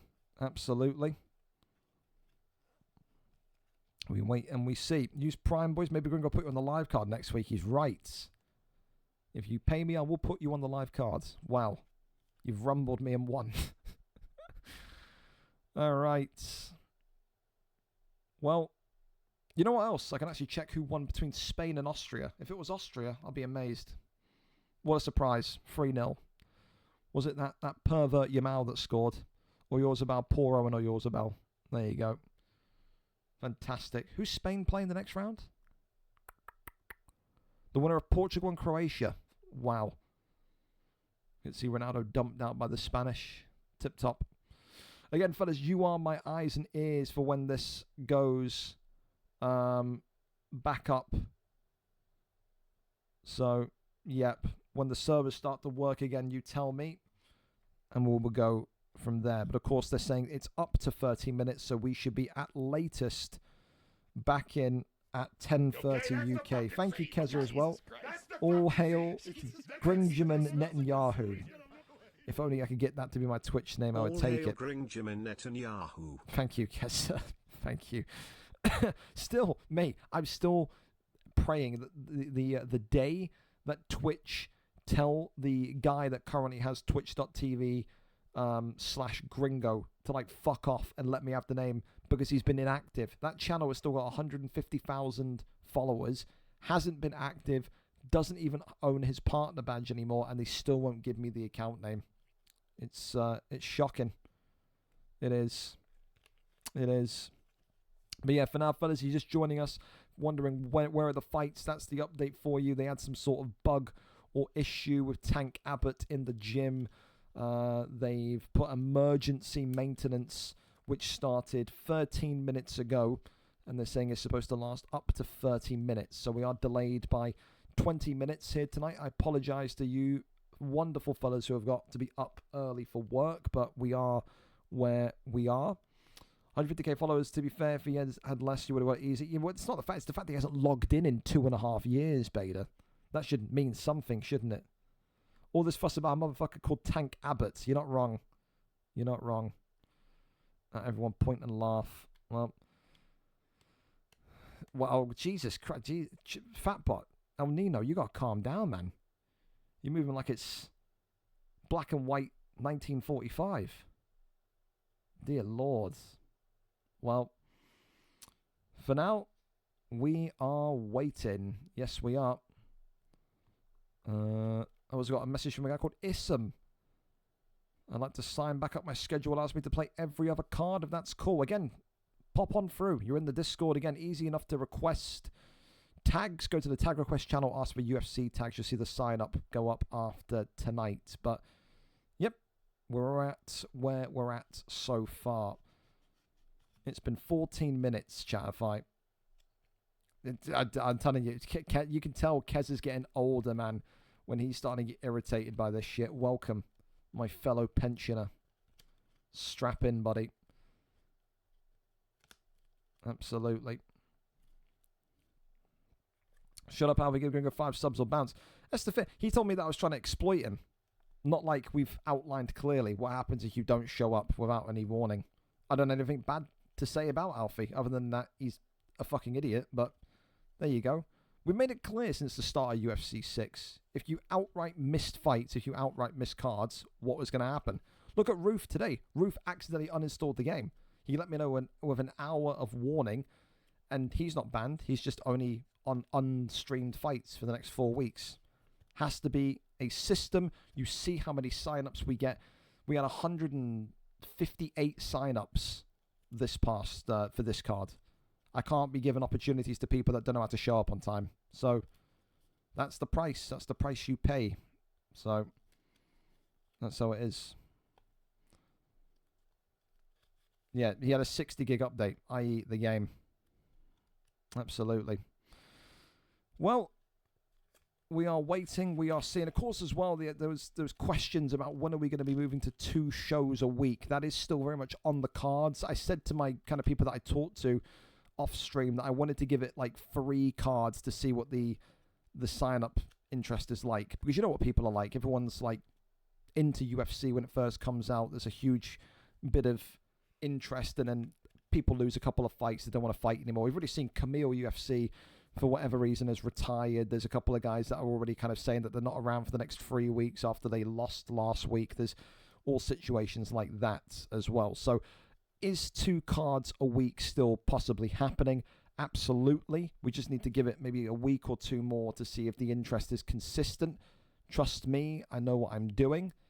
And then, of course, we'll have that vote again, whether you want to do, you know, the same roster, 1 roster, 2 cards a week, or you want to split into Bellator and UFC, or 1 in UFC and have double the championships. Have half of you compete on Tuesdays, half of you compete on Thursdays. You would have your own say on that. But again, the league's really, really good at the minute, man. So much interest, so many great names returning, the likes of Odran and Gerard and so many other guys from the middle point of UFC 5. Good to see everyone back under one roof, man. It is.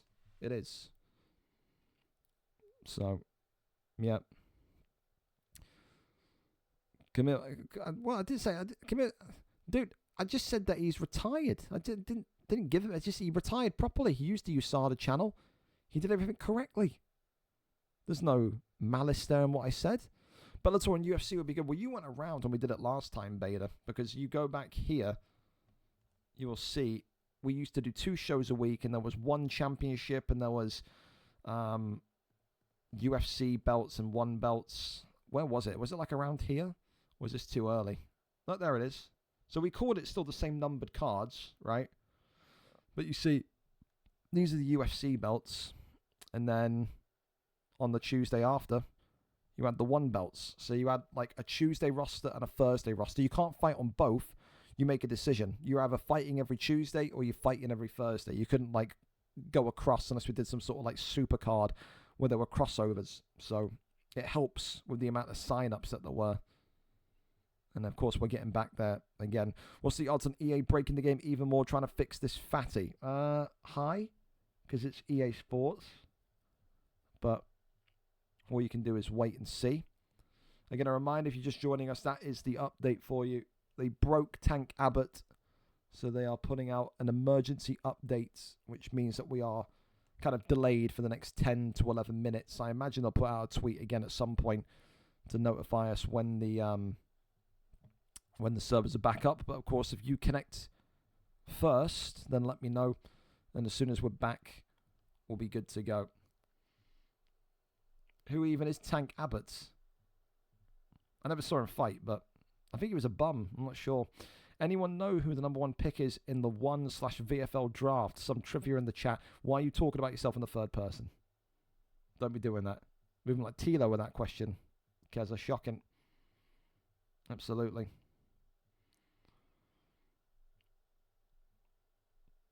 Everyone's just giving it to Alfie. It's a shame. You can't walk to school, Dubster. One time for the gringos. We should bring back UFNs. Well, they technically are. They're just the GSG cards that we did yesterday. Thank you as well, MLG Mendoza. Thank you for the follow. We're just waiting for the servers to come back up, man. That's where we're at right now. One time for the gringos. Yep. Thank you as well, Steve. 123432210. Thank you very much, Steve. Strong name. Good name.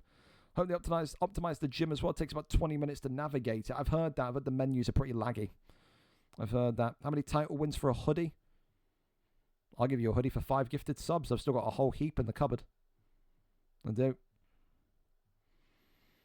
£20 courtesy of Gringo. I don't mind. And I still need to give you yours, Cora, so I still haven't sent you yours. I didn't think you would want it in this hot weather.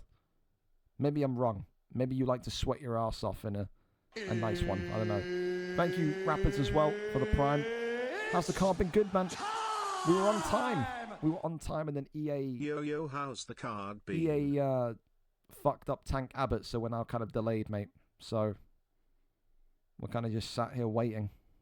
I want it sent out so I can frame it. Well, remind me after this card, man. I'll get to it. I'm out early tomorrow anyway. Gotta go pick up some more water, because we're due for another heat wave on Monday. You didn't know? Great. Awesome. So, I'll do that hoodie for 5 gifted. You sent it, and I mean, to be fair, it'd be a little bit more for Netherlands because of the postage. The postage alone will cost more than what the fucking hoodie costs, Connigan. I'll be real, man. I'll be real. Servers down for Tank Abbott. Yes, sir. Servers are back. Can we get confirmation? Juan Fei saying the servers are back. If anyone can help Mendoza as well, that would be massively helpful while I'm working on this. So Mendoza, I see you. I appreciate you following. Just follow the Discord link. One of the guys will help you on how to kind of get tags and stuff. But yeah, oh, dude, shipping to Netherlands costs like 15 quid. It's a lot. I don't know why. But how often the BMF Grand Prix? Once a month, Steve. Once a month. Can we get any confirmation? We get massive... And I'm out again. Okay, so does it look like this? The fact that you can connect and then you're getting kicked out indicates that it's got to be coming soon in terms of it's nearly done. That's how the logic is for FIFA updates as well. So, yeah. VFL trivia question. Who did Webber win in his first and only BMF belt against? If this is you again, then, yeah. What about 5 gifted subs for a VFL hoodie giveaway? As long as the people that are winning the giveaway are in between the sizes of XL, XXL, and XXXL, then yeah, because I've run out of mediums and larges. So, yeah. As long as you don't mind. If you're a small boy wearing it like a fucking dressing gown, then yeah. I'm in. Well, again, we need to get the majority of people saying yes, not just 1 or 2. Can we get more people? We got Daglish saying that the servers are in. Damien saying they're in. Yeah, they're back. Everyone back? Everyone good? It looks like we're good. Right, let's continue on then and make that assumption that they're back. I've got Ninja Boy saying that the servers are back up and people restart their games. Absolutely phenomenal. I will ping everyone now. Servers are back. Restart your games. Okay, so we can then go over to our next fight. Is it Playboy Vinny? Has anyone been able to get in touch with whether it's Ian and Sechi or Vinny? I don't know who is even supposed to be next because I've been told 1 minute they're switching the fight time, then they're not switching the fight time, and blah, blah, blah, blah, blah. So we're back. Thank you for your patience. Fantastic. It's Ian and Sech. Fantastic. Then we can go over to Ian and Sechi if they are ready once they reconnect to the servers. I just don't know who is streaming. I have no stream link. So if those two can get me a link, We will be right back underway. Sech, are you streaming, my man? Should I head to your channel? I need to follow you as well. So let me know, and I'll head over there. But the servers are back. Thank you for your patience. Thank you for the subs and the follows as well. Nice to meet you, Steven Mendoza, one more time. And let's get back to the action, man. So we had a bit of a 20-minute break. Get those hands warmed up again. Doing push-ups in your room. I see you. Go on, then. So we wait for this lobby up to happen. And again, apologies to those guys that are up early tomorrow morning. I understand it's not ideal, but nothing we could do. Ian, though, is live for us. We are back and ready for our action to continue. Here we go then. For Ian and Sechi, it is quite simple. Ian 0-0, one of the greatest of all time, say less, against K Sechi, who is this real big hype train. When Sechi joined the Discord, I had about 4 or 5 people DMing me, watch out for this kid. He's dangerous. He's one of the very best players I've ever faced, was one of the lines I got given. Tonight, he makes his entry into that flyweight division, and he gets to play against Whimpering Ian, who you can't see because my camera, he is 1-0 against. Maybe that's an OWC, maybe it's not. Who knows? But tonight, Tatsuro Taira against Alejandro Pantoja in this flyweight division. Can the greatest PlayStation champion ever, can the greatest champion ever, who of course had 9 title defenses, get it done tonight to get his first win?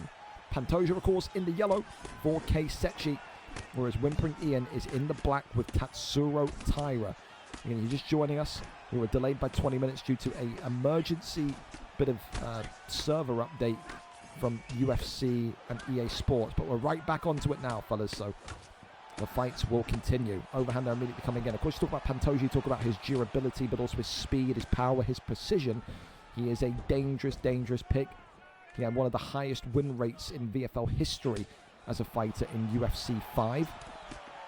Tatsuro Taira maybe was never really used in UFC 5 when you think about it. A couple of usages, but he wasn't ever really deemed as meta. I'd love to get the opinions of maybe the bantamweight, flyweight guys, or guys with incredible knowledge about Six, about why Tatsuro Taira is now universally liked amongst the maybe elite players. Is it his height? Is it the fact that he's got those submissions in his locker, or is he still maybe a niche pick? You be the judge, you tell me. So far though, Sechi doing well to kind of analyze that strike pattern. He's the thing that I love always when watching these guys, because I'm not as good as these guys, granted. If I joined the league now, I'd be like light heavyweight, middleweight level. But it's just the timing. It's those kind of ability to know when to exactly pull a jab or pull a strike and just take time and open up doors, open up traps.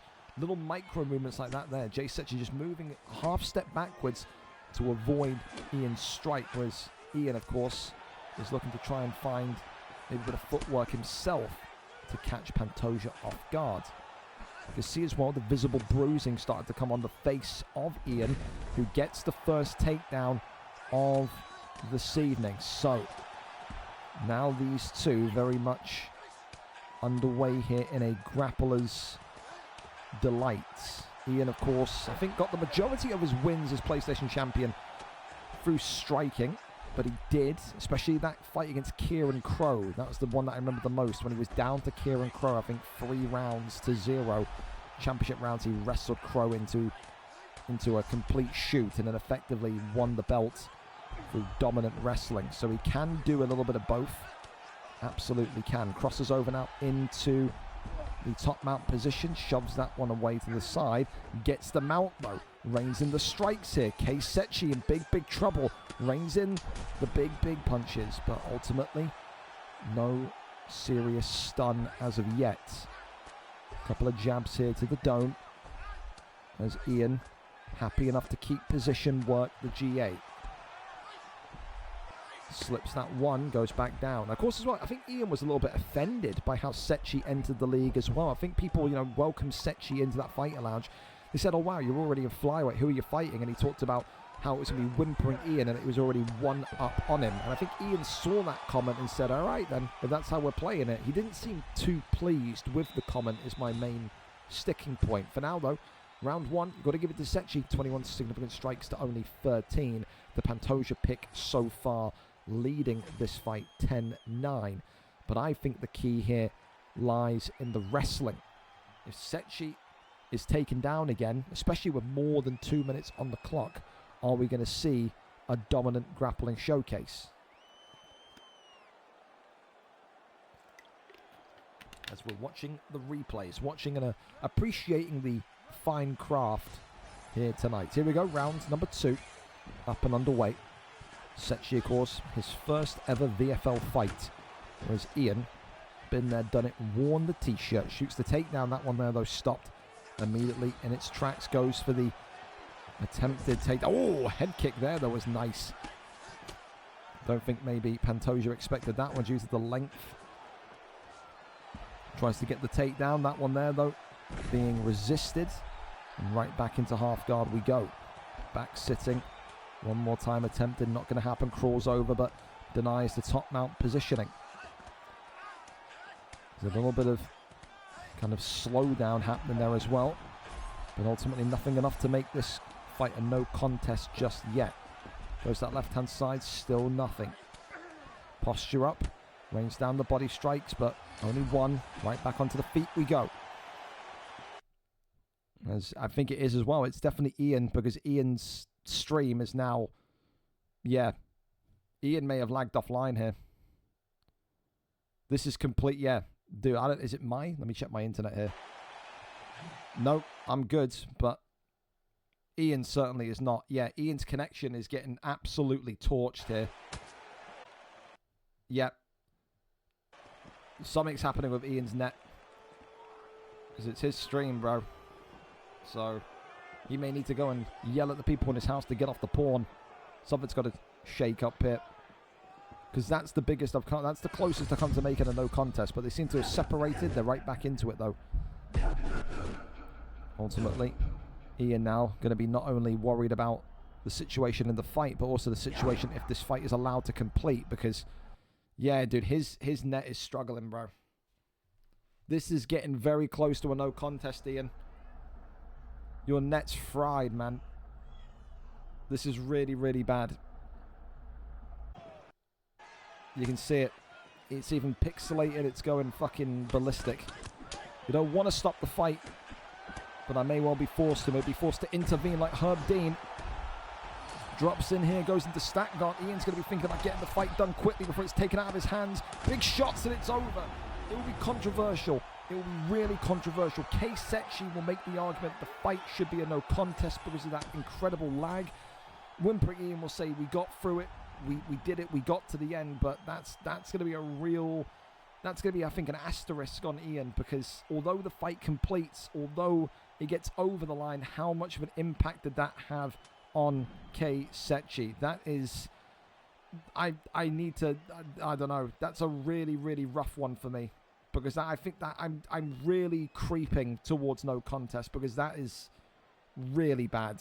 That made such a difference to the flow of the fight. I think you have to run that back next week. I don't think it will be fair to Secchi whatsoever, unless Secchi wants it to count, but I don't think any fight is ever going to sit there and say, yeah, count that. But yeah, he didn't finish him whilst it was lagging, to be fair. Yeah, granted, but you talk about the damage that he took, or maybe the disruption of momentum. You know more than anyone, Jazz, if you know that happens in a fight when you're doing well, which he was before that bolt of lag. You know, it's very difficult. I'm open to doing a poll there, but when neither fighter can play, I think it should be a no contest. I think you're right. I think that I think it completely disrupted momentum. I don't even want to do a vote. A vote feels cheap to me. So I stopped throwing as soon as it started, but I understand. I think, listen, we have to run it back. I mean, listen, if I don't know if Ian's internet is stable enough to run it back now, but I'm open to it. And then if it starts lagging again, we can cancel it again.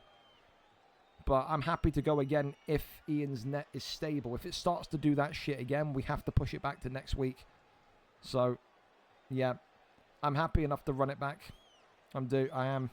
So, yeah, if Secchi's still there, rematch, same picks, let's try it. But when the stream starts lagging and all that starts happening, you know it's internet there. It is. So let's get going. Let's go again. Secchi is what DMing me. Go now. There you go. So Secchi's down to run it back. And we will look at it again. DM me one home. There we go. So let's see if we can get a clean one between these two. I was panicking thinking it was the EA servers going down again, but when the stream started buffering, that's when I knew, yeah, Ian's getting absolutely torched is the only way to describe it.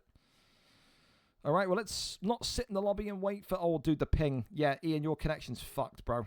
456. Yeah, this is a no contest. You can't do that, man. Yep. 447.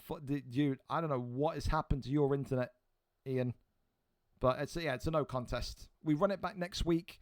Ian's internet is melted into a pile of ass. There's no other way to describe it. No contest.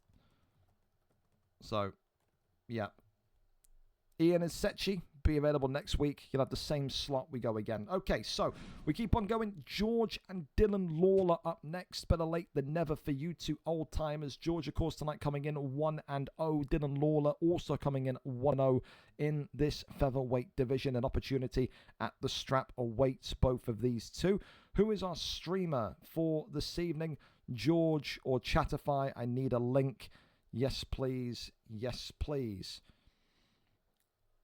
Try change streamer. It's just, I think we're already too far behind because of that. It would just be we'd be fiddling around, wouldn't we? But yeah, because I'm aware people also need to go to bed too, man. So it's one of those. I don't think Ian's too upset by it. I don't think Sechi's upset by it. It's just a weird random occurrence. And they'll run it back next week. Easy peasy. Of course, that does mean that fight is void on your predictor card. That one will not count tonight if you are playing the predictor card minigame. Here we go then. Korean Zombie for George against Yair Rodriguez. A grappler in George against a kickboxer in Chatterfy. Let's see what happens here in this one tonight. An opportunity to stake a claim for a shot at the 145 strap. George had a phenomenal victory last week against Warbsy, I think it was. Chatterfy, of course, continuing to almost demand a road back into that bantamweight flyweight division. George tonight in the black trunks, whereas Dylan Lawler, Chatterfy, in with the white trunks of Yair Rodriguez. Body shot there comes forward, and look at that already. Trying to use the incredible leg work of Rodriguez almost instantaneously. Of course, when you think about these two polar opposites, George made a namesake from grappling people, controlling people, getting submission victories, in a nutshell, whereas Chatterfy, of course, he eventually did add grappling to his game, but was always predominantly a striker first. Confidence of a bantamweight, but of course the inconsistency, maybe you could say, of a welterweight. That's where Chatterfy has been let down in recent months. Body shots there already as Korean Zombie has opened up a door of damage. And look at this though, right back goes Yair. Left and right-handers now. Look at this, the speed, the fluidity of Chatterfy through Yair Rodriguez. Body shot there comes in. Another one landing on the ribs of George. George is keeping it really tight here. And that's going to be a downfall, I think, because Korean Zombie is not Volkanovski. Jumps in here. Chatterfy looking for the finish through stack guard. This could be it. The Welshman tonight gets it done in round number 1. The old-timer, one of the great camp leaders of Boa MMA, George, tonight made a rookie mistake, and that rookie mistake was using Korean Zombie on a main card. That did not suit George whatsoever. He tried using Korean Zombie like he would use Volkanovski. For Chatterfy, fair play to him, kept his composure when that body rock happened, took that slight half a step away from Korean Zombie, countered back. The fluidity tonight, for me, was a selling point for Chatterfy, one of the slickest strikers in the featherweight division at this minute in time, and moves to a perfect 2-0. Congratulations to him. Commiserations, of course, to George as per usual, but he has lost fights before, he has won fights before. He will be back, no doubt, and I'm sure Dylan Lawler will be keeping an eye tonight on Matt D versus Fat Bot Loves Food. He is itching to get a title shot. He is itching to get back to, of course, that bantamweight flyweight division. And for George, yeah, okay, it's his first loss inside the octagon in the featherweight division on UFC 6, but he's been there before. As I said, he was, I think, a 3-time champion with an 8 negative record at the end of UFC 5. Record means so little when he knows he's so damn good on his day. But not his night tonight. Dylan Lawler goes to 6-2 overall record now, whereas George goes to 1-1. We keep on going then, and we head over to Razor Riley and Nintendo, a light heavyweight bonanza tonight. Two Americans meeting in the center of the octagon to do battle. 1-0 for Riley, 1-0 for Nintendo. Both of these two have won championship gold before, but only one of these North Americans goes to a perfect 2-0 tonight and lays down the roadmap for a potential light heavyweight title shot. 5-star fight is illegal. Are we going to see Pereira? Are we not? Time to find out. We're there. We're set and ready. Razor Riley is our cameraman here this evening. Yan against Jones here tonight. A big thank you to these two as well for being patient about those EA Sports server delays also. Big thank you as well to AO Percy for the follow. Appreciate you, my man. Welcome in here tonight. Again, if anyone in the chat can help Mendoza as well with understanding the league, the Discord, that would be massive help. Of course, we'll get them tagged up after the card, but just help the new guys out a little bit, will you? Appreciate you. Here we go, though. Jan Blauschwitz in the red trunks, Jones in the grey trunks. Your favourite tonight, probably Nintendo, just because of how dominant he has looked in the past. Razor Riley, lovable guy. Everyone loves Riley from the Madden side. They love him because he's been a veteran here in VFL, but the reality is Riley is a little bit temperamental. No offence, Riley, but one bad round, one bad stun, he gets very panicked, he gets very spooked quickly. A strong start for Riley, if he wants to win this fight, is absolutely pivotal. Some will say, though, that Nintendo has some of the best striking in the 205 division. Can maybe the answer tonight, as John Anik just got louder in my ears, can the answer tonight maybe be a potential takedown, some wrestling from Razor Riley, as John Anik's now gone quiet again? What is going on with the audio in Riley's stream? No idea. For now, though, right hand there comes onto the block of John Jones as he continues to shuffle around the center of the octagon. Of course, it's only a 3-round fight tonight, so don't worry about that being 5 rounds at the top. If this one, of course, goes to round 4, we'll ask someone to lift up their arms to taunt, eat the knockout, and then we'll go by the judges' scorecards of the opening 3 rounds. So far, though, both of them almost kind of like opposing magnets, aren't they? They're just repelling each other. No one wants to stand in that pocket and swing. I think the one thing I want to see Riley do a little bit of as well is work the legs of Jones. So I mean, work the leg kicks.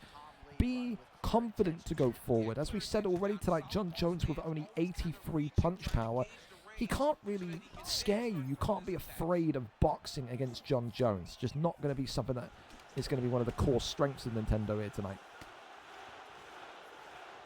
Continuing to shuffle around here is Nintendo as the right hand comes up nicely. Left hand is really good from Yan there. Surprised that wasn't maybe a bit more of a stronger stun, but take it as it comes. Front kick there comes forward. Left and right hands being worked again by Blauschwitz here. And it's intriguing to me to see which one of these two will eventually shoot that first takedown, because I think this fight does open up the Pandora's box, cracks open with the wrestling, and both of them can do it. We've seen both Riley and Nintendo have some great wrestling attributes before. An attempt there by Riley, but he was out of range there. Leg tap there coming in again. You see both the legs being worked by Jones there. It's a good amount gone off. There's a good bit of takedown defense there from Jones. Shoots the takedown, gets right back to his feet though. Clear as day tonight. Nintendo wants this one up front and easy. Look at that. That's nice. Good little cancellation of the takedown and a couple of elbows there to that wound. Already a red health pack there on the head of John Jones. As now Nintendo attempts to go for one. Goes upstairs though with his own spin kick variety. Another takedown landed, but this time by way of John Jones. 15 seconds left of round number 1. And definitely the definition of a feeling out round. You didn't really see too much damage or too many explosive knockdowns or stuns in that one. I think the thing that Jones has got to be wary of is that when that right hand of Yan is landing, it is causing issue. Like I said, you got that red health pack. Riley, whatever you're doing, you got to stop fucking with the volume, bro. Please stop it. Because the volume keeps going up and down. I don't know what you're doing with the game volume, but John Anik is yelling at me and then he's whispering at me. Pick one. All right. Round number 2. Up and underway. Leg kicks for Jones as well. Absolutely working a charm here. We said we wanted to see some more leg kicks over the duration of the card tonight. We got that in this fight, but an immediate takedown lands. And now we have some wrestling about to take place. Gets him back up And ultimately no hold there. Now John Anik has gone for a toilet break. We don't even hear him anymore. That's good enough for me. A night without John Anik is a peaceful evening. Shoots the takedown, gets him up, slams him down. Wonderful. I said the wrestling would open a Pandora's box in this fight. And right now we are seeing that. Look at that flow state activated. Really good here. Riley's got to be very careful. Got to protect himself. Big shots raining in. The American could be in trouble. Ultimately, though, not too much damage taken in that position. Oh, it's a great deny. That is absolutely world class from Nintendo, who has clearly been working on his ground game here. Another big deny. And yeah, I think now we know who the superior grappler is tonight. Because it does not look like Riley is going to want to have this fight go back to the floor anytime soon. Goes to that right-hand side. Gives up his back. Oh, and he's flattened him. That's not good. And Razor Riley's in big, big trouble. No, and he concedes one shot to the left side of his head. Goes back down into half guard now. Nintendo showing tonight he's got a little bit of everything. Ground game, striking, all of it is in his favor. Flying knee comes forward from Nintendo now. Look at this beautiful shot selection. Spin kick upstairs attempted. As John Jones there was almost kind of falling into Yan with the takedown attempt. Still, these two at a little bit of a stalemate. Body shot there comes in nicely. It's only going to take one rock, one stun from Riley to get him feeling confident in this fight. And I think he knows he's not too far away from it. You look at that John Jones head health. It is starting to come down more and more. But that is a huge strike that opens up Pandora's box against Riley now. Leg kick comes off. That lead left is getting beaten up. And you can see again Riley constantly flipping between stances now. Leading with the right. Spin kick upstairs. That one there just about protected. Works off the jab straight. Shoots the takedown. Gets the land. No. Resisted. Denied. Cancelled out. Works off the jabs. Shimmies round to the left-hand side. John Jones continuing forward again. Right hand comes up. Front kick was a nice idea. As this one goes into the third and final round. A reminder, you two, if you can hear this, if this fight goes beyond round 3, at the start of round 4, someone taunt, get knocked out, and we will be going by the scorecards in round number 3. But for now, the last chance for either of these two to go and get a finish. I think Jones is 2 rounds up to 0. I think it is Yan, it is Razor Riley who needs to find a victory for a finish here in this one. One time for the Gringos.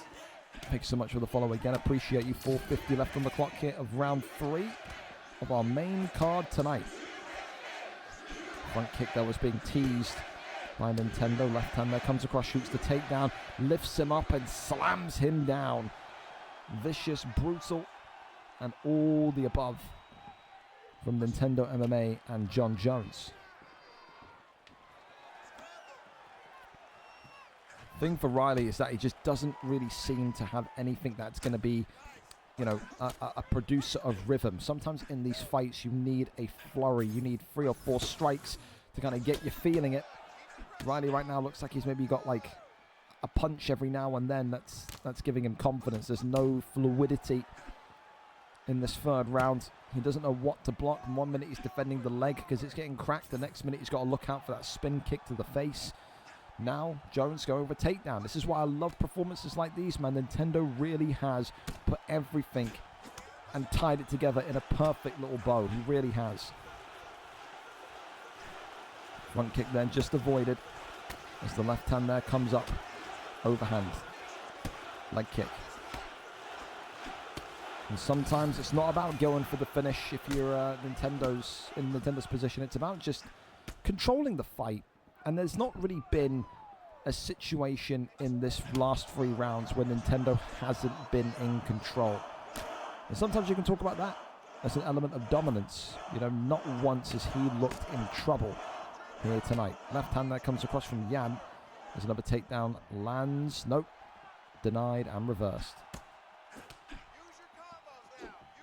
Front kick there comes forward as Razor Riley. Oh, eats a flying knee. Knee on belly, flow state, and there's no need for a decision tonight because Nintendo gets it done. He was waiting like a caged animal to get that flying knee off and then go and get that flow state finish, and he gets it done indeed tonight. Again, commiserations to Riley. Riley knows I love him.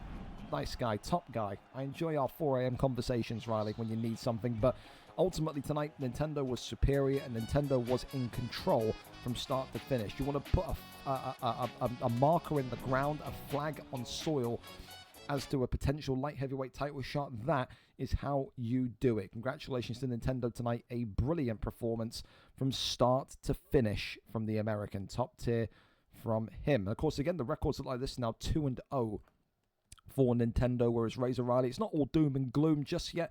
1-1 for him after he loses his first main card fight of UFC 6. Unfortunate Riley, but the only way is up, my friend. We have been there before.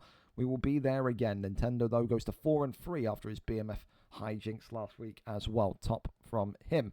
We keep on going then, and we go over into Koros 67 and Mr. Angry 104. Koros, of course, excited us when he got that beautiful win on the GameStar group card yesterday, but he's 1-0 in the VFL Octagon with potentially one of the biggest fights of his career so far. Mr. Angry One looks like a real contender, looks like a real menace in this featherweight division. Just as I looked at Juan Fei, I look at Mr. Angry One as being a next prospect in this division. Tonight, can the old-timer, the veteran, the former bantamweight flyweight contender Koros 67 remind us all just how great he is and bring back some pride to Scotland after their shocking World Cup? Or does Mr. Angry 104 remind everyone that he is not someone to treat lightly? We go over and up to it. Let's go and see who our cameraman is for this featherweight bout tonight. The answer, of course, is Koros 67.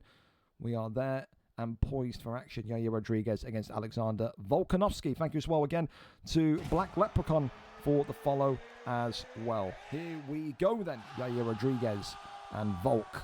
Of course, Scotland against America. Once again, it is an intercontinental matchup of dreams. Here we go. Yair Rodriguez as well. Great to see Yair Rodriguez making a comeback as a selectable fighter that has got merit in these main cards. I missed that in UFC 5. Koros, of course, in the green with Volkanovski will have pocket presence, will have pressure, will have all the boxing required to win this one. If you are Angry One in the blue with Rodriguez, you have to keep separation, you have to keep distance, you have to work that kickboxing. Immediate takedown attempt by Koros, but an immediate reversal and deny from Mr. Angry 104.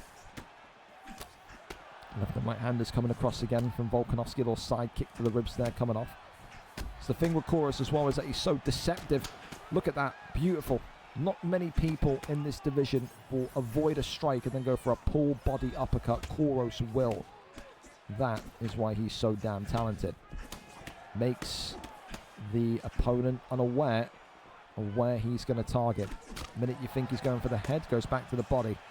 And vice versa. Attempting a takedown there. I don't know if that was maybe a misinput, but it was out of range if it was intended. 1-2 head kick there is nice as well. And again, for Angry One, such a kind of, mysterious fighter. Not the guy that kind of pops up into the fighter Discord and starts talking shit like so many guys do. He shows up, he does his fights, and he competes at such an elite level at times. You kind of wonder, where has this guy been? Of course, we know he's from the United States. We know he's from that continent of North America. But continues to get better and continues to kind of always excel when playing Europeans. It's almost like when we talked about Dexter and the New Zealand champion, when he was performing at such a high level on the bad ping. Mr. Angry 104 is the same. Of course, not as bad 400 ping as Dexter was doing, but still on 175 ping, the way that Angry continues to perform is always mind-boggling. You'd think he'd sat in the next room to Koros. You would. Of course, though, Koros right now adding on punches to that block, trying to compromise it even more. A little leg tap here, coming left and right. As Mr. Angry One there tries to fire off a head kick that maybe Koros wasn't expecting. Sad news for him was he was absolutely expecting it. Little leg kicks there come off again. Uppercut right hand is nice. Still Volkanovski just zipping in and out. As I said before in UFC 5, this is the definition of bank robbery boxing. You go in, you take as much as you can, and you get out of there scot-free. Right now, that's exactly the game plan that Kouros is doing. He is hitting and not getting hit. That is the obvious way to win fights. Deal damage, don't concede damage. Uppercuts there, flying in from both of these two. Swinging a miss on that head kick, though. Goes back down low. Left hand, right hand. This nice stuff from Kouros. And Kouros gets it done! Round number 1 from the Scot. Once again, do not doubt him. What a vicious knockout from Alexander Volkanovski. You just need that one moment from the Australian. And he catches him. It's that kind of, you know, that peekaboo shot. He gets him here with the uppercut, and it's the right hand that kills Yair Rodriguez. Knocks him down here. Alley-oop shot, boom. Right there, right hand across the dome of Rodriguez. Tonight, Kouros, again, bank robbery boxing 101. You go in, you hit, you don't get hit, and that is the reward that you get. Congratulations to him. Kouros, a perfect 2-0. And this guy was once upon a time, a couple of weeks ago, saying he should be in lightweight. He shouldn't be anywhere near featherweight. Looks like it was all smoke and mirrors. Looks like it was all Mourinho mind games. He gets it done in a brutal way tonight against Mr. Angry 104. Commiserations to Angry One as well. I do feel like he was unlucky there, but ultimately, if you allow Volkanovski to press up on you like he does, then, well, listen, there's only one way that fight's going to end, and ultimately tonight it was in devastating fashion for Yair Rodriguez. Of course, though, Angry One only 1-1 in his total career record as well, so not even that bad of a loss, especially against Kouros. From a bantamweight, flyweight contender, yeah, you can't be too upset with that one. Do I want to take it away from knockout of the night of Steve Garcia? I think I do. I think that was really slick. So, sorry, Kruger. I love you, buddy. Steve Garcia would have been nice, but I like that from Kouros. That was very nice. A Volkanovski knockout of the night. Next thing you tell me is that grass is green and the sky is blue. Up next, though, we go to our final non-title fight of the evening, and it is Stan the Demigod against Playboy Vinny in this middleweight division. Appreciate those two waiting for us. Stan tonight, of course, 1-0. Playboy Vinny, 1-0. Someone's O has to go. Playboy Vinny was offended he was in that middleweight division. Stan the Demigod at one point was almost offended he was in that middleweight division. Both of these two have had excellent starts to their career in UFC 6, but tonight one of these two will stake their claim as the next middleweight contender in a blockbuster PlayStation matchup. Amazed these two never competed against each other in UFC 5, but I guess all things that are good come to those who wait. So we're waiting on Vinny. If Vinny is fallen asleep, then same shit, bro. Like, if Vinny isn't here, then he'll be replaced. It's easy enough to replace, but yeah, he'll be, you know, same old from the fine list. But I guess we're waiting and we're seeing, because if he has fallen asleep, then yeah. No, you here? Okay, good. Let's get moving, please, Vinny. We're already behind, buddy. I was concerned and scared that you had fucked off into the land of sleep, but hallelujah. Meantime, I can give Mendoza his tags as well. There you go, Mendoza. You can now see all the UFC areas, buddy. So, yeah, you should now see everything, and the guys can guide you a little bit more as to where they all talk and speak and so forth and so forth. So, yeah. Is it you streaming, Vinny, or is it not? Am I going to your stream or somewhere else? I am. Okay, I'm here. Don't you worry, son. So, fantastic. Top tier, Jay Cartwright. Completed it, mate. Will that be the tagline attached to this middleweight contendership matchup here tonight?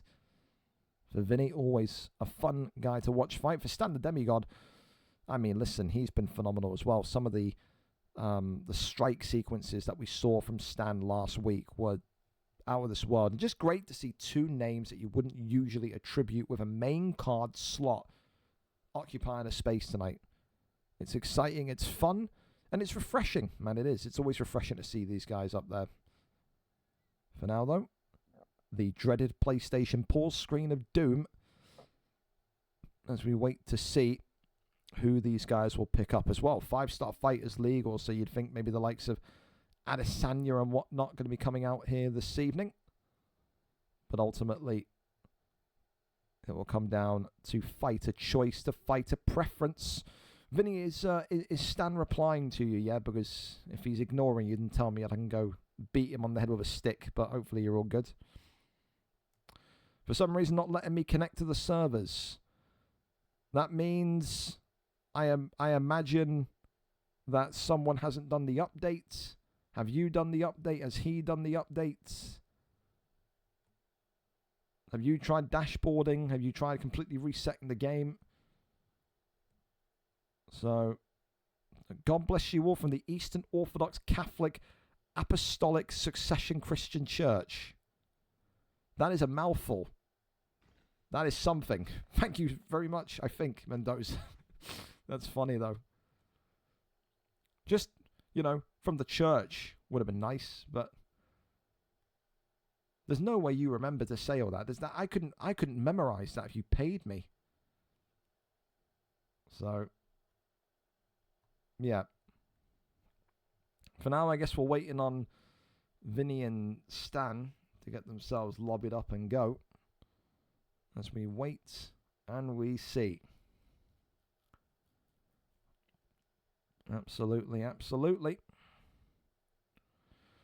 Vinny, anything that I can do to help here, buddy? Was you kind of sat here on this screen. You're not trying to dashboard or reset your game or anything here. Okay, he's turned the stream off. I think he's resetting. All right.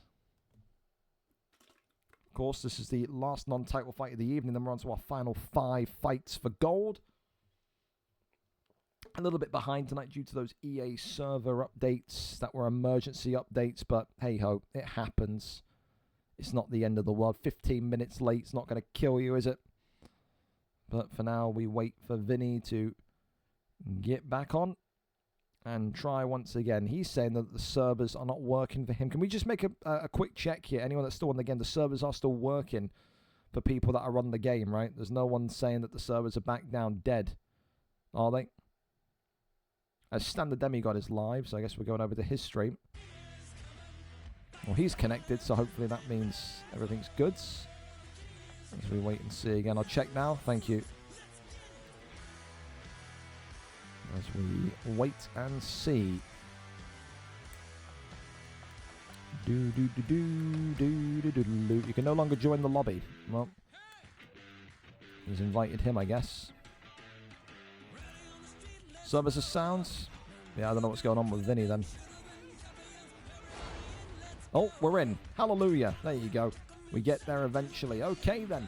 Middleweight royalty. That's the only way to describe these two with how they've started their UFC 6. Both of them are filled to the brim with confidence, but only one of them can carry on their fantastic form.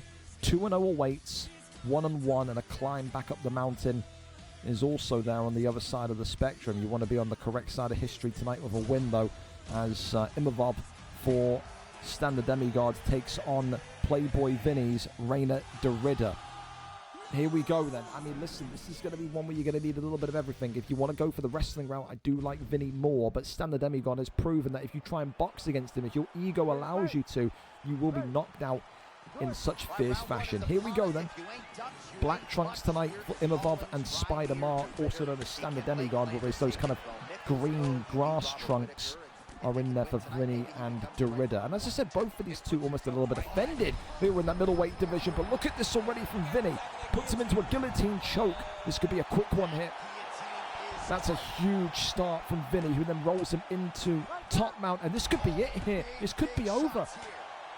Oh my goodness me, I thought it was. It was nearly a done deal. That would have been a statement in the middleweight division. Back flats him. Stan the Demigod's in huge trouble, man. And he's humping him. He's sexually assaulting him. Someone call the police. Tries to get up. That one there avoided. Goes over into back mount again. Flattens him. No. That one rejected. Tries to go for the armbar. Rolls him forward. And here comes the armbar to drop that block even more. Vinny is looking like a man possessed in there. There's a strike there effectively.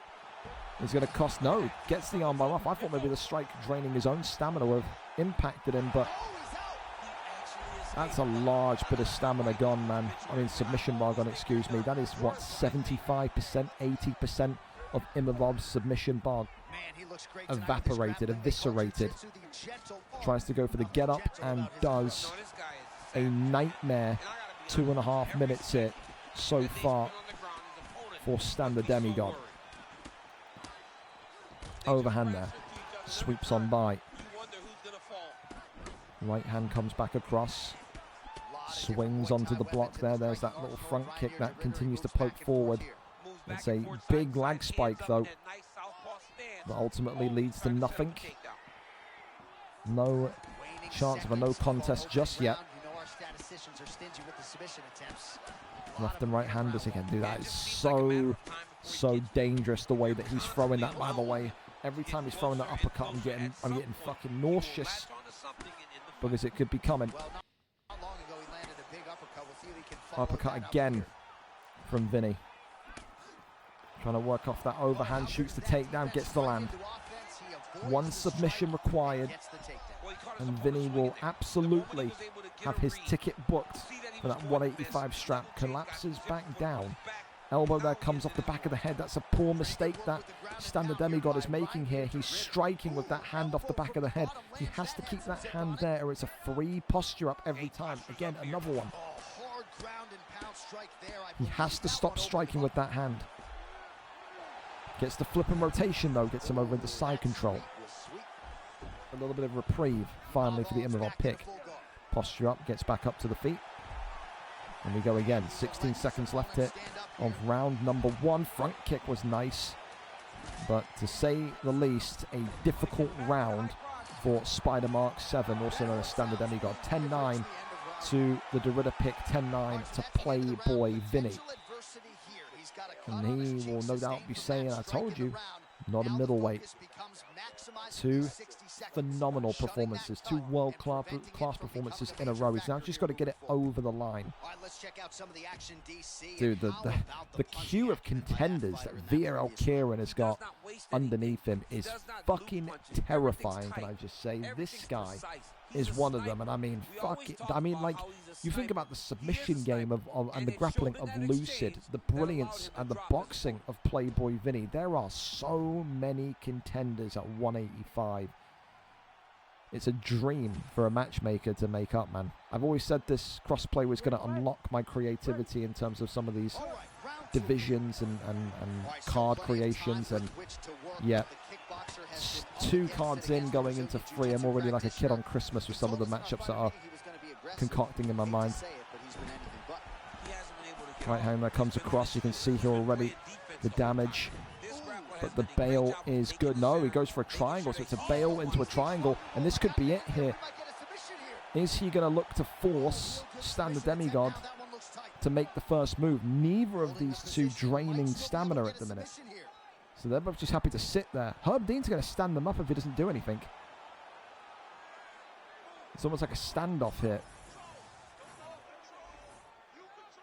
Neither of these two doing anything. I'm like almost convinced they're maybe stuck, but I don't think they are.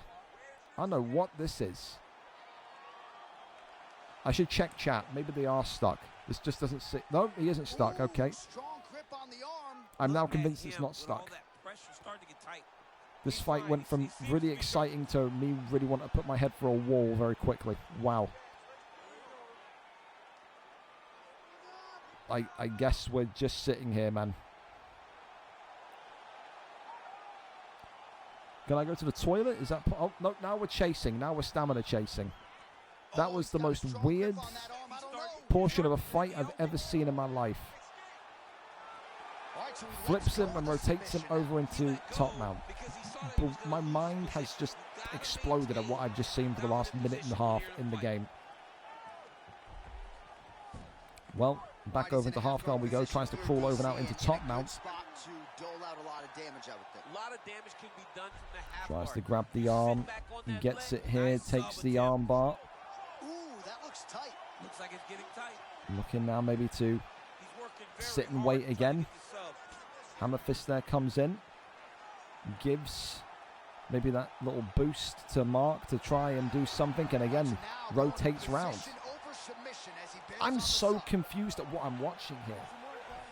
It was like a normal first round and then just like the most weird, perplexing round 2 I've ever seen. In a bad way. Resists that one. Does stand the demigod. Goes back down now into full guard. I'm trying to pass to the next position. Get to half guard so I can get my Body shots there coming in more and more. But only GA builders. Nothing that's going to impact body health or damage. Postures up and rains down a couple of strikes here. There's Derrida not able to get the knockout just yet. Great submission defense. Balls over now into half guard. Posture up. And absolutely nothing. That was quite possibly the worst round I've ever seen in 4 years. That was really, really shit. That's the kind of... Vinny went immediately from that first round from being next contender to now behind Lucid. That's just... That was the worst round I've ever possibly seen. To sit there in a choke position for a minute and a half doing nothing. Yeah, you ain't get a title shot off of that. Go back out there and impress me. That was dog shit. Terrible. He's won the round, but Christ almighty. Well, right back into it, of course. Vinny looking for maybe a quick finish here. Definitely you think Stan the Demigod Spider Mark kind of wants a brawl. He needs a finish. Head kick there comes off from Millerod. Uppercut there swinging through. Overhand. And Stan here continuing to just try and weather the storm. Uppercut there drops him. The arms extended. Goes back down low to the body. Big shots coming forward. Head kick now. Oh, Vinny gets clipped. Oh, great head movement there though. Really nice from Vinny.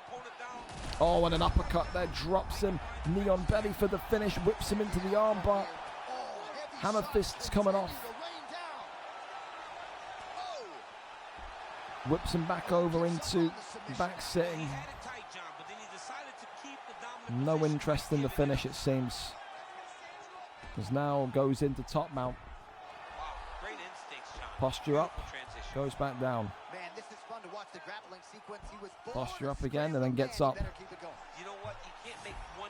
I'm so lost. It's the first time this UFC where I'm just kind of sat there thinking, what? Drops him again, left hand, the arm extended. 1 minute he's bowing and respecting, and the next he isn't. Confusing, weird, but it's done, I guess. But yeah, listen, it lost all energy for me after that first round. I mean, Vinny wins, fantastic, but he's not next. That second round of just nothing put him to behind Lucid. So great, congratulations, but very weird. I don't know if it's like an ego thing, a cockiness thing. I don't know what the purpose of that was. To sit there and kind of, again, to get him on knee on belly and then not go and finish the fight with strikes, to put him into armbar, to then just not finish it.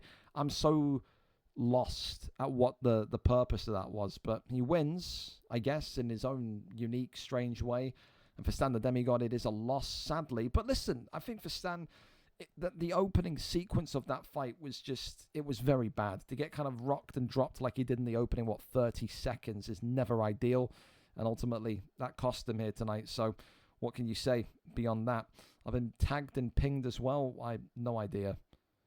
But yeah, okay, cool. We go over to our title fights then as we ping the Discord one more time for these tonight. Title fights are now live. And again, we've gotten through all of those only 15 minutes late. So not too bad here this evening for our guys fighting for gold. And of course, tonight we start off with a really exciting one.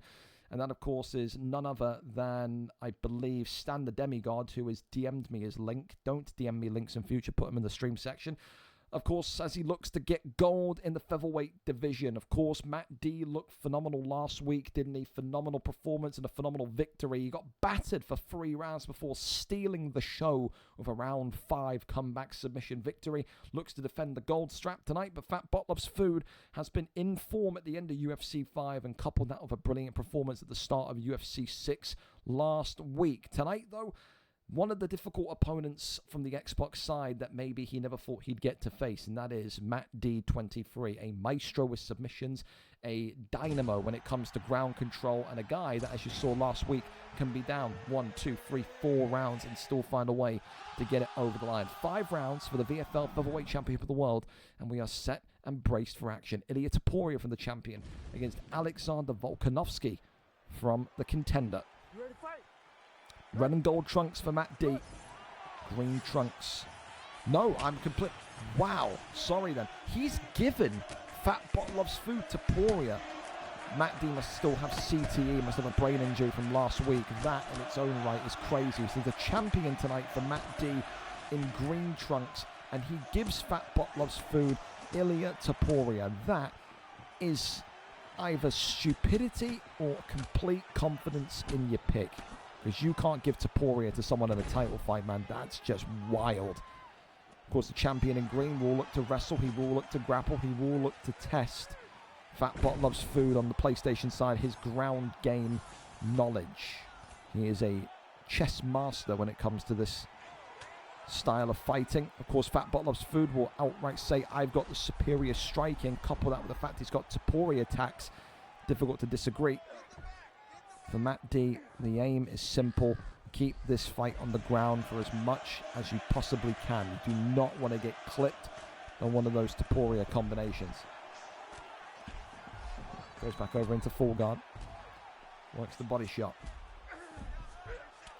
Topuria not able to transition out just yet. This is the thing, against someone like Matt D, you have to be so patient and so calm. You can't rush any of the transitions whatsoever.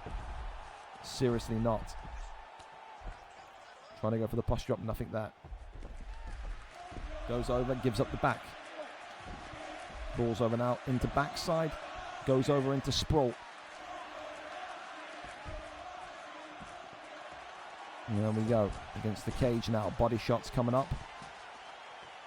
There's still nothing really as of yet landing with significant damage. Body shot there though from Topuria. Tries to go for the uppercut still. Topuria pouncing onto Matt D. This is how quickly Topuria can make you regret life, man. That's huge. And Topuria now a flow state. You've got to get out of there, Matt. The champion is in huge trouble. He's in instant retreat mode. Gets the takedown. If there was ever a sequence in your life that communicated to you that you have to keep this fight grounded, it was what we just saw 30 seconds ago. Matt D survived a really, really, really close sequence there. Works the body, and you'd think he's going to just work his way into the second round. Slow and steady wins the race and all that. Continuing to work the midsection of Topuria. Crawling over now into top man. That one there resisted. Still hear the posture up being looked for. As of now, though, nothing. Arm triangle is being maybe floated, but I think if you're Volkanovski, you're just happy to get out of there alive, man. Because that was really, really close. And I think Fat Botlov's food, even though he finished that round with Volkanovski on top of him, he has to be so confident. It's only going to take one flurry. As long as your takedown defense is good here, you're in a very, very strong position. As the volume, I haven't turned my own headset down, so the volume, right back to what it is. Okay, so round one, you have to give it to Topuria because of that knockdown.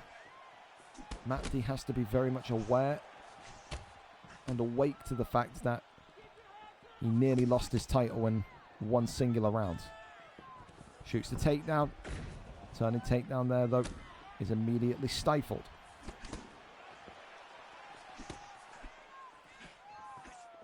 I think if you are Fat Botlov's food with Topuria as well, you just need to try and find a way to create chaos. Enough chaos to where Matt D has to box with you. You always fancy yourself as Topuria with the boxing. However, the turning takedown there landed. And now Volkanovski, with 3 minutes and 40 seconds of time in round 2 left, able to kind of smother you. So this is exactly what Matt D wants. Back up to the feet. Clinches there. Takes the back. Wrestles him down, but resisted almost immediately. And then shot right back. All right. Is that kind of a frustration takedown there, though? You know, we don't really see Fat Butt Loves Food in wrestling often. Was that him just being annoyed at how much wrestling was happening? Maybe. Yeah, Matt Dean not really too picky. He doesn't mind being on top, on bottom. He's got submission wins from all over the shop, but the one thing you do not want to allow Topuria to do is to get into top mounts. That's when everything starts to get very dangerous very quickly. Couple of strikes here, goes over though into side control. Rotates him round into sprawl. Tries to grab the knee. Has him back down there in side control. Hammer fist, nothing more than that. Goes into sprawl. Backside was being looked for. Denied him once there though. Volkanovski happy again to just turn this into an affair where points are going to need to be considered. Body shot there comes in, but there's more than 60 seconds for Topuria to get himself right back into a dominant position to end the round. Another leg kick there, just stifled, goes back to the body, does Volk. Oh, that's a good combination. It's about 5 punches in that one. That was nice. Shoots the takedown, lands the takedown. This is going to start to be getting really frustrating now for Fat Butt Loves Food, because you can't make the read of when the takedown's coming, and when it is, he just can't deny it. Has Matt D done enough though to win that round? As I've spilt water on the computer nearly. That's great. I don't know if he has. I don't know if you can still give Matt D that round confidently. Maybe you can say yes because you've got 9 significant strikes, but are you really going to talk about winning a round on points with 9 sig strikes? It's difficult, man. It's difficult. I think he has to fight this way. I don't hate this at all because of the scare he got in round 1. I think Matt D tonight, if he wants to get this, he's going to need to zap the stamina down of Topuria, and he's going to need to get this to, you know, the championship rounds at the bare minimum, round 4, round 5, and go from there. So now round 3 up and underway. No signs of a finish yet following round 2. Continues to show with that lead body kick that he is not disappearing anytime soon. Now going for that strike on the lead left. Uppercut there, lands beautifully, shoots the takedown. And landing nicely. Denied once more. Work shots to the body. Topuria over into side control.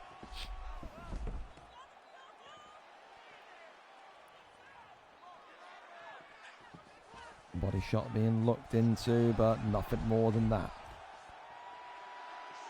Topuria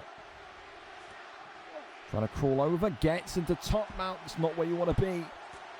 That was that 50-50 transition. Matt going to try and use the cage and flips him. Wow. Clutch from Matt D. Clutch from the champion. He did not want to be down in that position whatsoever. Rolled right back though. This tug of war for position and momentum in the wrestling positions now very much alive. Denies that one, goes for an attempted arm triangle. Shoves the arm away. Still a couple of light jabs there on the surface. Now goes over into side control. Keeps him locked in. This is a really, really good spell of control though from Fat Butt Loves Food. Showing Matt D that he's not afraid of this ground game position. And that's the thing, you don't want to show fear to someone with as many submissions as Matt D, 23. Moves to the left hand side. Can you get, dude, it just takes one deny like that from Topuria in that position and the fight's done, in my opinion. Volkanovski, ironically, is the fighter with the biggest stamina disadvantage though. Takes the back. Pulls him down. For inside control. Works the body. Over into half guard. Continues to just assault the rib cage of Topuria. Posture up. As we are looking like we're heading to round number 4 here tonight. First title fight of 5, and championship rounds are required. It took him 5 rounds last week to win the gold. Is it going to take Matt D23 5 rounds tonight to defend the gold? I am completely lost as to who's winning this fight on the scorecard so far after 3. Not a single clue. Round number 4 up and underway.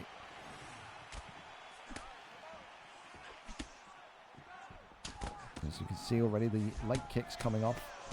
As Topuria now getting his hands moving. Shoots a takedown, does Matt that one there. Stifled in an instant.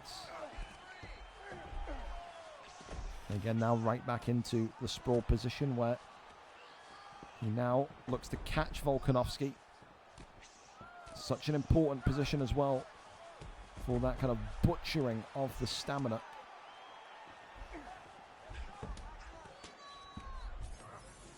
Got to try and find a transition though. You've got to be brave still if you're Volkanovski to look for a way out of it. You can't become a sitting duck. Matt will know that.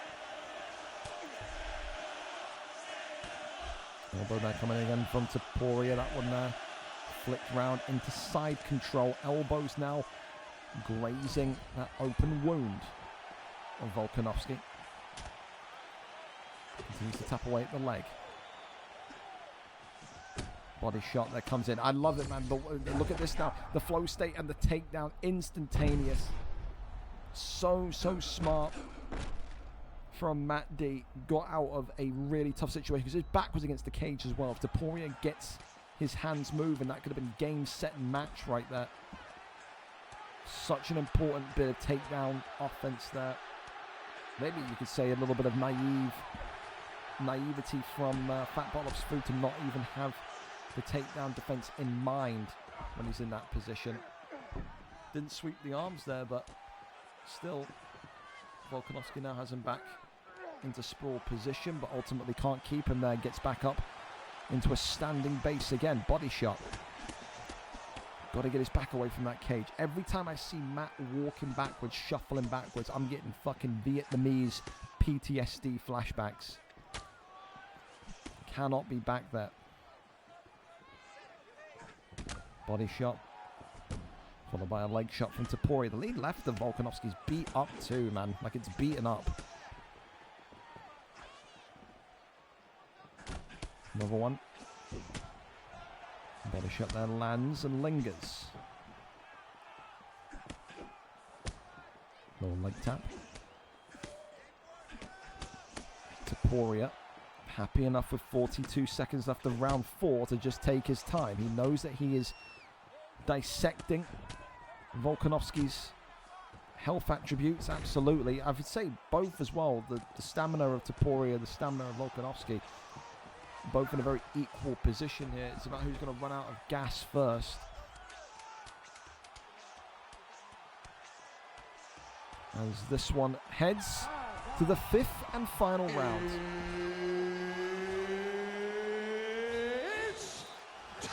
You could make a serious argument here that it's either 3-1 or 2-2. Round 1, 1 knockdown, but superior significant strikes for Volkanovski. I think it's 3-1. I think Matt D is 3-1 down. It wouldn't surprise me if it is 2-2, but I'd be looking at that and I'm a pessimist. I believe the world's going to explode tomorrow. That's how much how doom and gloom I am. I seriously think Matt D has to treat this now like he is 3-1 down. 5th and final round. He won the belt last week in round 5. Does he defend it this week in round 5? Here we go then. Fat Butt Loves Food. What have you got for us? Left and right handers again immediately from Volkanovski. Head kick there comes up. And Topuria shoots the takedown. Gets the land.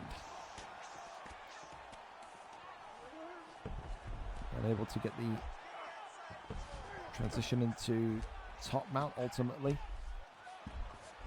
Taporia has time. 4 minutes is a long, long time. Denies that one. When down on the scorecards last week, Matt D won by submission. Oh my goodness me, he's been knocked down. And Fat Pot Loves Food may have just opened the door. Featherweight Championship gold calling his name.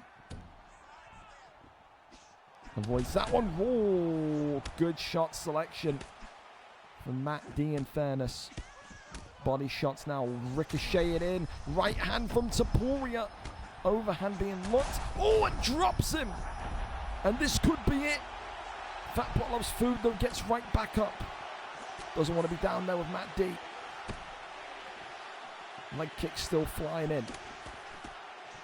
Matt D looking for maybe one of the counters of all time. Left hand there. Comes in an immediate takedown, and this time an immediate takedown deny from Fat Pot Loves Food. Has him against the cage. Oh, it drops him! And this has got to be it. Fat Pot Loves Food not able to bring it home yet. Right back to his feet he goes. Matt D in really, really, really wobbled territory now. Oh, clips him and sleeps him. And now it's got to be over. Fat Pot Loves Food not got it done yet. This guy is made out of titanium with Volkanovski. He continues to survive until he does not. 3 minutes and 46 seconds into round number 5, and the golden lesson we've learnt tonight is no matter what, you cannot give your opponent Ilia Topuria in a title fight as champion with advantage. Tonight though, Fat Pot Loves Food makes it a short reign for Matt D, clocks him with that left hand and brings the belt back home to Spain, brings the belt back home to Georgia, wherever the hell he's located. 3 minutes and 46 seconds in, he gets it done tonight in what had to be a really patient performance from Fat Pot Loves Food. Didn't get himself too flustered when, of course, the takedowns came in, and that was such an important facet of the fight. Congratulations once again, Fat Pot Loves Food, and new featherweight champion of the world. For Matt D, will he have regrets? I think he will. Will he look back and say, was the decision to give him Topuria the wisest? I think not. But ultimately, decisions were made, and decisions have to be learned from. One-on-one loses the belt after 1 week, and this is going to be a division where it's going to be very tough, let me tell you, to keep the belt. So many top-tier contenders, but now it is Fat Pot Loves Food who controls the hot seat, that controls the top of this division. Congratulations to the new champion once more again today. Goes to 7-1 as a total record after that victory tonight. Matt D goes to 2-5. The climb back to the top continues and begins now for Matt D. Up next, though, we go to the light heavyweight championship of the world, and it's Techie Dags against DG49. Techie Dags 1-0. Damien Go, of course, coming into this one tonight with a clean record, a record, of course, down here of 0-0, but he was robbed of a title shot at the end of UFC 5, where he had, I think, a 4-fight win streak. Wasn't available last week. He's available this week, and as promised, he gets that title shot that he was missed out on in UFC 5. But has he played enough UFC 6 to be comfortable to go and secure the belt here tonight? Let's go over and see. Damien is our cameraman tonight. Of course, no doubt maybe his brother G09G going to be in the corner in the room next door. Let's see though, Yan against Jones, as this light heavyweight action is about to take place. A new champion has to be crowned. We saw Zed, or Toxic Rose, last week win the belt. He vacated after winning and said, move me right up to middleweight. So tonight, this belt is vacant and needs a new home. Is Damien Go finally going to have gold around his waist, or will the very, very, I think, deceptive Techie Dags, who sometimes is great, sometimes is terrible, can he find consistency today when it matters most and bring home the belt for a first ever title win inside of a VFL octagon? He's never won any sort of gold here before. Yan, of course, in the black for Damien Go. Techie Dags in the red with John Bones Jones, and immediately you can see that kind of ferociousness, that velocity coming out here for Damien Go, who immediately is tagging and bagging John Jones. Of course, we've seen Techie before. with some excellent kickboxing, but we've never really seen him be able to kind of knock out people in quick succession. Tonight, maybe he will need to try and focus on maybe a slower posed fight compared to a fast posed fight, because right now, I said it before, I don't know about this version of Jon Jones if it's different, but the strike power, the punch power of Jones is not something you can rely on. I think if you turn this into a brawl, if you turn this into a close proximity pocket boxing, phone booth brawl type fight, Jan wins this, and he wins it devastatingly. So for now, I think if you're DG, if you're Damien, you have to kind of embrace this close proximity fighting and bring it all in. Great head kick there that sends Jones stammering backwards as well. Beautiful three-piece combination there already. Swing of the miss. That's a head kick from Techie Dags, but no sign of a knockdown, even though maybe you could argue that he should have got one there. Still, they're working down low to the body. Blauschwitz here, eating a kick to the midsection. Swing and a miss on that one. Works off the jab. Nice. I like the little kind of micro pulls that DG is pulling in as well. Continues to walk Jones down. Knee there coming from the inside. For Techie, need to see when the first takedown from Jones comes in as well, because I feel like tonight, you talk about Jon Jones, you talk about the ability to wrestle. He's got that all-American background, doesn't he? You have to use every facet of Jones. Especially DG didn't really have maybe the slickest of, you know, knowledge of the denies back at the end of UFC 5. Maybe that's changed, working with his brother, but only time will tell. Body shots here continuing to land. And a premium head kick there, swipes up top from Jan. Ultimately there, though, these two continue. 50 seconds left of the round. Overhand swings in from Jones. Body shot right back into a side kick from Jones. Works up that jab hook. Goes for the uppercut. Oh! Jon Jones looking off the jab. Jumping switch kick comes in from Techie. Shoots the takedown.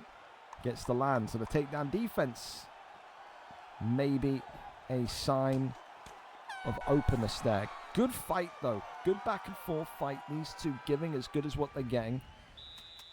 Check the stats here to give you the insight, and so far you'd have to say just by 3 measly strikes, Jan Blauschwitz, Damien Go, is winning this fight so far. For Techie, I think he's got to shoot that takedown sooner rather than later. I don't think you can continue to strike in such a aggressive, pub brawl-esque way as you're doing against Jan.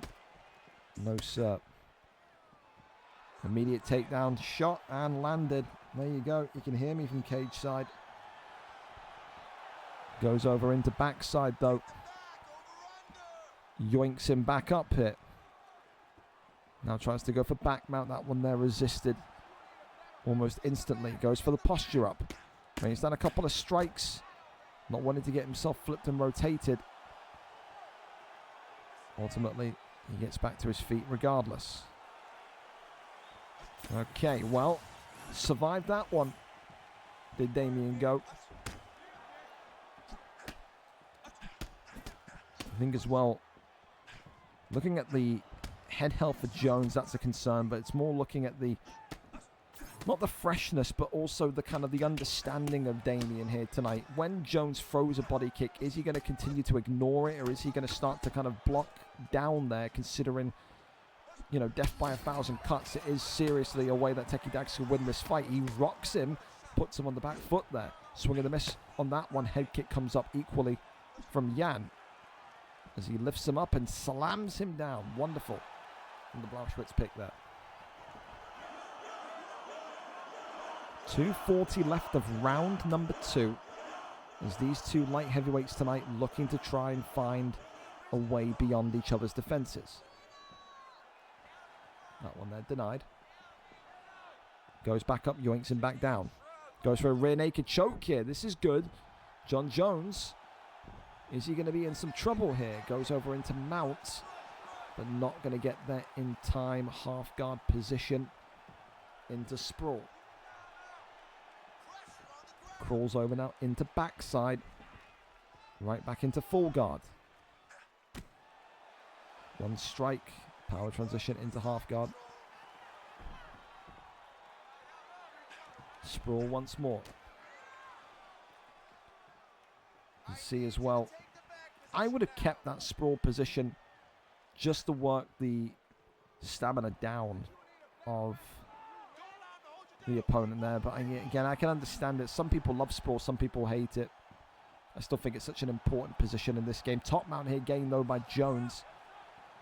There's ultimately that one there shoved to the side. Does you see he's got an armbar from down here, which could be interesting. Crawls over into top mount. John Jones though rejected. Tries to go for the armbar. John Jones says not happening. Gains top mount. Immediately though shuffles out into half guards. Elbows continuing to be dropped down here. And this will take us into round number 3. So, a bit more of a kind of tactical one that time round. 5 out of 13, 5 out of 18. There's a real possibility Jones has won that purely because of the stun. I do think so. So I'm going 1-1. But definitely a more controlled round from Jones. Less damage coming his way. Less forward motion coming from Jan. If I'm in Damien's corner, I'm telling him we got to get back to what we looked like in round 1 there. I think if that's something that his brother can do, if his brother's with him, has to tell him, whoever's in his corner, you have to get back to that kind of ferociousness, that kind of directness that we had in the first round. If you're John Jones, keep doing exactly what you're doing. Limit the damage. Use all the assets and the strengths of John Jones. And make this one feel a little bit annoying for your opponent. Oh, big flow state moment though. Big shots though to the body. Jones not blocking. Jumps in though. He wanted to be ferocious. And he very much starts off with a ferocious bit of ground and pound. Potentially no. Gets back to his feet. John Jones now fighting fire with fire. Body shot there comes off. Left hand now creeps across the face of Jan. And now flow state from Jones and an immediate shot and an immediate takedown from Jan. That's really smart. Again, you see flow state coming, you shoot the takedown for dear life and you get out of that. Sweeps the arm, tries to cross over into top mount, not going to happen. Finds himself in sprawl. That one there, rejected. He's going to go for a guillotine here. John Jones in trouble. Look at that stamina. He's in some serious discomfort here. The guillotine is in. Drops the submission bar by just about underneath half. It takes it to about maybe 55, 60%. But that's a huge moment for Damien because, of course, what it does, a choke submission, drops that stamina recovery. So now, what Techie Dags has got is a ticking time bomb on what his stamina is going to look like in round 4, in round 5. Tries to crawl up into back mount, not going to happen. Rotates him through into full guard. No sign of a secondary submission, but look at this. Takes the back. If he gets rear naked, and again, he's going to go for an armbar. Jones is in huge trouble now. A big slip and a big moment as Damien Go looking to take the arm and gets it. Round 3, 2 minutes and 18 seconds in, and Damien Go finally has light heavyweight gold. He was calm, he was dominant in the first round, he slowed down in round 2, but then he waits for that mistake from Techie Dags and he tweaks and cranks the arm to bring home that light heavyweight strap. Not Techie Dags' night tonight. I think the pick was wrong. I think the way that he was using Jones, again, he didn't look like a Jones performance. It looked like he was too interested to use Jones' wrestling as much as maybe he should have done, and Jones' reach, his length, he needed to use more of that in round 1. He got way too sucked in to a brawl in round 1. You cannot brawl with with Jones against Jan. It just does not work. And tonight for Damien Go, he reigns supreme. He brings home that first strap of UFC 6. Congratulations to him tonight. Round 3 submission, 2 minutes 18, courtesy of Jan Blachowicz, I can never say his last name, there this evening. And again, really good for Damien Go, because he's had to wait and he's had to really be patient for this opportunity. And tonight, finally he gets it over the line. Maybe we don't have to call him a boxer anymore. Maybe we've got to call him a balanced fighter now as well, because that was not a boxer's performance. That was a balanced MMA performance if I've ever seen one.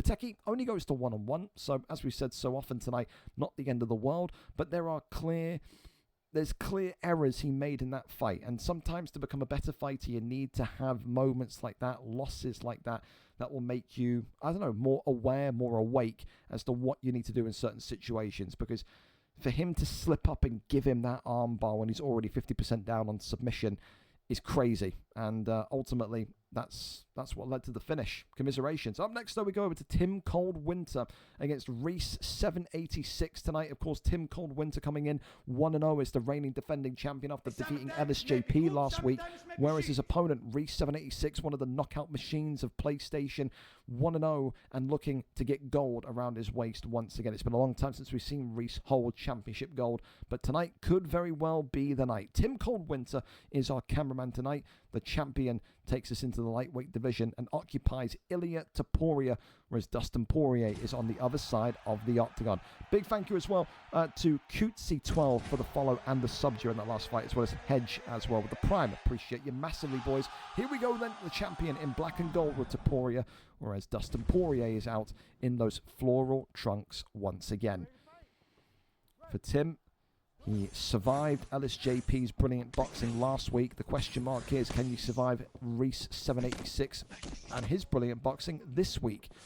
Reese is not a groundsman. He is not a takedown artist. If anything, it's a carbon copy of what LSJP was last week.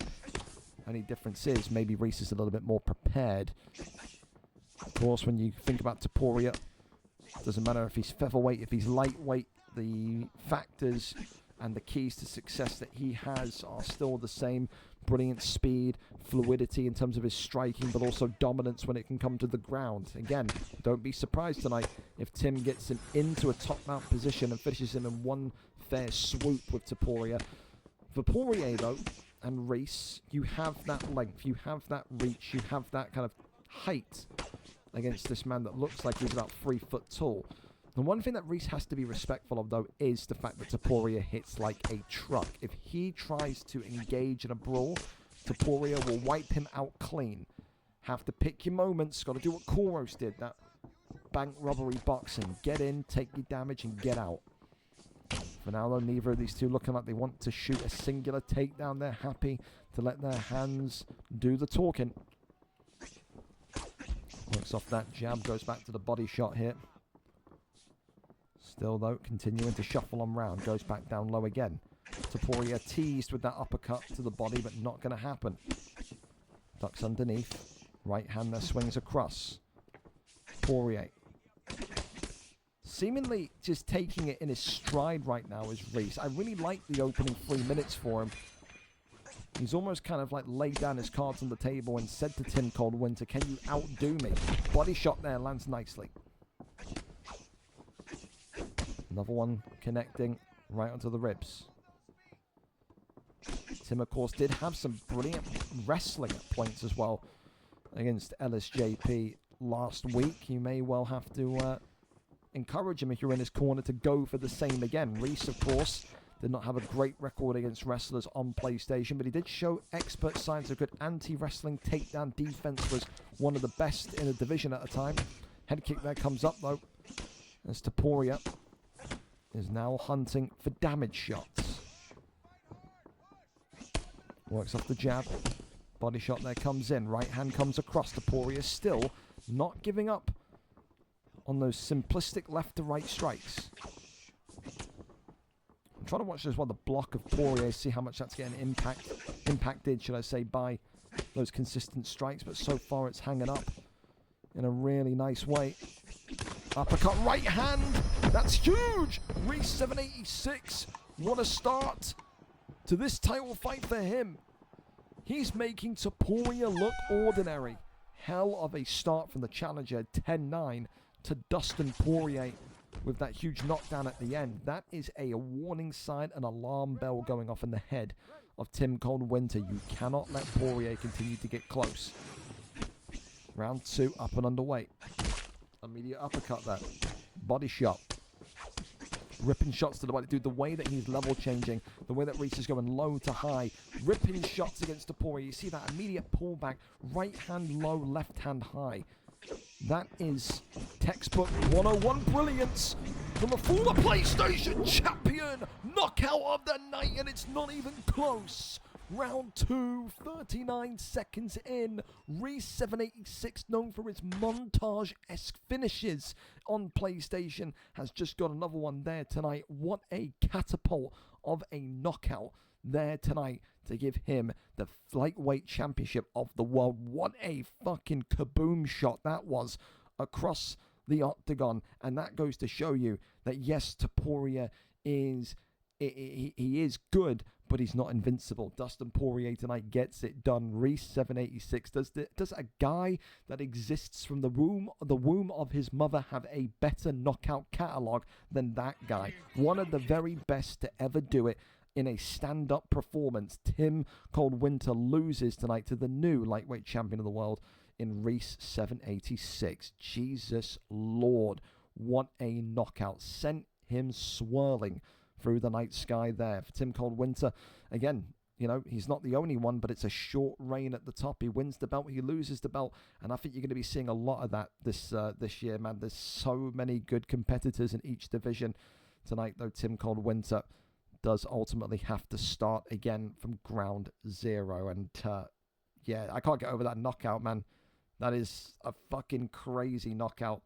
Absolutely. Sorry, Koros, but can't even blame me for that one, man. It's a top performance and a top victory. Up next, we go to our co-main event of the evening, and it's Evo X against Coxey here this evening. Evo, of course, beat the fan favorite Showtime last week to win the belt 1-0 on the PlayStation side of things. Coxey dominated, butchered, ripped the limbs off of his opponent last week and said, move me up. I don't want to be in middleweight. I don't want to torment these poor souls. We move him into welterweight tonight, and he gets an instantaneous title shot. This is a great matchup between Evo and Coxey because they are both so similar. Both feel like they should be in higher divisions. Both feel like they should be in title fights. And both tonight will have the opportunity to squash, to quench the ego of the other. Who walks out of here with a loss on their record? That's the ultimate question. We go over and up to it. We go and find out and see exactly where this one heads to. Do we have a stream link? The answer is yes. It is Evo, who is our cameraman here tonight. Islam Makhachev and Jeff Neal. Surely Coxey won't go in there with Jeff Neal. 4-star fighter when you've got a 5-star allowance seems a little bit bizarre, but it is his decision. If he feels confident with Jeff Neal, you can't knock it. Can't knock it at all. Thank you as well, again, to everyone being here tonight. Fantastic fights. A fantastic sequence of fights we've seen. But ultimately, the main event up next as well. Dave and Maxi, what a treat you're in for. If you are only going to watch one fight tonight, that's probably the one to watch. Here we go, though. The co-main event. Two fantastic welterweight stars in Coxey and Evo. Leon Edwards is ultimately the pick from Coxey against Evo's dangerous and disturbing Islam Makhachev. The champion, of course, tonight in those black and gold trunks. The challenger in the blue. Someone's O has to go. Let's see who's going to go and make history here tonight. Of course, Evo, the definition of a balanced fighter. Coxey, of course, has got some ground game, some submissions up his sleeve, but again, he will tell you from the undisputed side of things, from his history, he prefers to stand and strike. He will want Makhachev tonight, he will want Evo tonight to engage in a little bit of a brawl with him. And if you're Evo, if you're smart, you say no thank you very much, and you put him in the ground and you sit on top of him and you rain down some missiles from top mount. Kick there immediately coming forward from Makhachev. Works off that jab, you can see here again. Leon Edwards immediately saying to Makhachev, I'm happy to sit and strike with you. Don't forget, Makhachev got some incredible hand power as well. We're talking about Makhachev, like he's only got his wrestling. He doesn't. Incredible, incredible hand power. And someone that no doubt wants to kind of showcase that tonight. Did he rock him with that? He got a big bunch of head health off the top there, but no sign of a knockdown or a rock just yet. 1-2 down the center. Leg kick there comes off. Beautiful shot selection once again. Body shot there comes in. Leg kick. Right hand is good. This is the thing. Really nicely handled so far by Coxie. You know, he's... Oh, gets a bit of guillotine. Hang on a minute. Evo here could be in a little bit of trouble.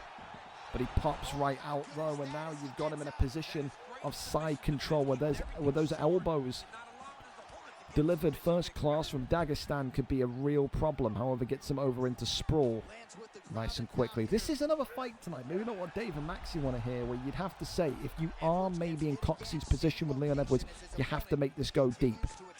Round 4, round 5, zap that stamina down of Evo of the course and duration of this fight, and then go for the kill shot towards the end. I think if you sit here and you're putting out 100, 150, 200 strikes of volume, you can get so carved up from Makhachev. You don't want to have to kind of look back at the video, look back at the tape, look back at the VOD after tonight and say, well, you know, could have won the fight if I went a little bit more slower, went a little bit more patient. Ultimately, so far, we're talking about things that haven't even happened. 25 seconds left of round number 1. And I think both of these two have had a good start. It's not been a terrible performance from either yet. No one's dominated the other. You've seen the kind of facets and the skill set of the Leon Edwards pick, and you've seen as well the kind of the calmness from Islam Makhachev and Evo. Evo showing tonight he's happy to stand, he's happy to take you down. He will go to whatever dimension of the fight that he needs to go to. Difficult for me to predict who won the round without seeing the stats, but I think regardless, either way, I think that's a 10-9 to someone, and it's a very slight 10-9. I would say, if you got to put a gun to my head, maybe Makhachev, but again, it's a very like thin margin that we're talking about here. Oh, flow state enabled already. Interesting.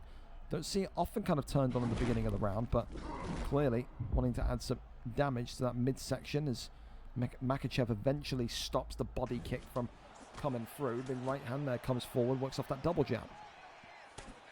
Makhachev now shimmying to that right hand side, goes off that left. Leg kick, right hand.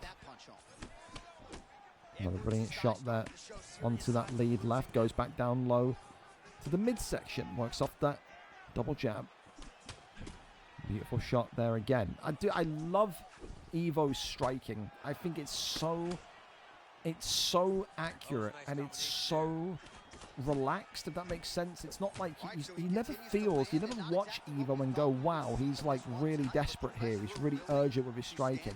He makes this kind of nonchalant, he's the Michael Elise of fucking boxing, you know what I mean? He's just nonchalant with it. He is. 3 minutes left of round 2. So far, both of these two happy to just kind of test the mantle of one another. Head kick there comes up nicely. Body shot there goes right back. Swing and a miss on that one, but Makhachev, though, eating a couple more body shots now than what he was before at the start of this fight. And I'll say you this much. If you're Leon Edwards, at what point do you maybe start working the legs? Take away that ability for Makhachev to take you down, you're in a great position. As well, to be fair, Makhachev is working the legs of Edwards really well. Look at that, the top right of your screen. I would say it's about a third of each leg health taken down. Through Makhachev's kicks already. Blocks that one up. Little pull there is nice. Continues here. Those who just sit on Leon Edwards, just pressuring him, not taking a backward step, keeping him penned behind that black line. Shoots the takedown. Leon Edwards went, and that's the thing. Coxie is feeling like his oxygen supply is being cut off. The way that Makhachev, that Evo, is sitting in front of his face for 4 minutes at a time and just not moving, boom, boom, boom, not moving, boom, boom, boom. He can't get any rhythm in terms of offense going. And that's when he needs to kind of shoot the takedown just to create that separation again. Right back behind the black line we go, though. Works off that jab. 3-punch, 4-punch combinations coming now from Leon Edwards and the challenger. Not had a hand still yet tonight, if I'm not mistaken. Head kick there goes up.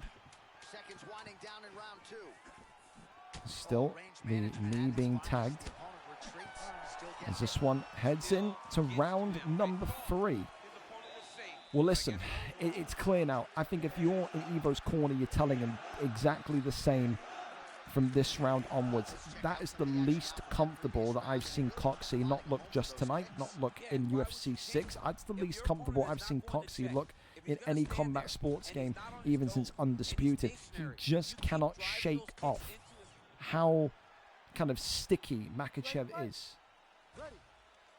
Round 3 up and underway. I'm going 2-0 to Makhachev. Yeah, I'm going 2-0 Makhachev. The only good news for Coxie is that there's been no knockdown, there's been no superior damage. It's not a train wreck for him. He still has an opportunity, he still has time to win this fight. But he has to start, I don't know, coming out of his shell soon here. Head kick there comes off. As Leon now goes back down low to the body. Coxie there, though, being flipped down over into side control. So again, you know, you compare it to what we saw from Evo. Definitely, you could make the argument that Coxie is still in a much better position compared to what Showtime was last week. You know, he is handling the challenge of Evo better. No offense to Showtime, loved the guy, but again, it was a bit gung-ho last week, but that's Showtime's style. This kind of, you know, measured pressure and this kind of calmness and this kind of ability to sit back and absorb. And, you know, it's the boxer in him. Almost accept that he's going to lose rounds has made a foundation for perhaps a great comeback based on stamina management. Who knows? Works off the jab, body shot there. Oh, excuse me. Wow. Don't know where that came from. Works off the jab again. 2:25 left here of round 3 as championship rounds beckon again. Slow and steady wins the race, and that's what Evo will look to enact upon tonight. Right hand there comes across. Works off that jab. Right hand there comes back across from Leon Edwards. The thing as well is that those short little arms from Makhachev as well, not able to kind of get the connection on the hook because of that brilliant backward step that Coxie is taking. He is very much aware of how much distance there needs to be between him and Makhachev to avoid getting struck. So there are positives to the movement as well of Coxie. It's not just all, wow, what pressure from Makhachev. Oh, that's the first stun. Hang on. Coxie now trying to go for the head kick, but that's the first sign of light at the end of the tunnel from the challenger here today. And that's very much a sign to the champion, to Evo, that you can't continue to take too much more damage. He may well have to wrestle in round 4. Head kick, though, comes up. Makhachev goes right back. What a end of round we're having. Continues to tag like, dude, the legs of Leon Edwards. Jesus, looked up again and just seen that. They're both at about 25%, aren't they? That is not pretty in terms of how beat up his legs are. Round 4 on its way. Championship rounds once again required. Finally, for Coxie, I think he's won that round. I do. I've got 2-1. And he has got that damage on Makhachev as well. It's fine if he lost out on significant strikes, but I just feel like that stun is going to put a real rocket up the arse now of Evo. He can't sit and take 2 more rounds of similar damage, because it all came down to what I said earlier on. Coxie with his movement, that backward step, is just getting out of range every time, so he's not accepting any damage, even onto the block from Islam Makhachev. Body shot there landing. Head kick upstairs, nothing more to see than an attempt. Left hand. Coxie still just got to keep his wits about him. Oh, that's a good straight. That's rocked Makhachev as well. Uppercut left hand. Evo doesn't want to be another former champion. There's already been a couple of those tonight. But he is starting to really feel the pressure and the presence of Leon Edwards, but right back though. Huge uppercut from Makhachev, knocks him down. This could be it. Makhachev looking for the finish. Coxey in big trouble. Not going to happen just yet though. Couple of strikes away. Rotates back around, and this fight has exploded into a chasm of fantastic moments again. Goes back out now into full guard, but it's resisted and kept in backside. Takes the back. If he can get back flat here, Jesus Christ. Instead, yep, was looking for it, tried to fake with the armbar. Maybe should have just whacked in the armbar personally. Denies. He is praying he can get back flat here. He knows if he gets back flat, he's going to potentially grab him, and he shakes him off. That's really, really smooth from Evo. So good. So good. Oh, it's a long and heavy body kick there. Oh my God. Oh, he's not connected with the takedown. Body shot. Another one, Coxey. Swing and a miss on that one. The arms are too short from Makhachev. Taps the leg. And now it seems like the temperature has cooled down again. Another moment of, oh my God, how's that not stunned him? How has that not stunned him?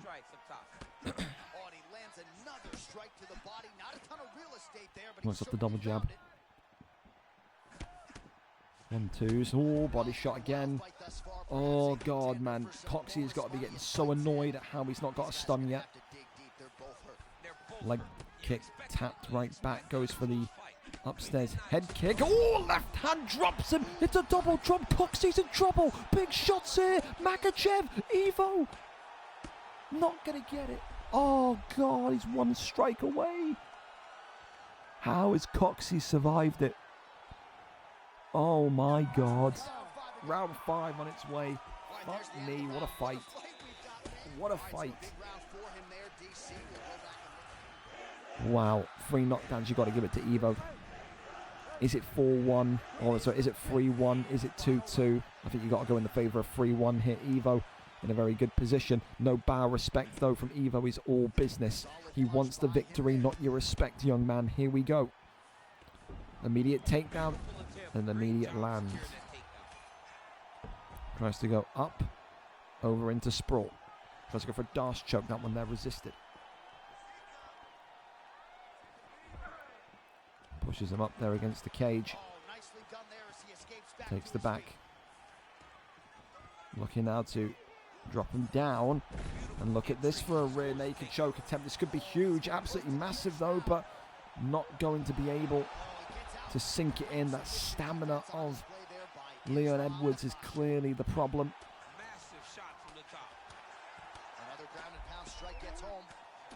A couple of shots. Posture up. Flips and rotates him.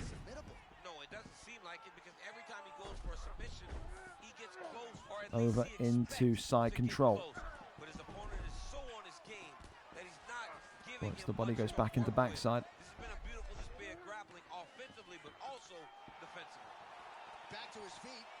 Does it feel to you like Evo is maybe just trying to survive this round, not try and do anything too stupid? It could be a smart decision to make if he fears that one punch power of Leon Edwards or the head kick.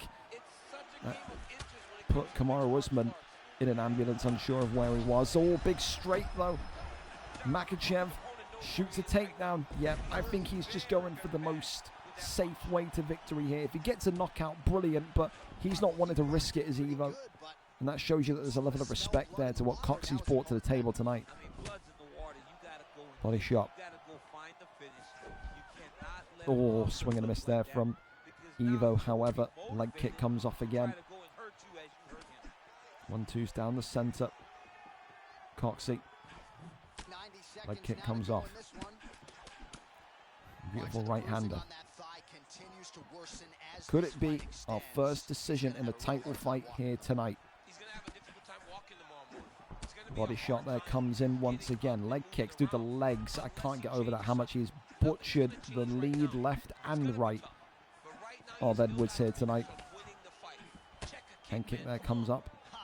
50 seconds before that belt returns back to Dagestan and returns back to Evo's waist. He'll be the only so far and still tonight.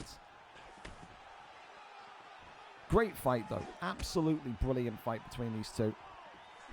I have to remind myself what fight of the night is currently, because this is right up there for it. Are we going to get blessed with a finish though? Or is this one going to go the distance? Well, it goes the distance, and you would think tonight it would be 4-1 to the champion, but it was a very, very entertaining fight. We're listening to Bruce Buffer, who has the scorecards for us. Ladies and gentlemen, after 5 rounds, we go to the judges' scorecards for a decision. All 3 judges score the contest. 48-46.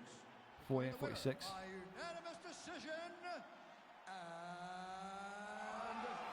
Yeah, listen, I think, of course, you could be back and forth over the scorecards, whether it was, 4-1, 3-2, whatever, but I think that's the right decision. Makhachev tonight, Evo tonight, a little bit of everything, and survived a really, really good fight against Coxey. Coxey deserves to be in that welterweight division, and I think those two are equals in terms of talent. But tonight, Evo gets it done and keeps the belt wrapped around his waist. Congratulations to him.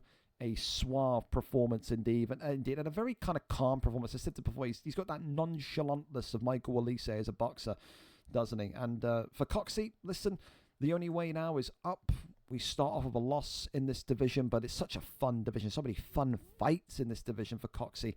It's ridiculous. However, he will be itching for a rematch, no doubt, with Evo, who I think tonight will definitely give Coxey his props. It was a very, very close fight, absolutely, positively. So, commiserations, and of course, congratulations to Evo once again for. Did I put Evo in the correct? Yeah, I did. Okay, cool. Congratulations to Evo once again for a brilliant performance, and again, commiserations to Coxey, a top performance indeed. We go over though to our main event of the evening. Yes, we're 10 minutes late, but I think we've done pretty well considering as well the fact that we had that EA, issue with the servers going down. So if that didn't happen, we'd be at 12:50 or 11:50. We'd be right on time, wouldn't we? Here we go, though, our final fight of the evening. The main event is now live, and it is, of course, Dirty Dave against MaxyUFC, America's finest against Canada's finest for this top-level belt for this bantamweight championship of the world.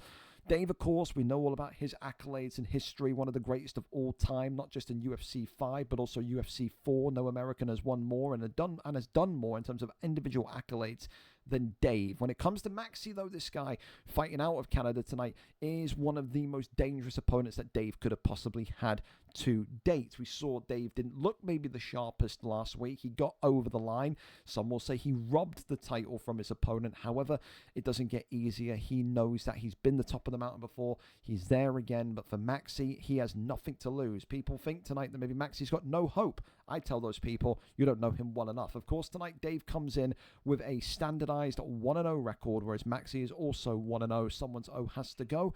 Both of these two top fighters. Let's go and see what the fight picks are set to be in our final fight of tonight's card. VFL 241, Dirty Dave versus MaxyUFC. Dominic Cruz against Jose Aldo in this bantamweight division. That is a fun title fight if I've ever seen one. Here we go then. Dave in the black and white trunks, the reigning defending champion, against MaxyUFC, known as Display Tay in game, with Jose Aldo. Is the Aldo pick the answer against a very dangerous and dynamic Dominic Cruz?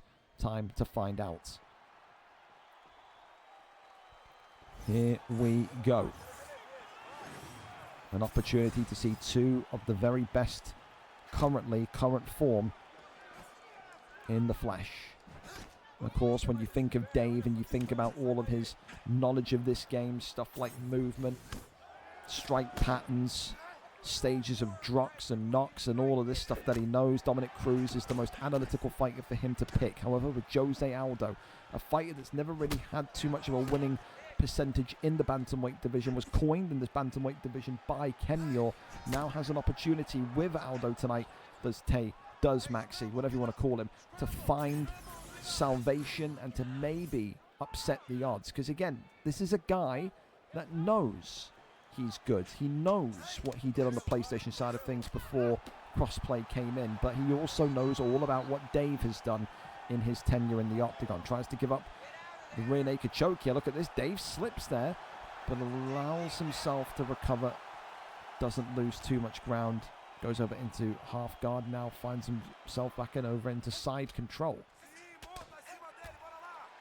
Never seen Dave, of course, be dominated on the ground for too long. He used to be the guy that you never wanted to wrestle in UFC 5. But maybe Maxy tonight is stepping up and telling him, I'm happy to fight either way. Standing or down low. It's a very kind of lofting hook that Dominic Cruz has as well. Let's go back down low. Left hand. Oh my goodness me. The uppercut from Cruz. As the head kick there comes up as well from Dave as a follow-up. Saw some blistering leg kicks in the last fight from Islam Makhachev. Did we see maybe the same from Aldo, as these two are now just letting their best shots fly out here. Head kick there comes up. Body shot. Attempted to be thrown into the mix. Just edging backwards, goes back down low to the body. Ooh, body shot was looking like it had some intent behind it. Still once more, nice counter shot. Dude, the way that Dave keeps throwing this uppercut, and I said last week, it's like a fucking uppercut out of Dragon Ball Z, is crazy. Head kick stuns Maxy, and then he immediately shoots the takedown. Beautiful shot there by Dave with 47 seconds left to go of round number 1. Over into Crucifix we go. Yoinks him back. Oh, this is not good for Maxy. And Dave is going to keep him locked up here. It's about survival now for the next 23 seconds, but ultimately he does get out after that. You can see that wound on the left side of the temple of Jose Aldo, but ultimately it was a good start from Maxy, but it was a great ending from Dirty Dave. 10-9 to the champion. In my opinion, that stun may well offset those 3 significant strikes. A close round though. Take away that stun. 17-14, similar completion rates for both of those two. So that head kick, I thought that was a knock. I did. That could have been the stun. I thought it was going to be a knockdown though. I did. Oh, look at that. They're already being best friends in the game. Both saying well played to each other. Isn't that nice? Hey, maybe they'll invite each other around for Christmas after it's all said and done. Then again, I wouldn't want to go anywhere near Dave's house for Christmas dinner. Probably a fucking absolute calamity in that kitchen. Round 2 up and underway. Left hand there sweeps across. Damaged dome of Jose Aldo already. Interesting for me to see how Maxy starts this round, because Dave is starting aggressive. Firing bombs towards Jose Aldo. Tries to go back down low to the body. Right hand there comes across nicely. Body shot there lands nice. Go right back. It comes from Jose Aldo. Whatever you can hit me with, I can hit you with the same. That's the kind of feel of this fight so far from both of these two. Lovely uppercut there, landing again, goes back down low. Continues right hand.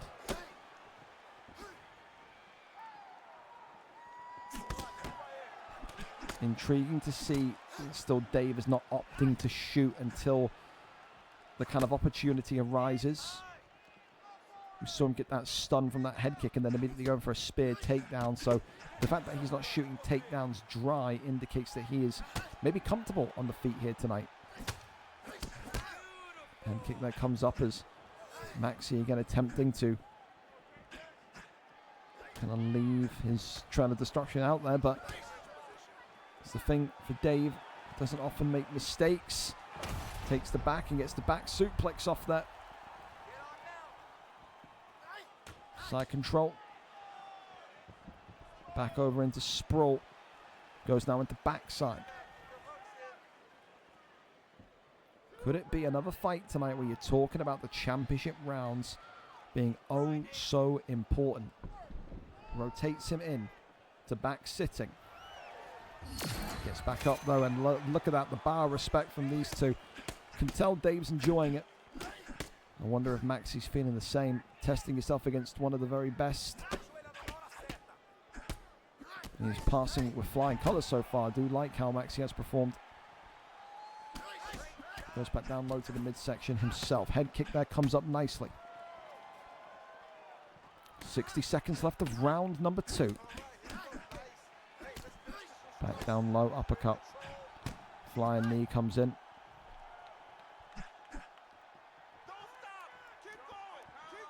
38 seconds and counting. Right hand, I tell you what, Dave, with a clubbing blow there. He may not understand how Maxy's still conscious. Jose Aldo, though, stepping forward with his own sequence. He eats a head kick for his trouble, though, doesn't he? Takedown shot again. And landed. Half guard. All right. Round 3 on its way. I mean, it's such a high-end performing fight at the minute. That's why you can see both of them taking time in between sequences to bow at each other. They are both loving this right now. Potential of 5 rounds in case we need it. And I think we're going to. Again, this wouldn't shock me if it goes to a decision. I think if we want to see Maxy do something here, you need to take that aggressiveness to Dave, who wants big shots here. Jose Aldo, talk about aggressive nature. 33 seconds in, he gets a huge start. That's massive from Maxy, who is now using every bit of his movement and every bit of his kind of evasive footwork to keep Dave modest. Body shots, right hand. Look at that, phenomenal from Cruz. Oh, wow, that was nice from Aldo, but then Dave gets the shot off with 3 minutes and 40 seconds left of the round, and now has him smack center in the octagon. And this, of course, is where it benefits you to be on equal ping. Neither of these two are going to be feeling any sort of delay. America to Canada, it's pretty much next door neighbours fighting each other, isn't it? Goes over into backside. Posture uppers there, rains down one strike. Gets a second one in, but that one effectively is blocked by his left arm.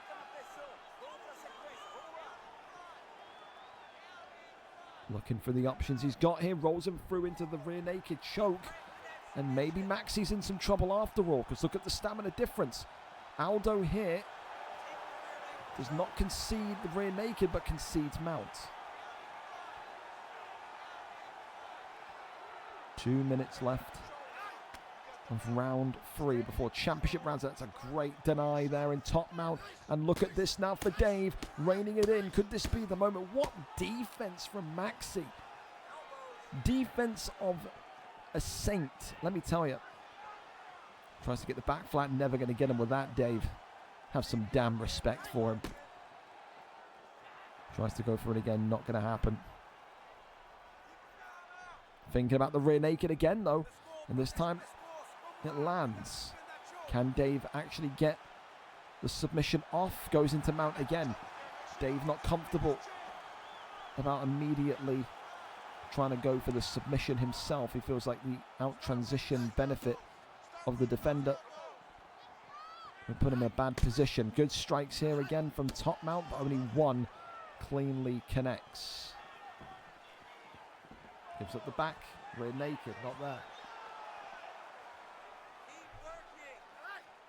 And Maxy, again, brilliant kind of reaction there. Watches the arm. Oh, flying knee. Only into the block of Cruz, but that could have been really bad. That could have been really dangerous if Dave was not blocking. Good movement, evasiveness, and we're headed to championship rounds. Round 4 on its way. That felt like a really, really dominant Dave round. I know it will say, significant strikes and whatnot. I just feel like you have to use the eye test at times. The way that Dave kind of controlled that round was really nice. Of course, it goes down to significant strikes. It goes down to stuns and knocks and drops and all that. So maybe you could say Dave lost that round, but then you would maybe say he won one of the previous rounds. Round 4 of our final fight tonight of our VFL 241 main event. Goes back down low to the body. Right hand comes across. Jose Aldo sending one towards the midsection.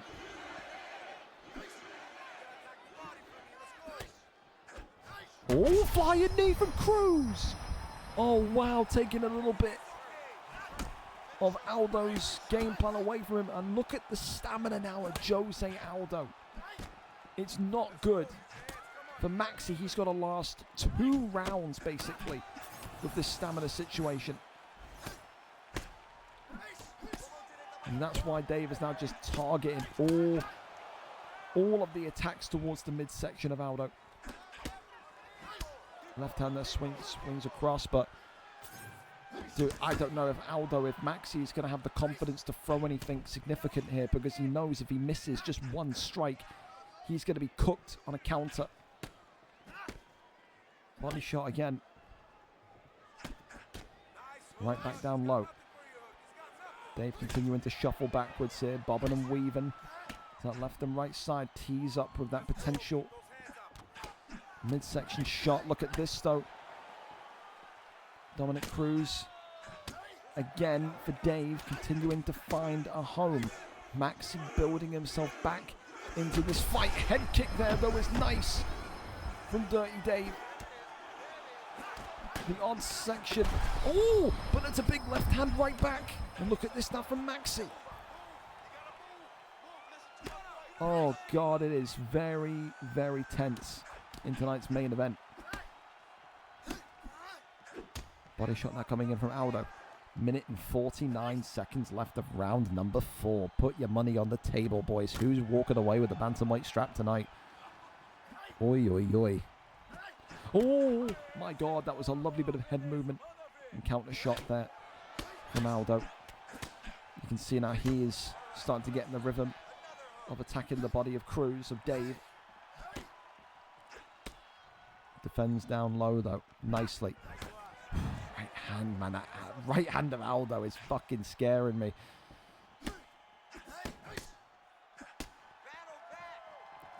Left hand goes across, goes back down low to the midsection, but not much more to see as we are headed towards round 5. Is there a mistake from either one of these two in the next 25 seconds?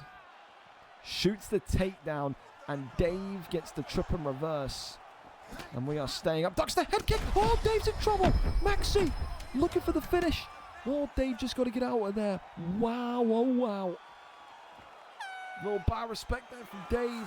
He may not know where he is. He was nearly in the Bass Inferno Hall of Shame. Ducked head kick. David had never heard the end of it. What a fucking round. Oh, boys.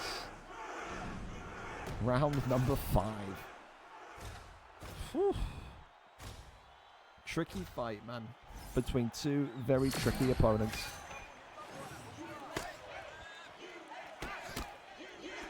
One round to seal the deal. One knockdown, one stun may do it for you.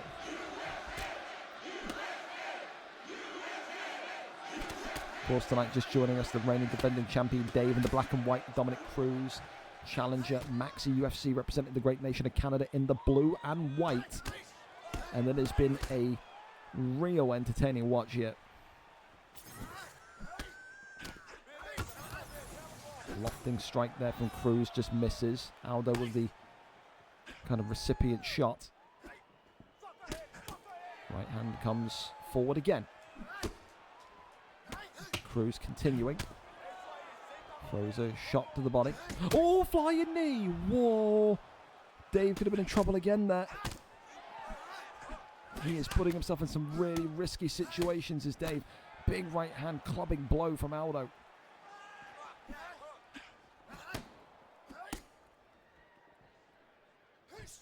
Uppercut there, swing and a miss on the body from Aldo. About half of the round to remain. Aldo with a lovely little slip and then a counteracting hook to the right side. Body shot comes in. Aldo looking for the trip. Dave keeps him upright. Knees to the midsection here. Dave investing heavily in the body of Aldo. Shoots a takedown. That one there denied. Dude, this is such a good fight, man. Holy fuck. These last two fights, the Evo fight was great as well. But Jesus, man. Nothing better than two of the very best. Put on a showpiece like this. Deep into Thursday night, Friday morning, and Dave's in trouble. Dave's been dropped. Oh, could that be the title? Big shots again. Dave now swinging for the fences. Is Maxy set to become the new bantamweight champion of the world? No, he's not. Dirty Dave 859. Oh God. 3 minutes and 45 seconds into round number 5. Lifts off Aldo from the canvas to the stars. What a knockout. What a fight. Jesus. Dominic Cruz with a huge bomb of a right hand that sleeps Maxy deep into the 5th and final round. What a fight, you two. Wow, that is how you want a main event to go down. Back and forth, tense as anything. But tonight it is Sean O'Malley last week, and now it is Dominic Cruz this week. Dirty Dave gets it done, and still your bantamweight champion of the world. What a bit of precise timing that was. It could have went either way. Maxy at points was 1 strike away from getting Dave out of there. I thought when he got that flying knee off, I think at the beginning of round 5, end of round 4, it was all said and done. Cruz was winning 40-36 on both of the judges' scorecards, so realistically, Aldo needed to push the gas in. I said I thought maybe it was going to be about 3-1 to Dave based on what I was watching, but again, it felt so much tighter than what it was. I'm giving that fight of the night, man. That was so good. That was such a good fight. Unbelievable fight. Categorically. Commiserations to Maxy. You're still my favorite Canadian, buddy. No offense, Raw Matrix. I love you too, pal. But nah, that was good, bro. That was very good. It sets up such brilliant rematches, of course, down the line from the PlayStation side of things. Maxy and Cerberus perhaps could be a great one to kind of get back into winning ways for him. There's so many fun ones there.